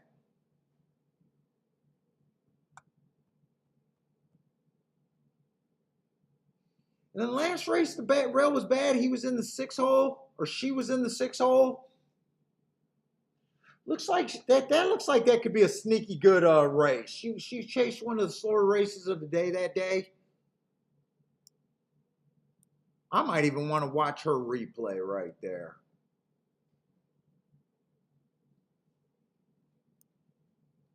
Two's coming out of that exact same race. Bad rail day. Oh, I do want to look at that race because this horse was fast at the second call while dueling.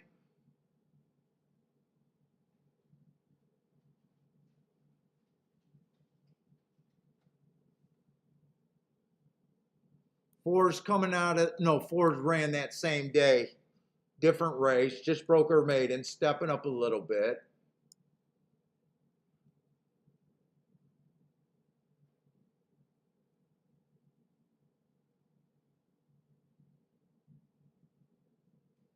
I better look at that Gulfstream because I can't have one of my main track horses beat me by not looking that up.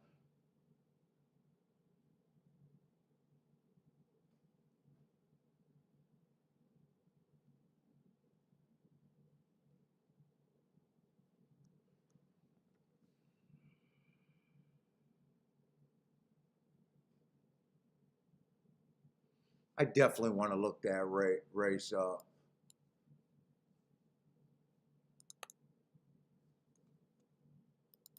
I'm not going to let a Gulfstream Park horse go over to. Gulfstream is my main track.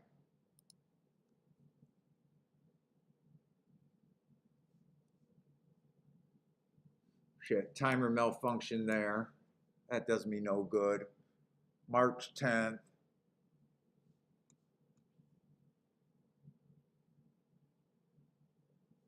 Fastest winner of the day.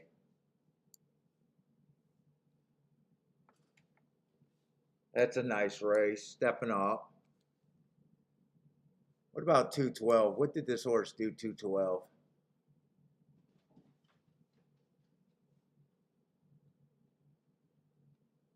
Early pressing day. Wait a minute, 212 right here. Early pressing day would have got an asterisk right there.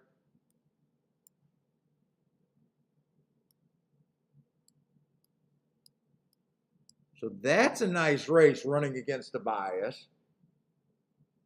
First time out, he comes back. He does fastest winner of the day, at least for the first two calls.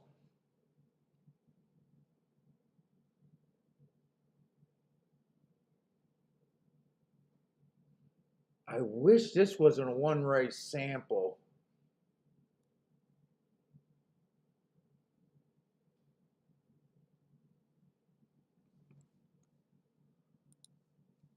Let's see how much time I got here. 7 minutes still. I want to watch some replays here.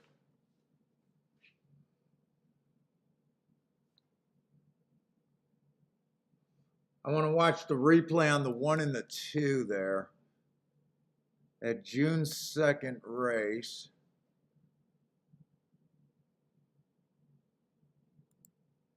Tell me there's no scratches there.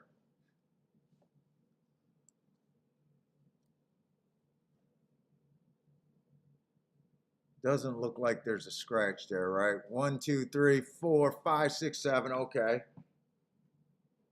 And I'm looking at the 6 and the 5. And what was my comment? I thought the rail was bad. So I thought the rail was bad. I want to see if 6 or 5 went to the lead or went to the rail.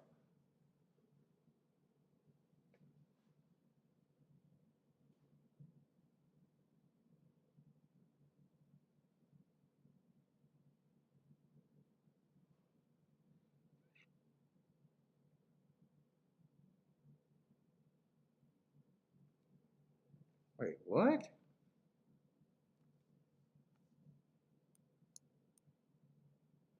You know what? Those are two different races. They weren't in the same race.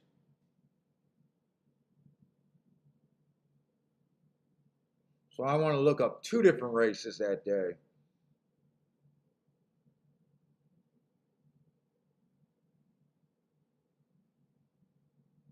So I'm watching the race that the 1 came out of.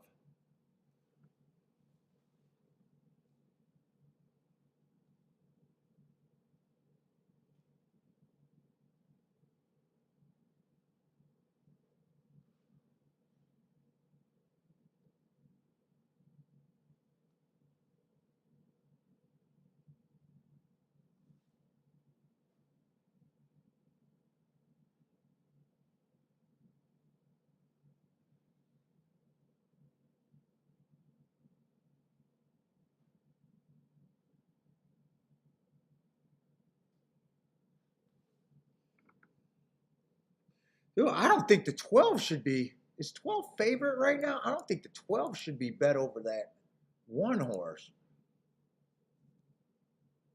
12 is the favorite there. I don't think he should be bet over this horse.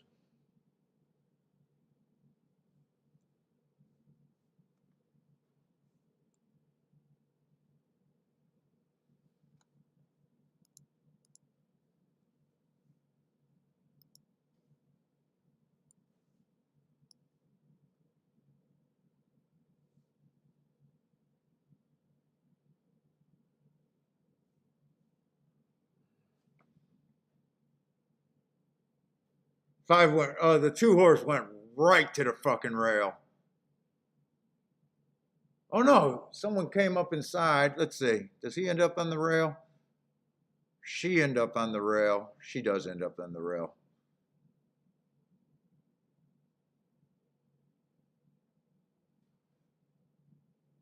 That's what I want to see, but what is that 5 at right now?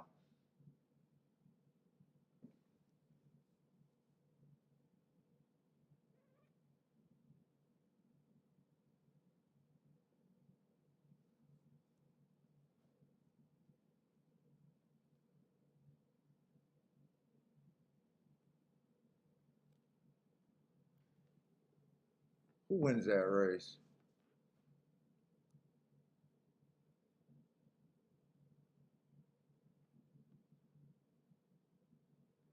Full horse circles and catches them.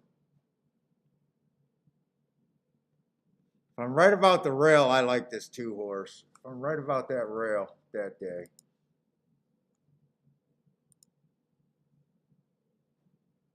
Dude, I'm doing an awful lot of work to get back to a 5-2. I did not think this horse was being bad.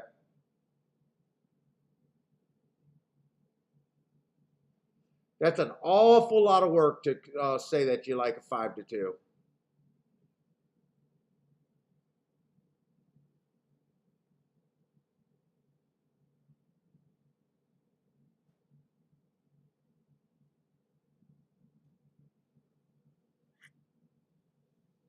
I don't think the 12 should be bet there.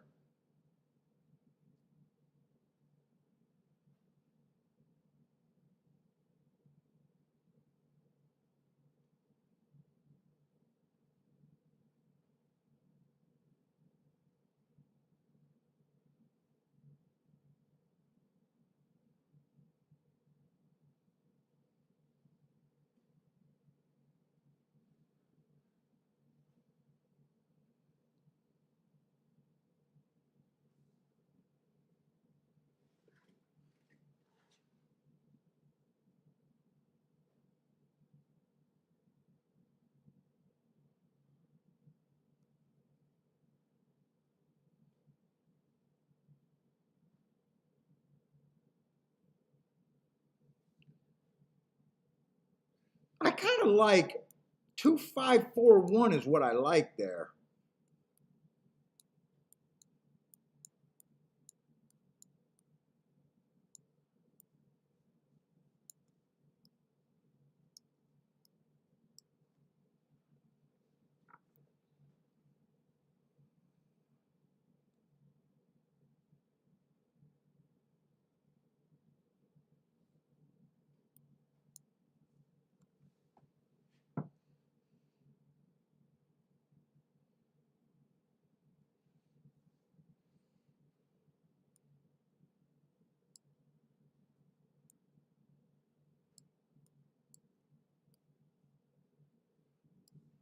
Is that how I want to bet this? 1-5 to win, 2 first and second with the 2-5-4-1.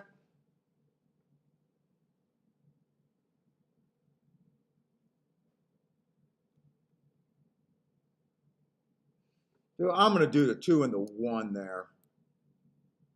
That's how I want to play that race.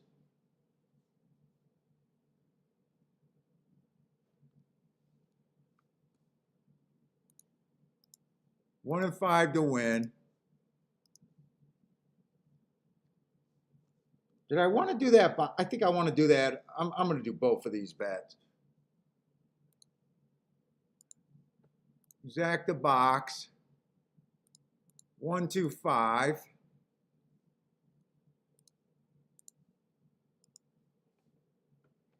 And then that key box. 1 and 2 with the 1, 2, 4, 5.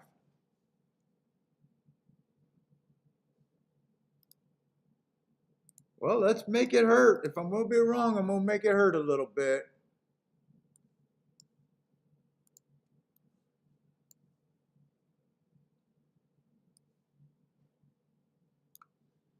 Charles had a hit over there at Churchill. How's Churchill been today?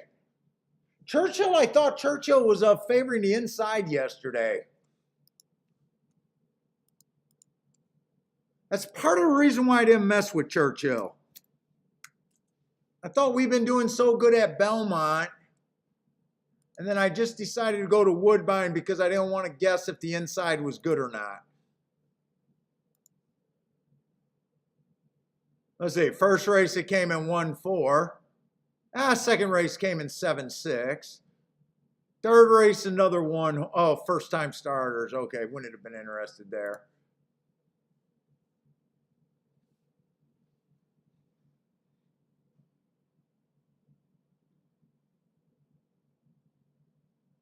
Let's see, what did Charles play over there? Got the try 6 times, boom.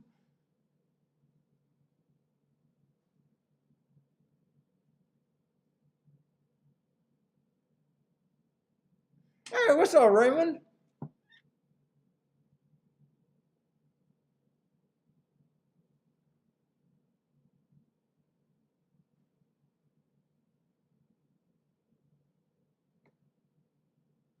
Oh, Charles went 7 with the 1-2-5-1 over there at Churchill. Oh, and he said he caught the super straight or the tri straight. So I'm taking it at 7-2, 7-2-5-1. I'm taking it.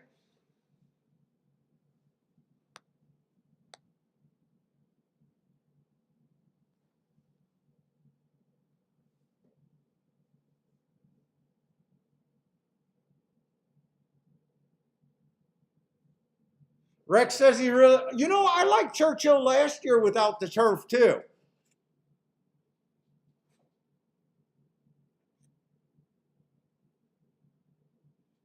Come on, 4, but I need the 1 and the 2 to go with you. Fuck, did I key off the wrong horse? Come on, 4. How is 1 that far back today? What the fuck is going on with, oh, I don't like this trip with the 1. I want 4 to go on with it, but 2, can 2 come off the pace? I don't think 2 can come off the pace. I think I'm screwed here. Come on, 4, keep going.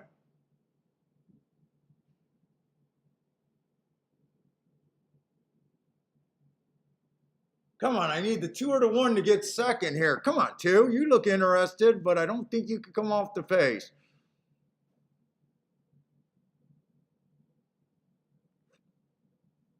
Come on, keep this 4 going and keep this 1 and 2 going. Shit.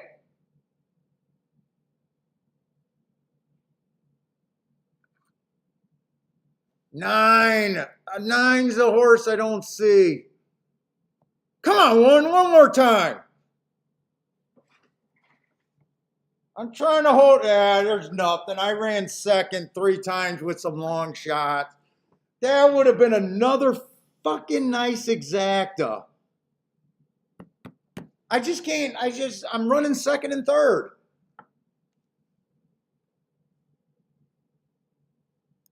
I would have hit it here, and I would have hit it both ways. I just can't get nothing going. Who the hell is a 9?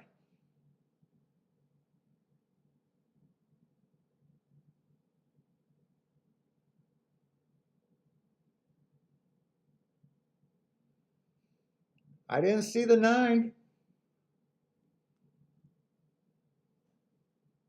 Let's see, Joshua's seen the 9 with the winning place on the 9 for $50. Nice hit.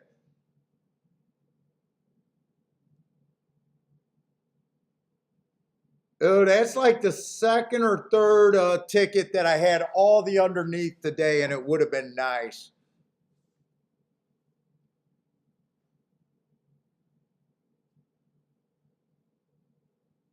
I hated the 12 horse there. 12 ended up going at 5-1. I knew the 12 was false. I did not see Joshua's 9. Nice call on the 9.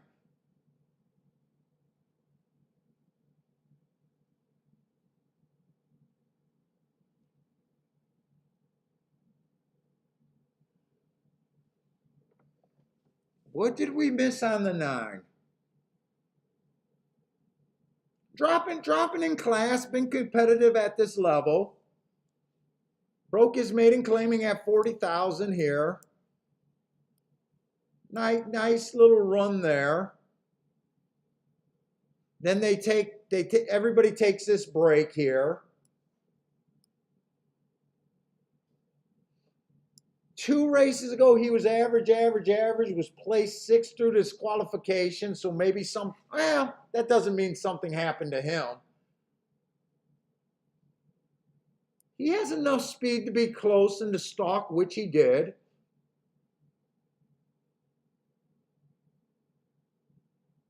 You know what? He's a turf horse. A lot of these horses I think aren't even turf. He's been running a lot of turf races. You know, the 11's never been on the turf. The 12 only been on the turf once. 7's never really been on the turf. 6, same thing. 5's only been on the turf once. You know what? He's been on the turf a lot.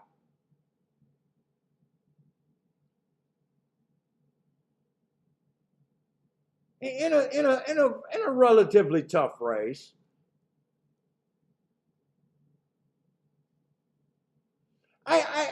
He stumbled at the start here. Dropping in class. You know, he got some traditional angles on him. My marks on him weren't great. But horses are running themselves into shape, and this is a 3rd off a layoff. Ah, shit. We got everything underneath. I just did not see him.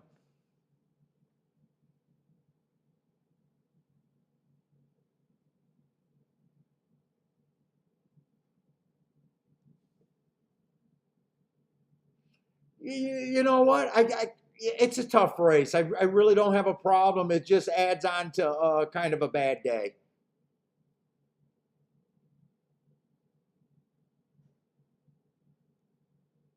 I thought the 1 and the 2 are the 2 safest part of that bet.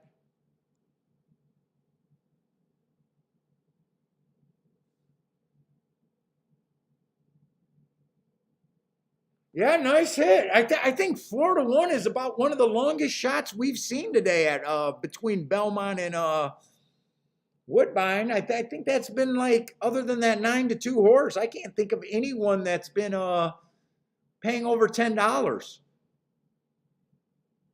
Yeah, he was also bet down too. I noticed that on his betting line, but I don't get that wrapped up into that because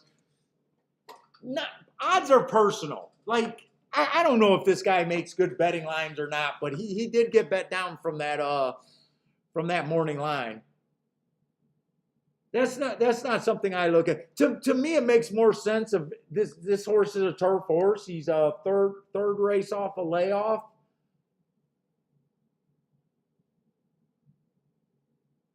Joshua, I wish he didn't run, but he did, so I'm happy you hit.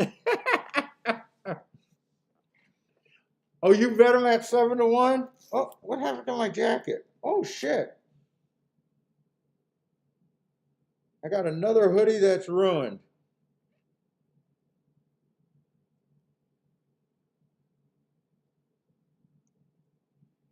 Rough day for me today.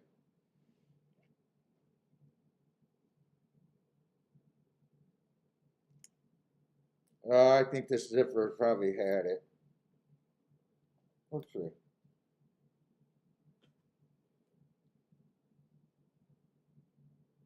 think once they go VAD, I could. Nope, we VAD.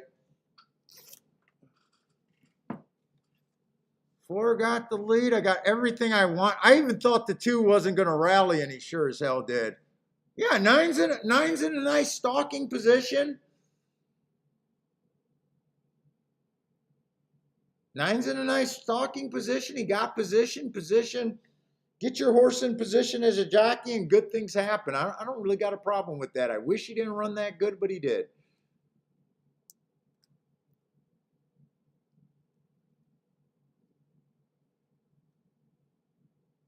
Even if the 4 would have held on, 9 would have still got second. So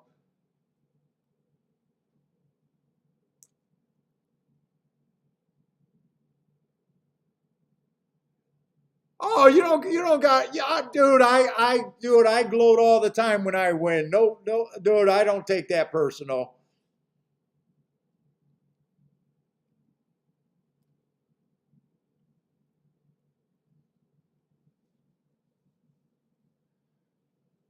Trust, trust me. I'm not worried about my year. I'm not worried about my year.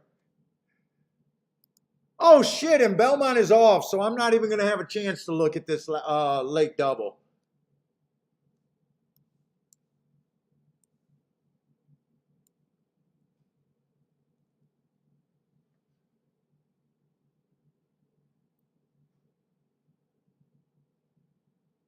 We thought the inside was running good, but not enough to where I was gonna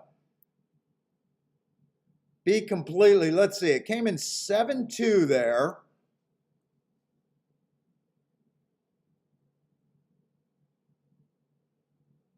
Let's see, that was a sprint. So one's best races were at route to sprint. I played the 4 last race at Woodbine with that angle, but I don't think I would have done it here.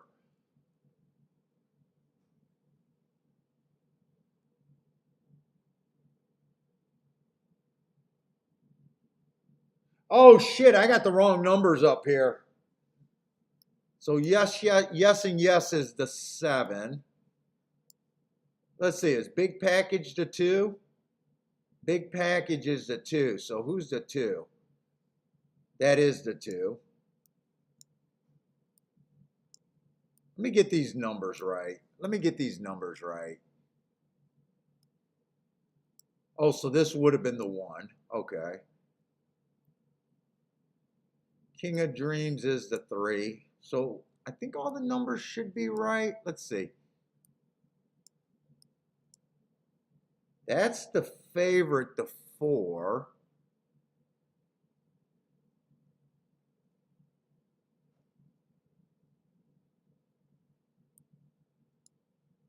Who is this horse? That's the 8. And this is the 9.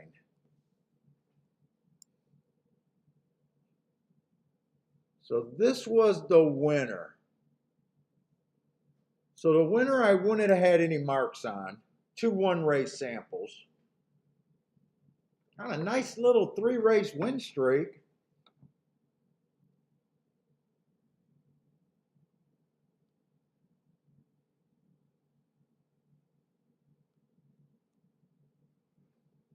Let's see, I would have had, sorry, I would have had nothing on the 10 either. Let's see, who are the favorites? The 4?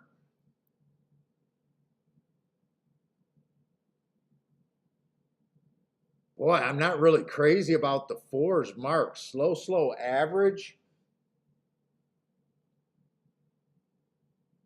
I really don't like the marks that I gave him in his last race. Let's see, 1 was the second choice. 1 was that route to sprint.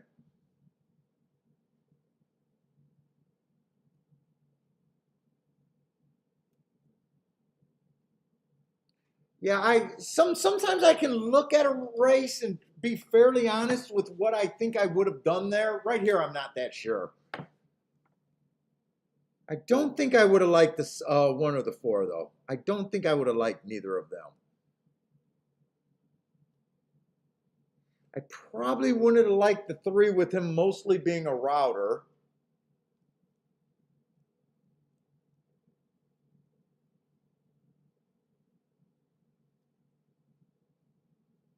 This race is going all the way back to November. He catches my eyes. The 8 horse catches my eye.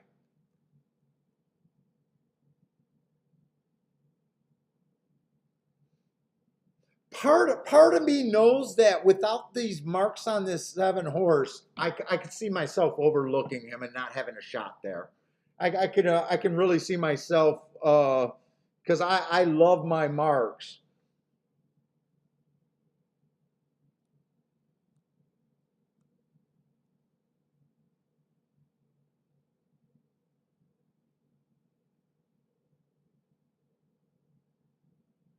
I really don't know. And I kind of know I wasn't that interested in playing that race, but I'm just kind of just seeing, kind of trying to build some confidence right now, and it's just not right there. I even said I don't think I'm going to be able to play the late double, but I didn't even get a chance to look at it. Let's see. One did get the lead. Let's see. Seven was always in second, huh? Seven was always in second.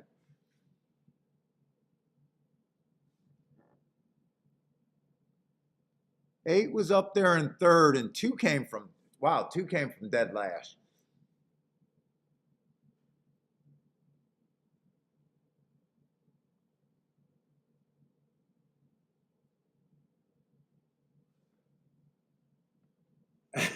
Rex.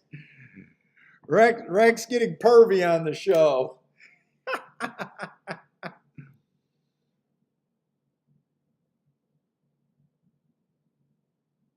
And I said I said we were doing good with inside stalkers on the turf last week.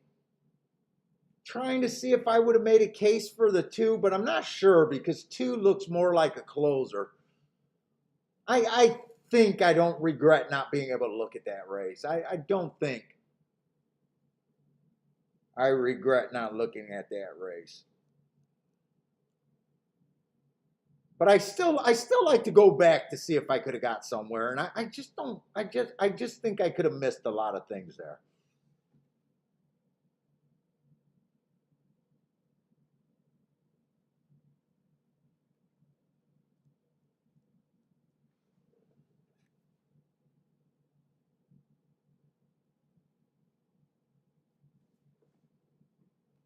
So I got one more race at golf. Jesus, I got one more race at Belmont. I'm gonna try to play that race.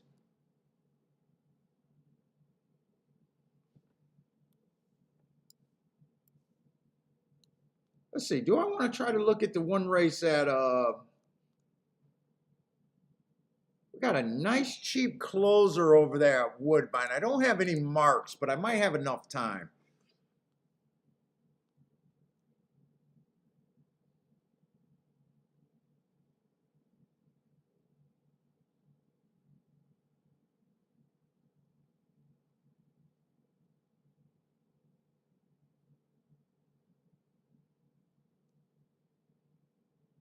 It's going to be a 5.5 furlongs.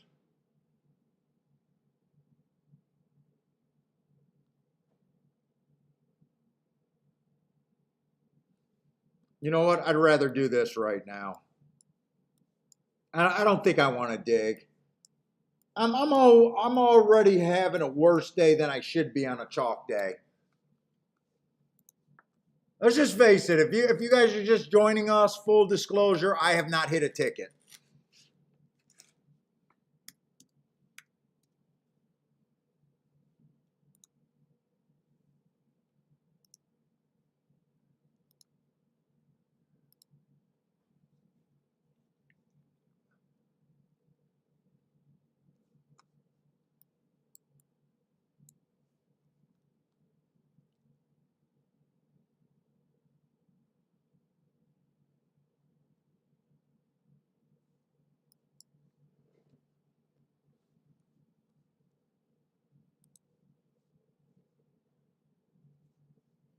They only got two charts up right now. So who won the third race over there?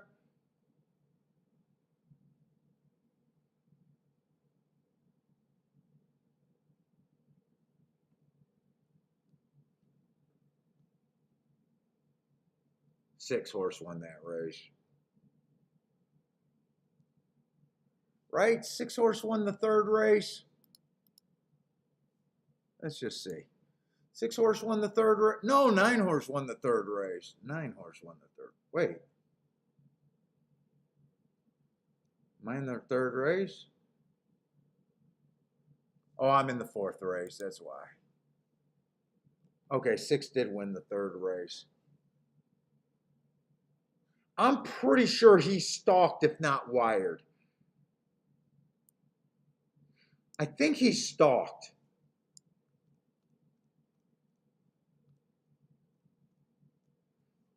think the 6-horse stalked. And then the last race was a turf sprint, right? The 4th race was a turf sprint. So actually the tic-tac-toe board isn't doing anything. Yeah, the tic-tac-toe board's not doing anything other than right now kind of pointing out that stalkers won all the dirt races.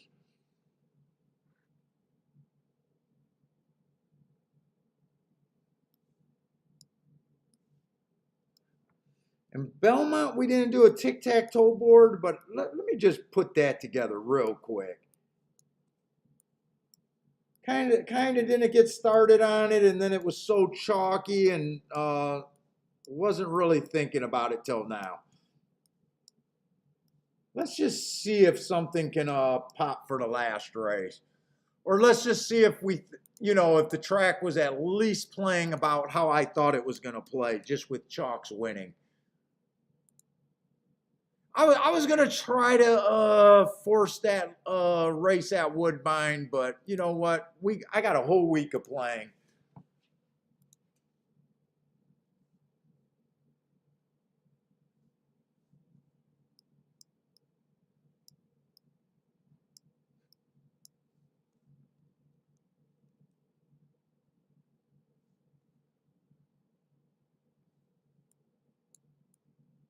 That would have been the 6-horse that went wire to wire, but I put post positions.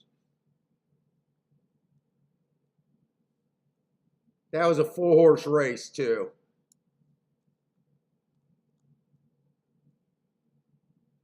We were expecting for them to stalk and close on the turf, and kind of inside speed and stalkers on the dirt.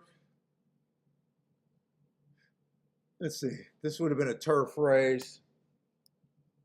That's the turf route.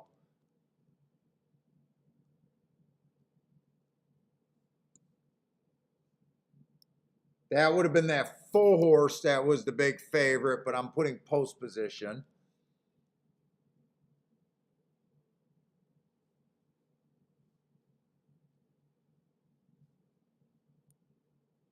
So on the dirt, they've just been chalky. They've just been chalky, and I got stranded on a couple doubles.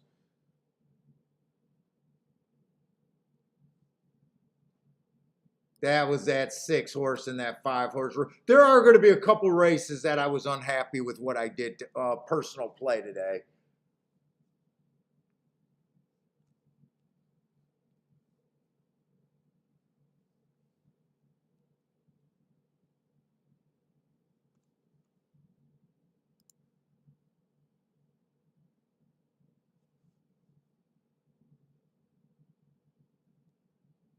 So the 8th race would have been a turf sprint. I think that 7 would have stalked, because I don't think he had the lead at the first call. So the turf routes played exactly how we were expecting. They were just too chalky to do anything with. And then the dirt was pretty much favoring the inside speed and stalkers, which I was trying to get to, other than that 6-horse at 1-9, who instantly got the rail, and you guys seen what happened. So no real surprises at Woodbine or at Belmont. But I got one more dirt race over there at Belmont, and speed and stalker's been good towards the inside. Hopefully I'll have an opinion to be able to do something there. I did want to look at that last race because it's a nice cheap maiden claiming, I think it was. And the favorite is in the 12 hole. And I said earlier, if I thought that the inside was doing okay, which it is, other than that 20 cents on the dollar horse, who got the rail right away, I think I'm going to have to play against this 12 horse. Hey, what's up, Jerry? Jerry, I'm hoping that you're my luck, man. I'm hoping that you're my luck. Look, if I can leave all the big days up on my stream, I can definitely have the bad days up there too.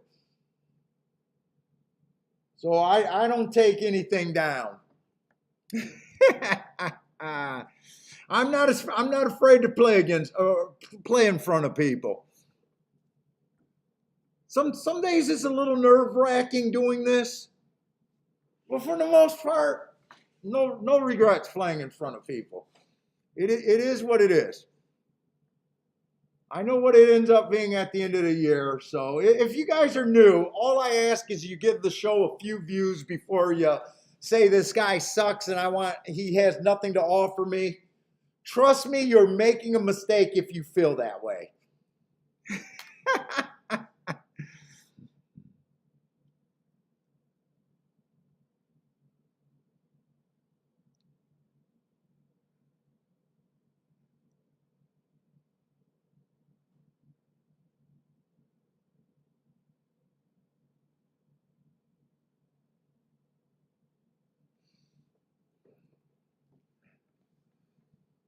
And we got 12 minutes. So let me just start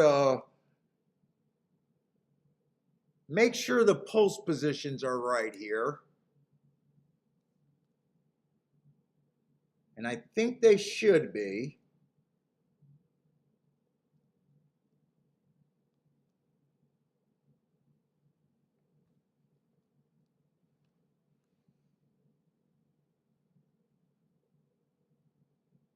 So the 12 got nice speed figures if you like speed figures and is dropping in class. But Belmont's really been favoring the inside, and I'm leaning towards the inside's been good today. And I will try to play. Look, in the par mutual pool, as a gambler, you gain more power when you can throw out chalks and play against them. That's how you lead to big scores. So if the 12 beats me here, I'm okay with it. It's par for the course today.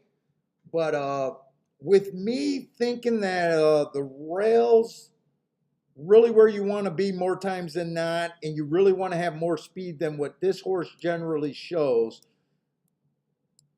I am going to try to beat this horse. Oh, thank you, Gregory Ross.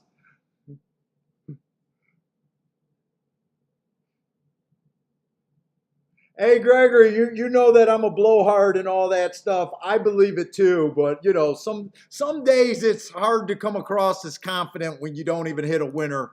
When the obvious horse won every race and the public is just out handicapping you. It's a little hard to come across cocky.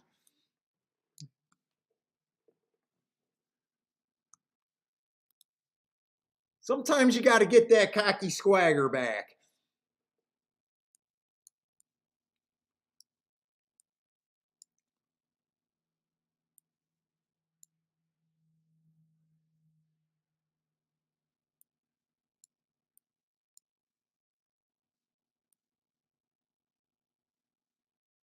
Let's see, I got to make sure this is in the right place.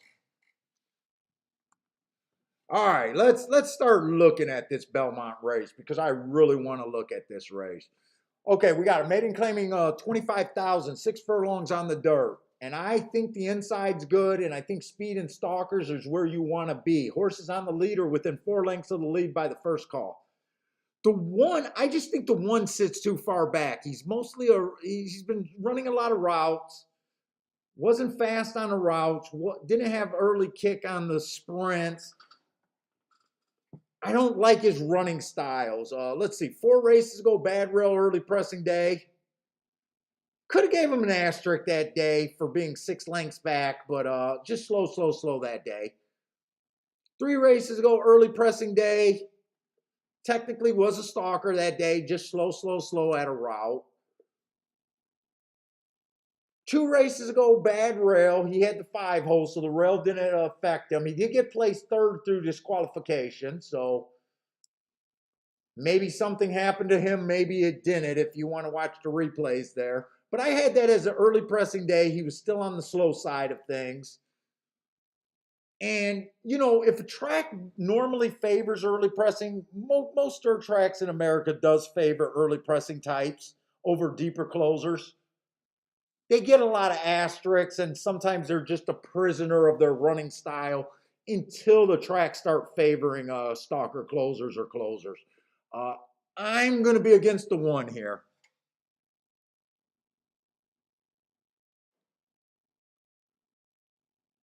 Oh, Charles, you like the jockey change on this one? But if you're worried about him not having enough speed, I don't think a jockey can help that. But I've been warned. He has to be a nice price, right? 10 to 1. I don't even know if 10 to 1's a tempting price on him.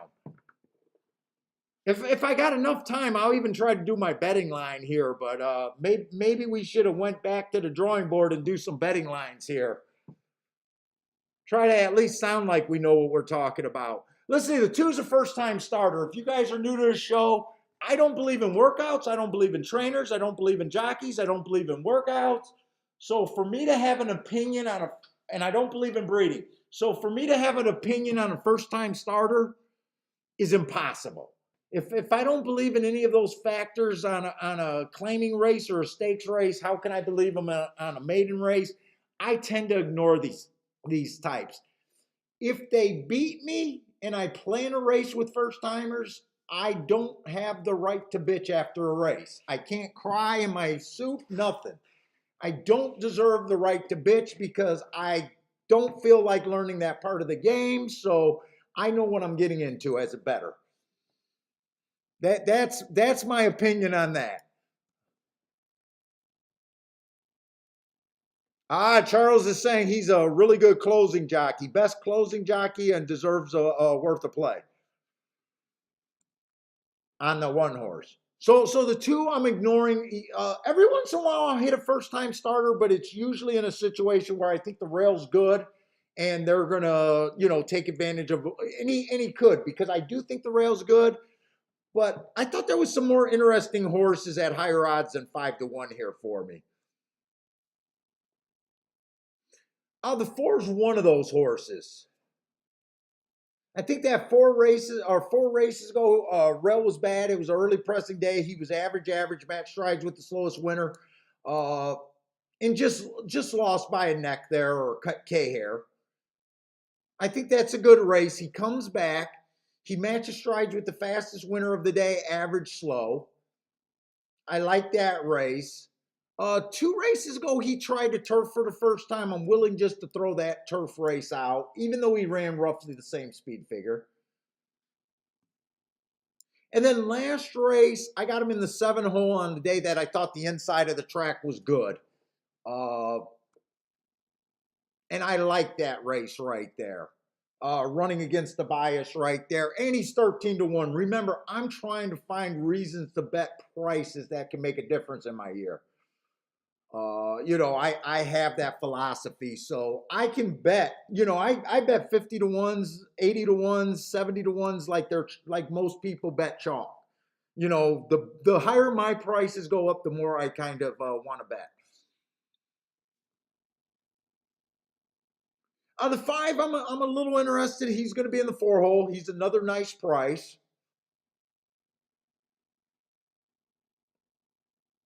Uh, 2 races ago, he came out 1 tick slower than the fastest winner, so that was relatively a fast race right there. And he did the same thing last race. Dropping in class, but a lot of these horses are going to be dropping in class. So he's a little on my radar. And the 6 is on my radar.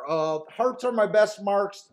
They went too fast to win. Usually I expect a horse after earning a heart to win within 3 races and to get a bump in speed figures.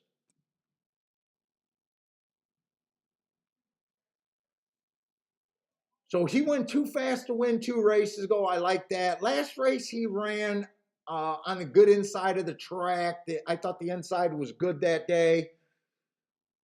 I mean, he ran second by 7 lengths. He was second best there.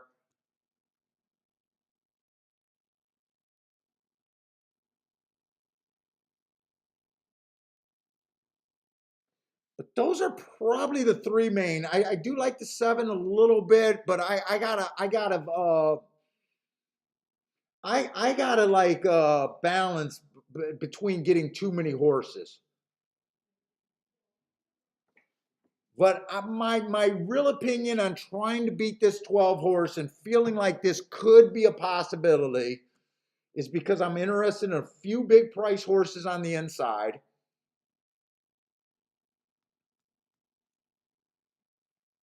12's gonna be in the 10 hole, and the 10 hole's just not a good place to be. I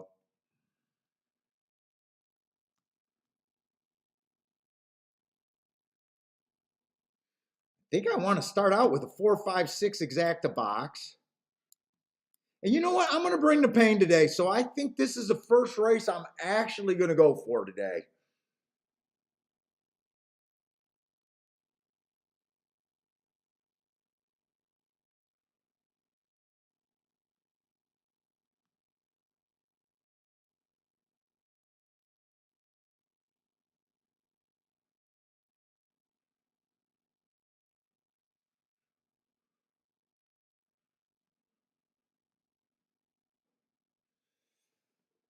Man, I feel like this is a good opportunity here. Let's see, if I wanted to play to the inside,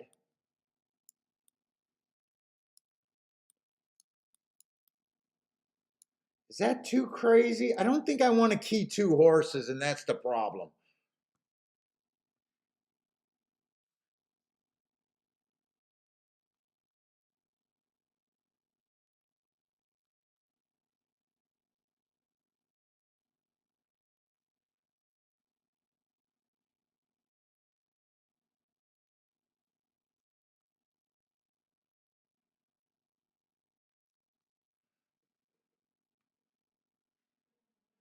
Fuck it. Which horse do I want to key off? Let's see. I'm going to do that exacta box right now.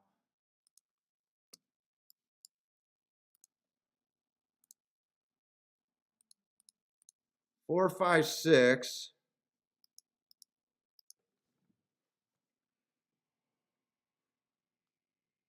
I don't want to do a 3-horse Dutch. I could do a 2-horse Dutch. My first thought is to bet the 4 and the 5 to win, and then the 6 on top of the exactas.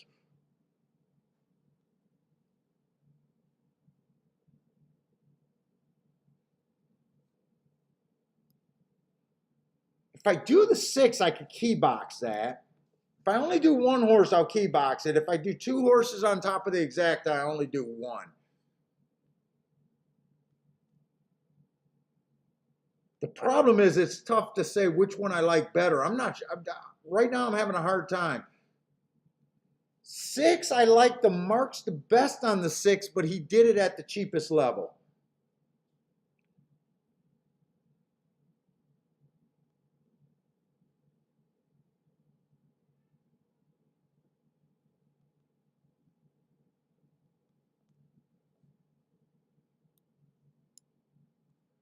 Oh, which one do I do the exacta with?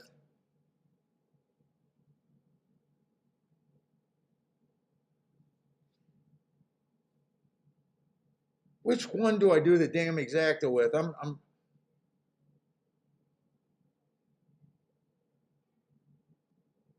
I'm doing it with the 4 and the 6. I'm doing it with both.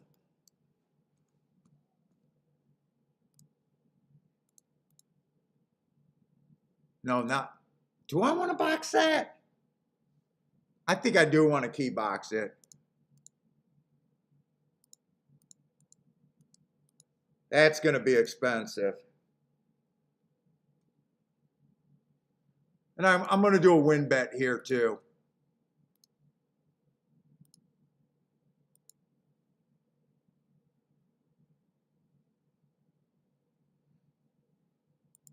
Four and 5 in the win bet.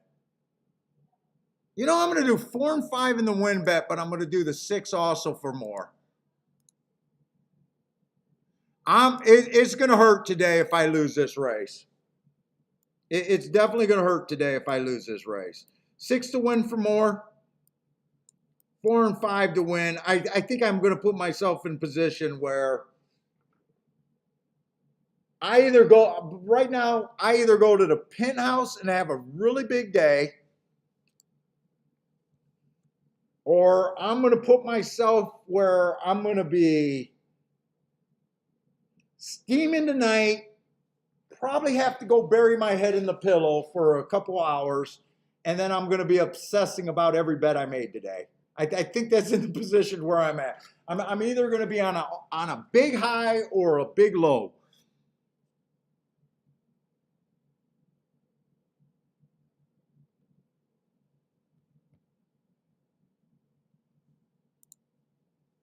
And 12, just please don't scratch the 12. I need the 12 to be in here, and I need the 12 to lose.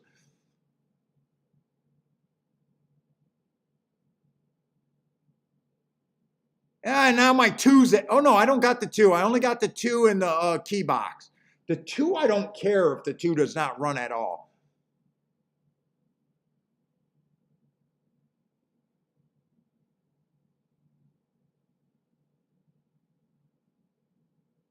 Hey, what's up, Elliot?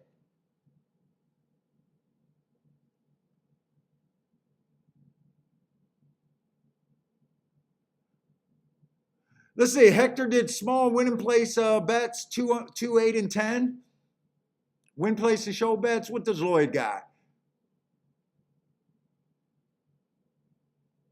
Doesn't like the 12. Let's see. Case G likes the 6, the 10, the 2, and the 12. They scratched the 12, so I'm going to guarantee that the 12 could not win the race. But I wanted the 12 to be in the race. I wanted the 12 to be in the race. I got to make sure I like these bets now.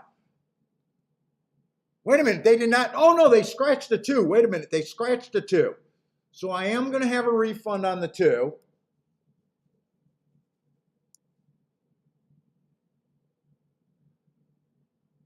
$12 is now even money. Let's see. 3 was always scratched. My odds did go down a little bit on the 5 and the 6. But really, I need this 4 to run. If this 4 runs with the 5 and the 6, it'll be huge. So we're going to get a refund with that too.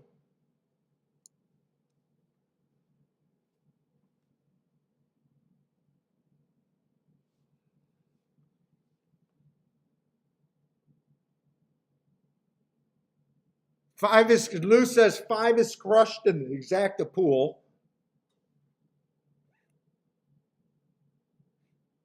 Come on, the jockey on this 12. The 12 broke through the gate. He's a dangerous horse. Come on, Ortiz, you don't need this win right here. I need you to get the horse in the gate, and I need you just to not run too well. You can run 4th or less, third or less. My whole opinion for being in this race is I don't like the 12. Lou's calling, the race must be fixed.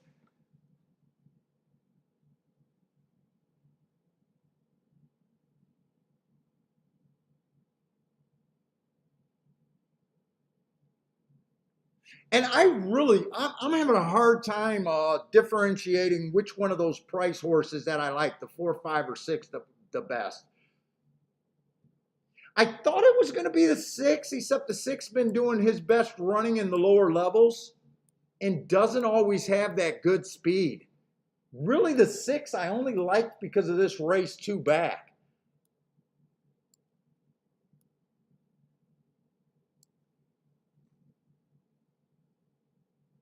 I really want this 4 to be the horse.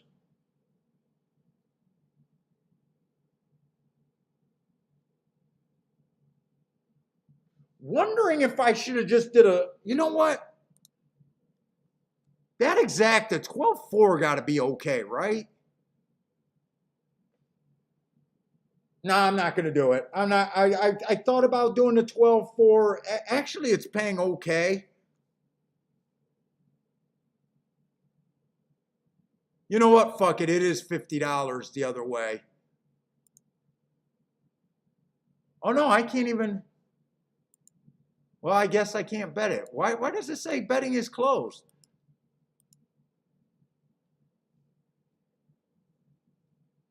Oh, it says betting is closed on my thing.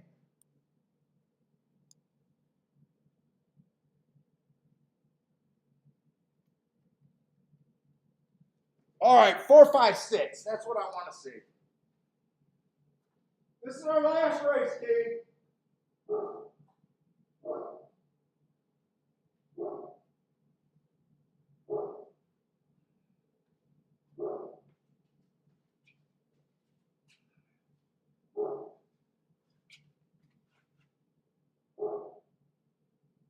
Come on, 4.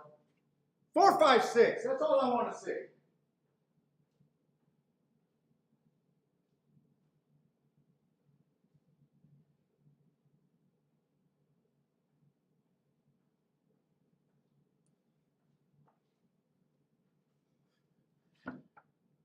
Come on, 4.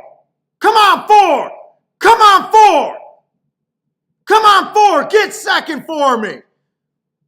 Come on, 4. Come on, 4. Come on, 4. 12's coming, isn't he? God damn it. Oh, that one hurt.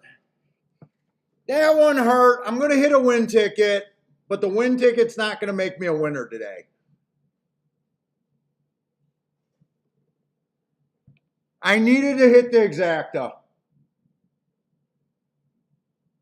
Oh my God, I needed to hit the exacta. That fucking 12 horse, I got everything I wanted. I thought there was no way I was going to lose the exacta.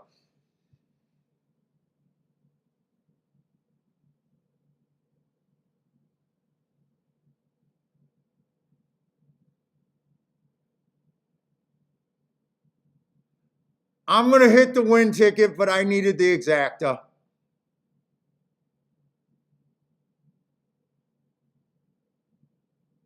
Where the fuck did this one come from? Right up the rail.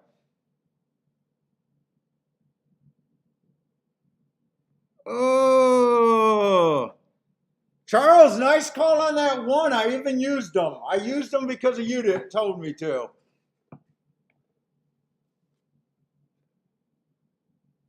Oh man, I knew the 12 wasn't going to run. I knew the 12 wasn't going to win. I was convinced the 12 wasn't going to win. He had to get second.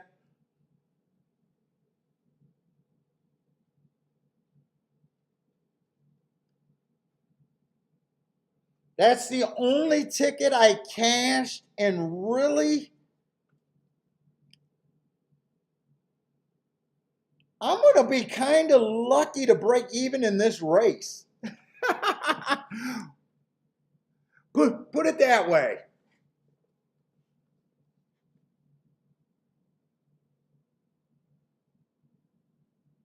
If I would have hit the exacta, I would have been right to the penthouse.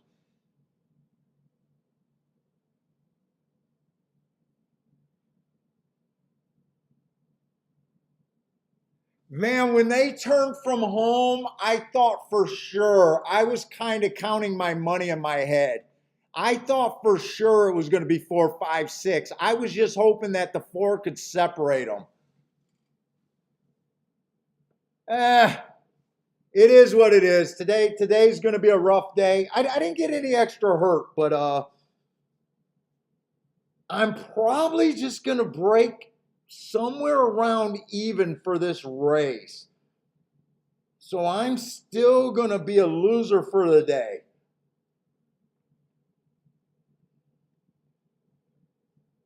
But you know what? That's better off, because if I didn't cash the win ticket, I would have been in my little uncomfortable zone. I would have been a little bit uncomfortable with the amount of money I lost today.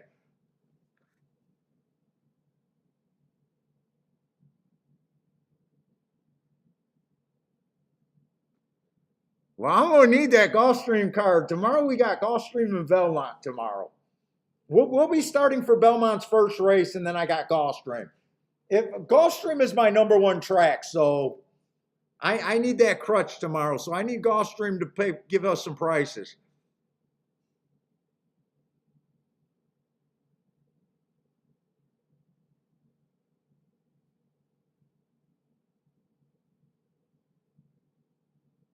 What kind of fractions did they go that race? Because they quit like crazy.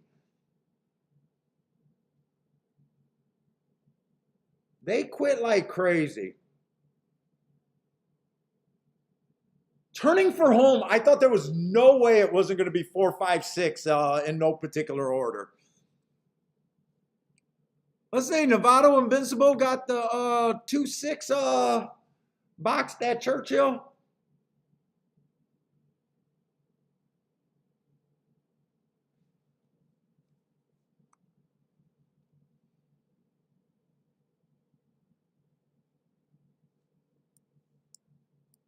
Let's see, let me circle. 5 did win that race. Whoop. That's fine.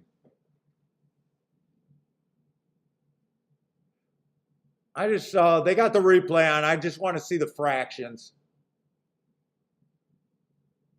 No, Donald, I'm not. We just got back from Vegas, and I just didn't realize that the Hawthorne tournament was this week. So no, I'm not. I'm going to be streaming all week, and I just don't feel like traveling this week. We just our car our BMW's been in the shop for about. Dude, our mechanic, he's honest, but he takes forever. We just got that car back after being, I think, in the shop for 2 months. I just don't feel like driving up there.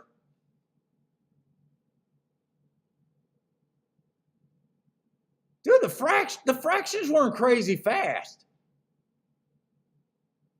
Oh my God. I mean, this 12 and this 1 just came trucking to get me.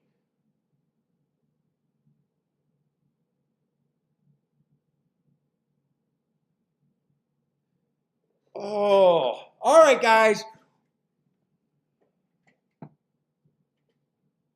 Yeah, so we're not gonna go, but next time I really wanted to go to that tournament, but we just don't. I can't drive by myself, so my wife,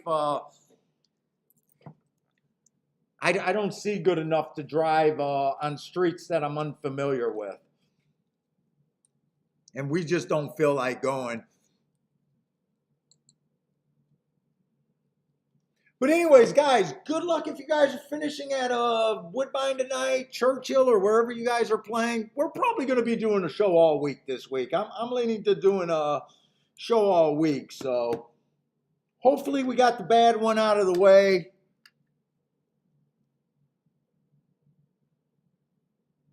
We'll be doing a tournament on Sunday. So if you guys are interested in doing our first tournament ever, we plan on doing that. But anyways, guys, good luck tonight if you guys are playing. Stay safe out there. Hope to see everyone tomorrow.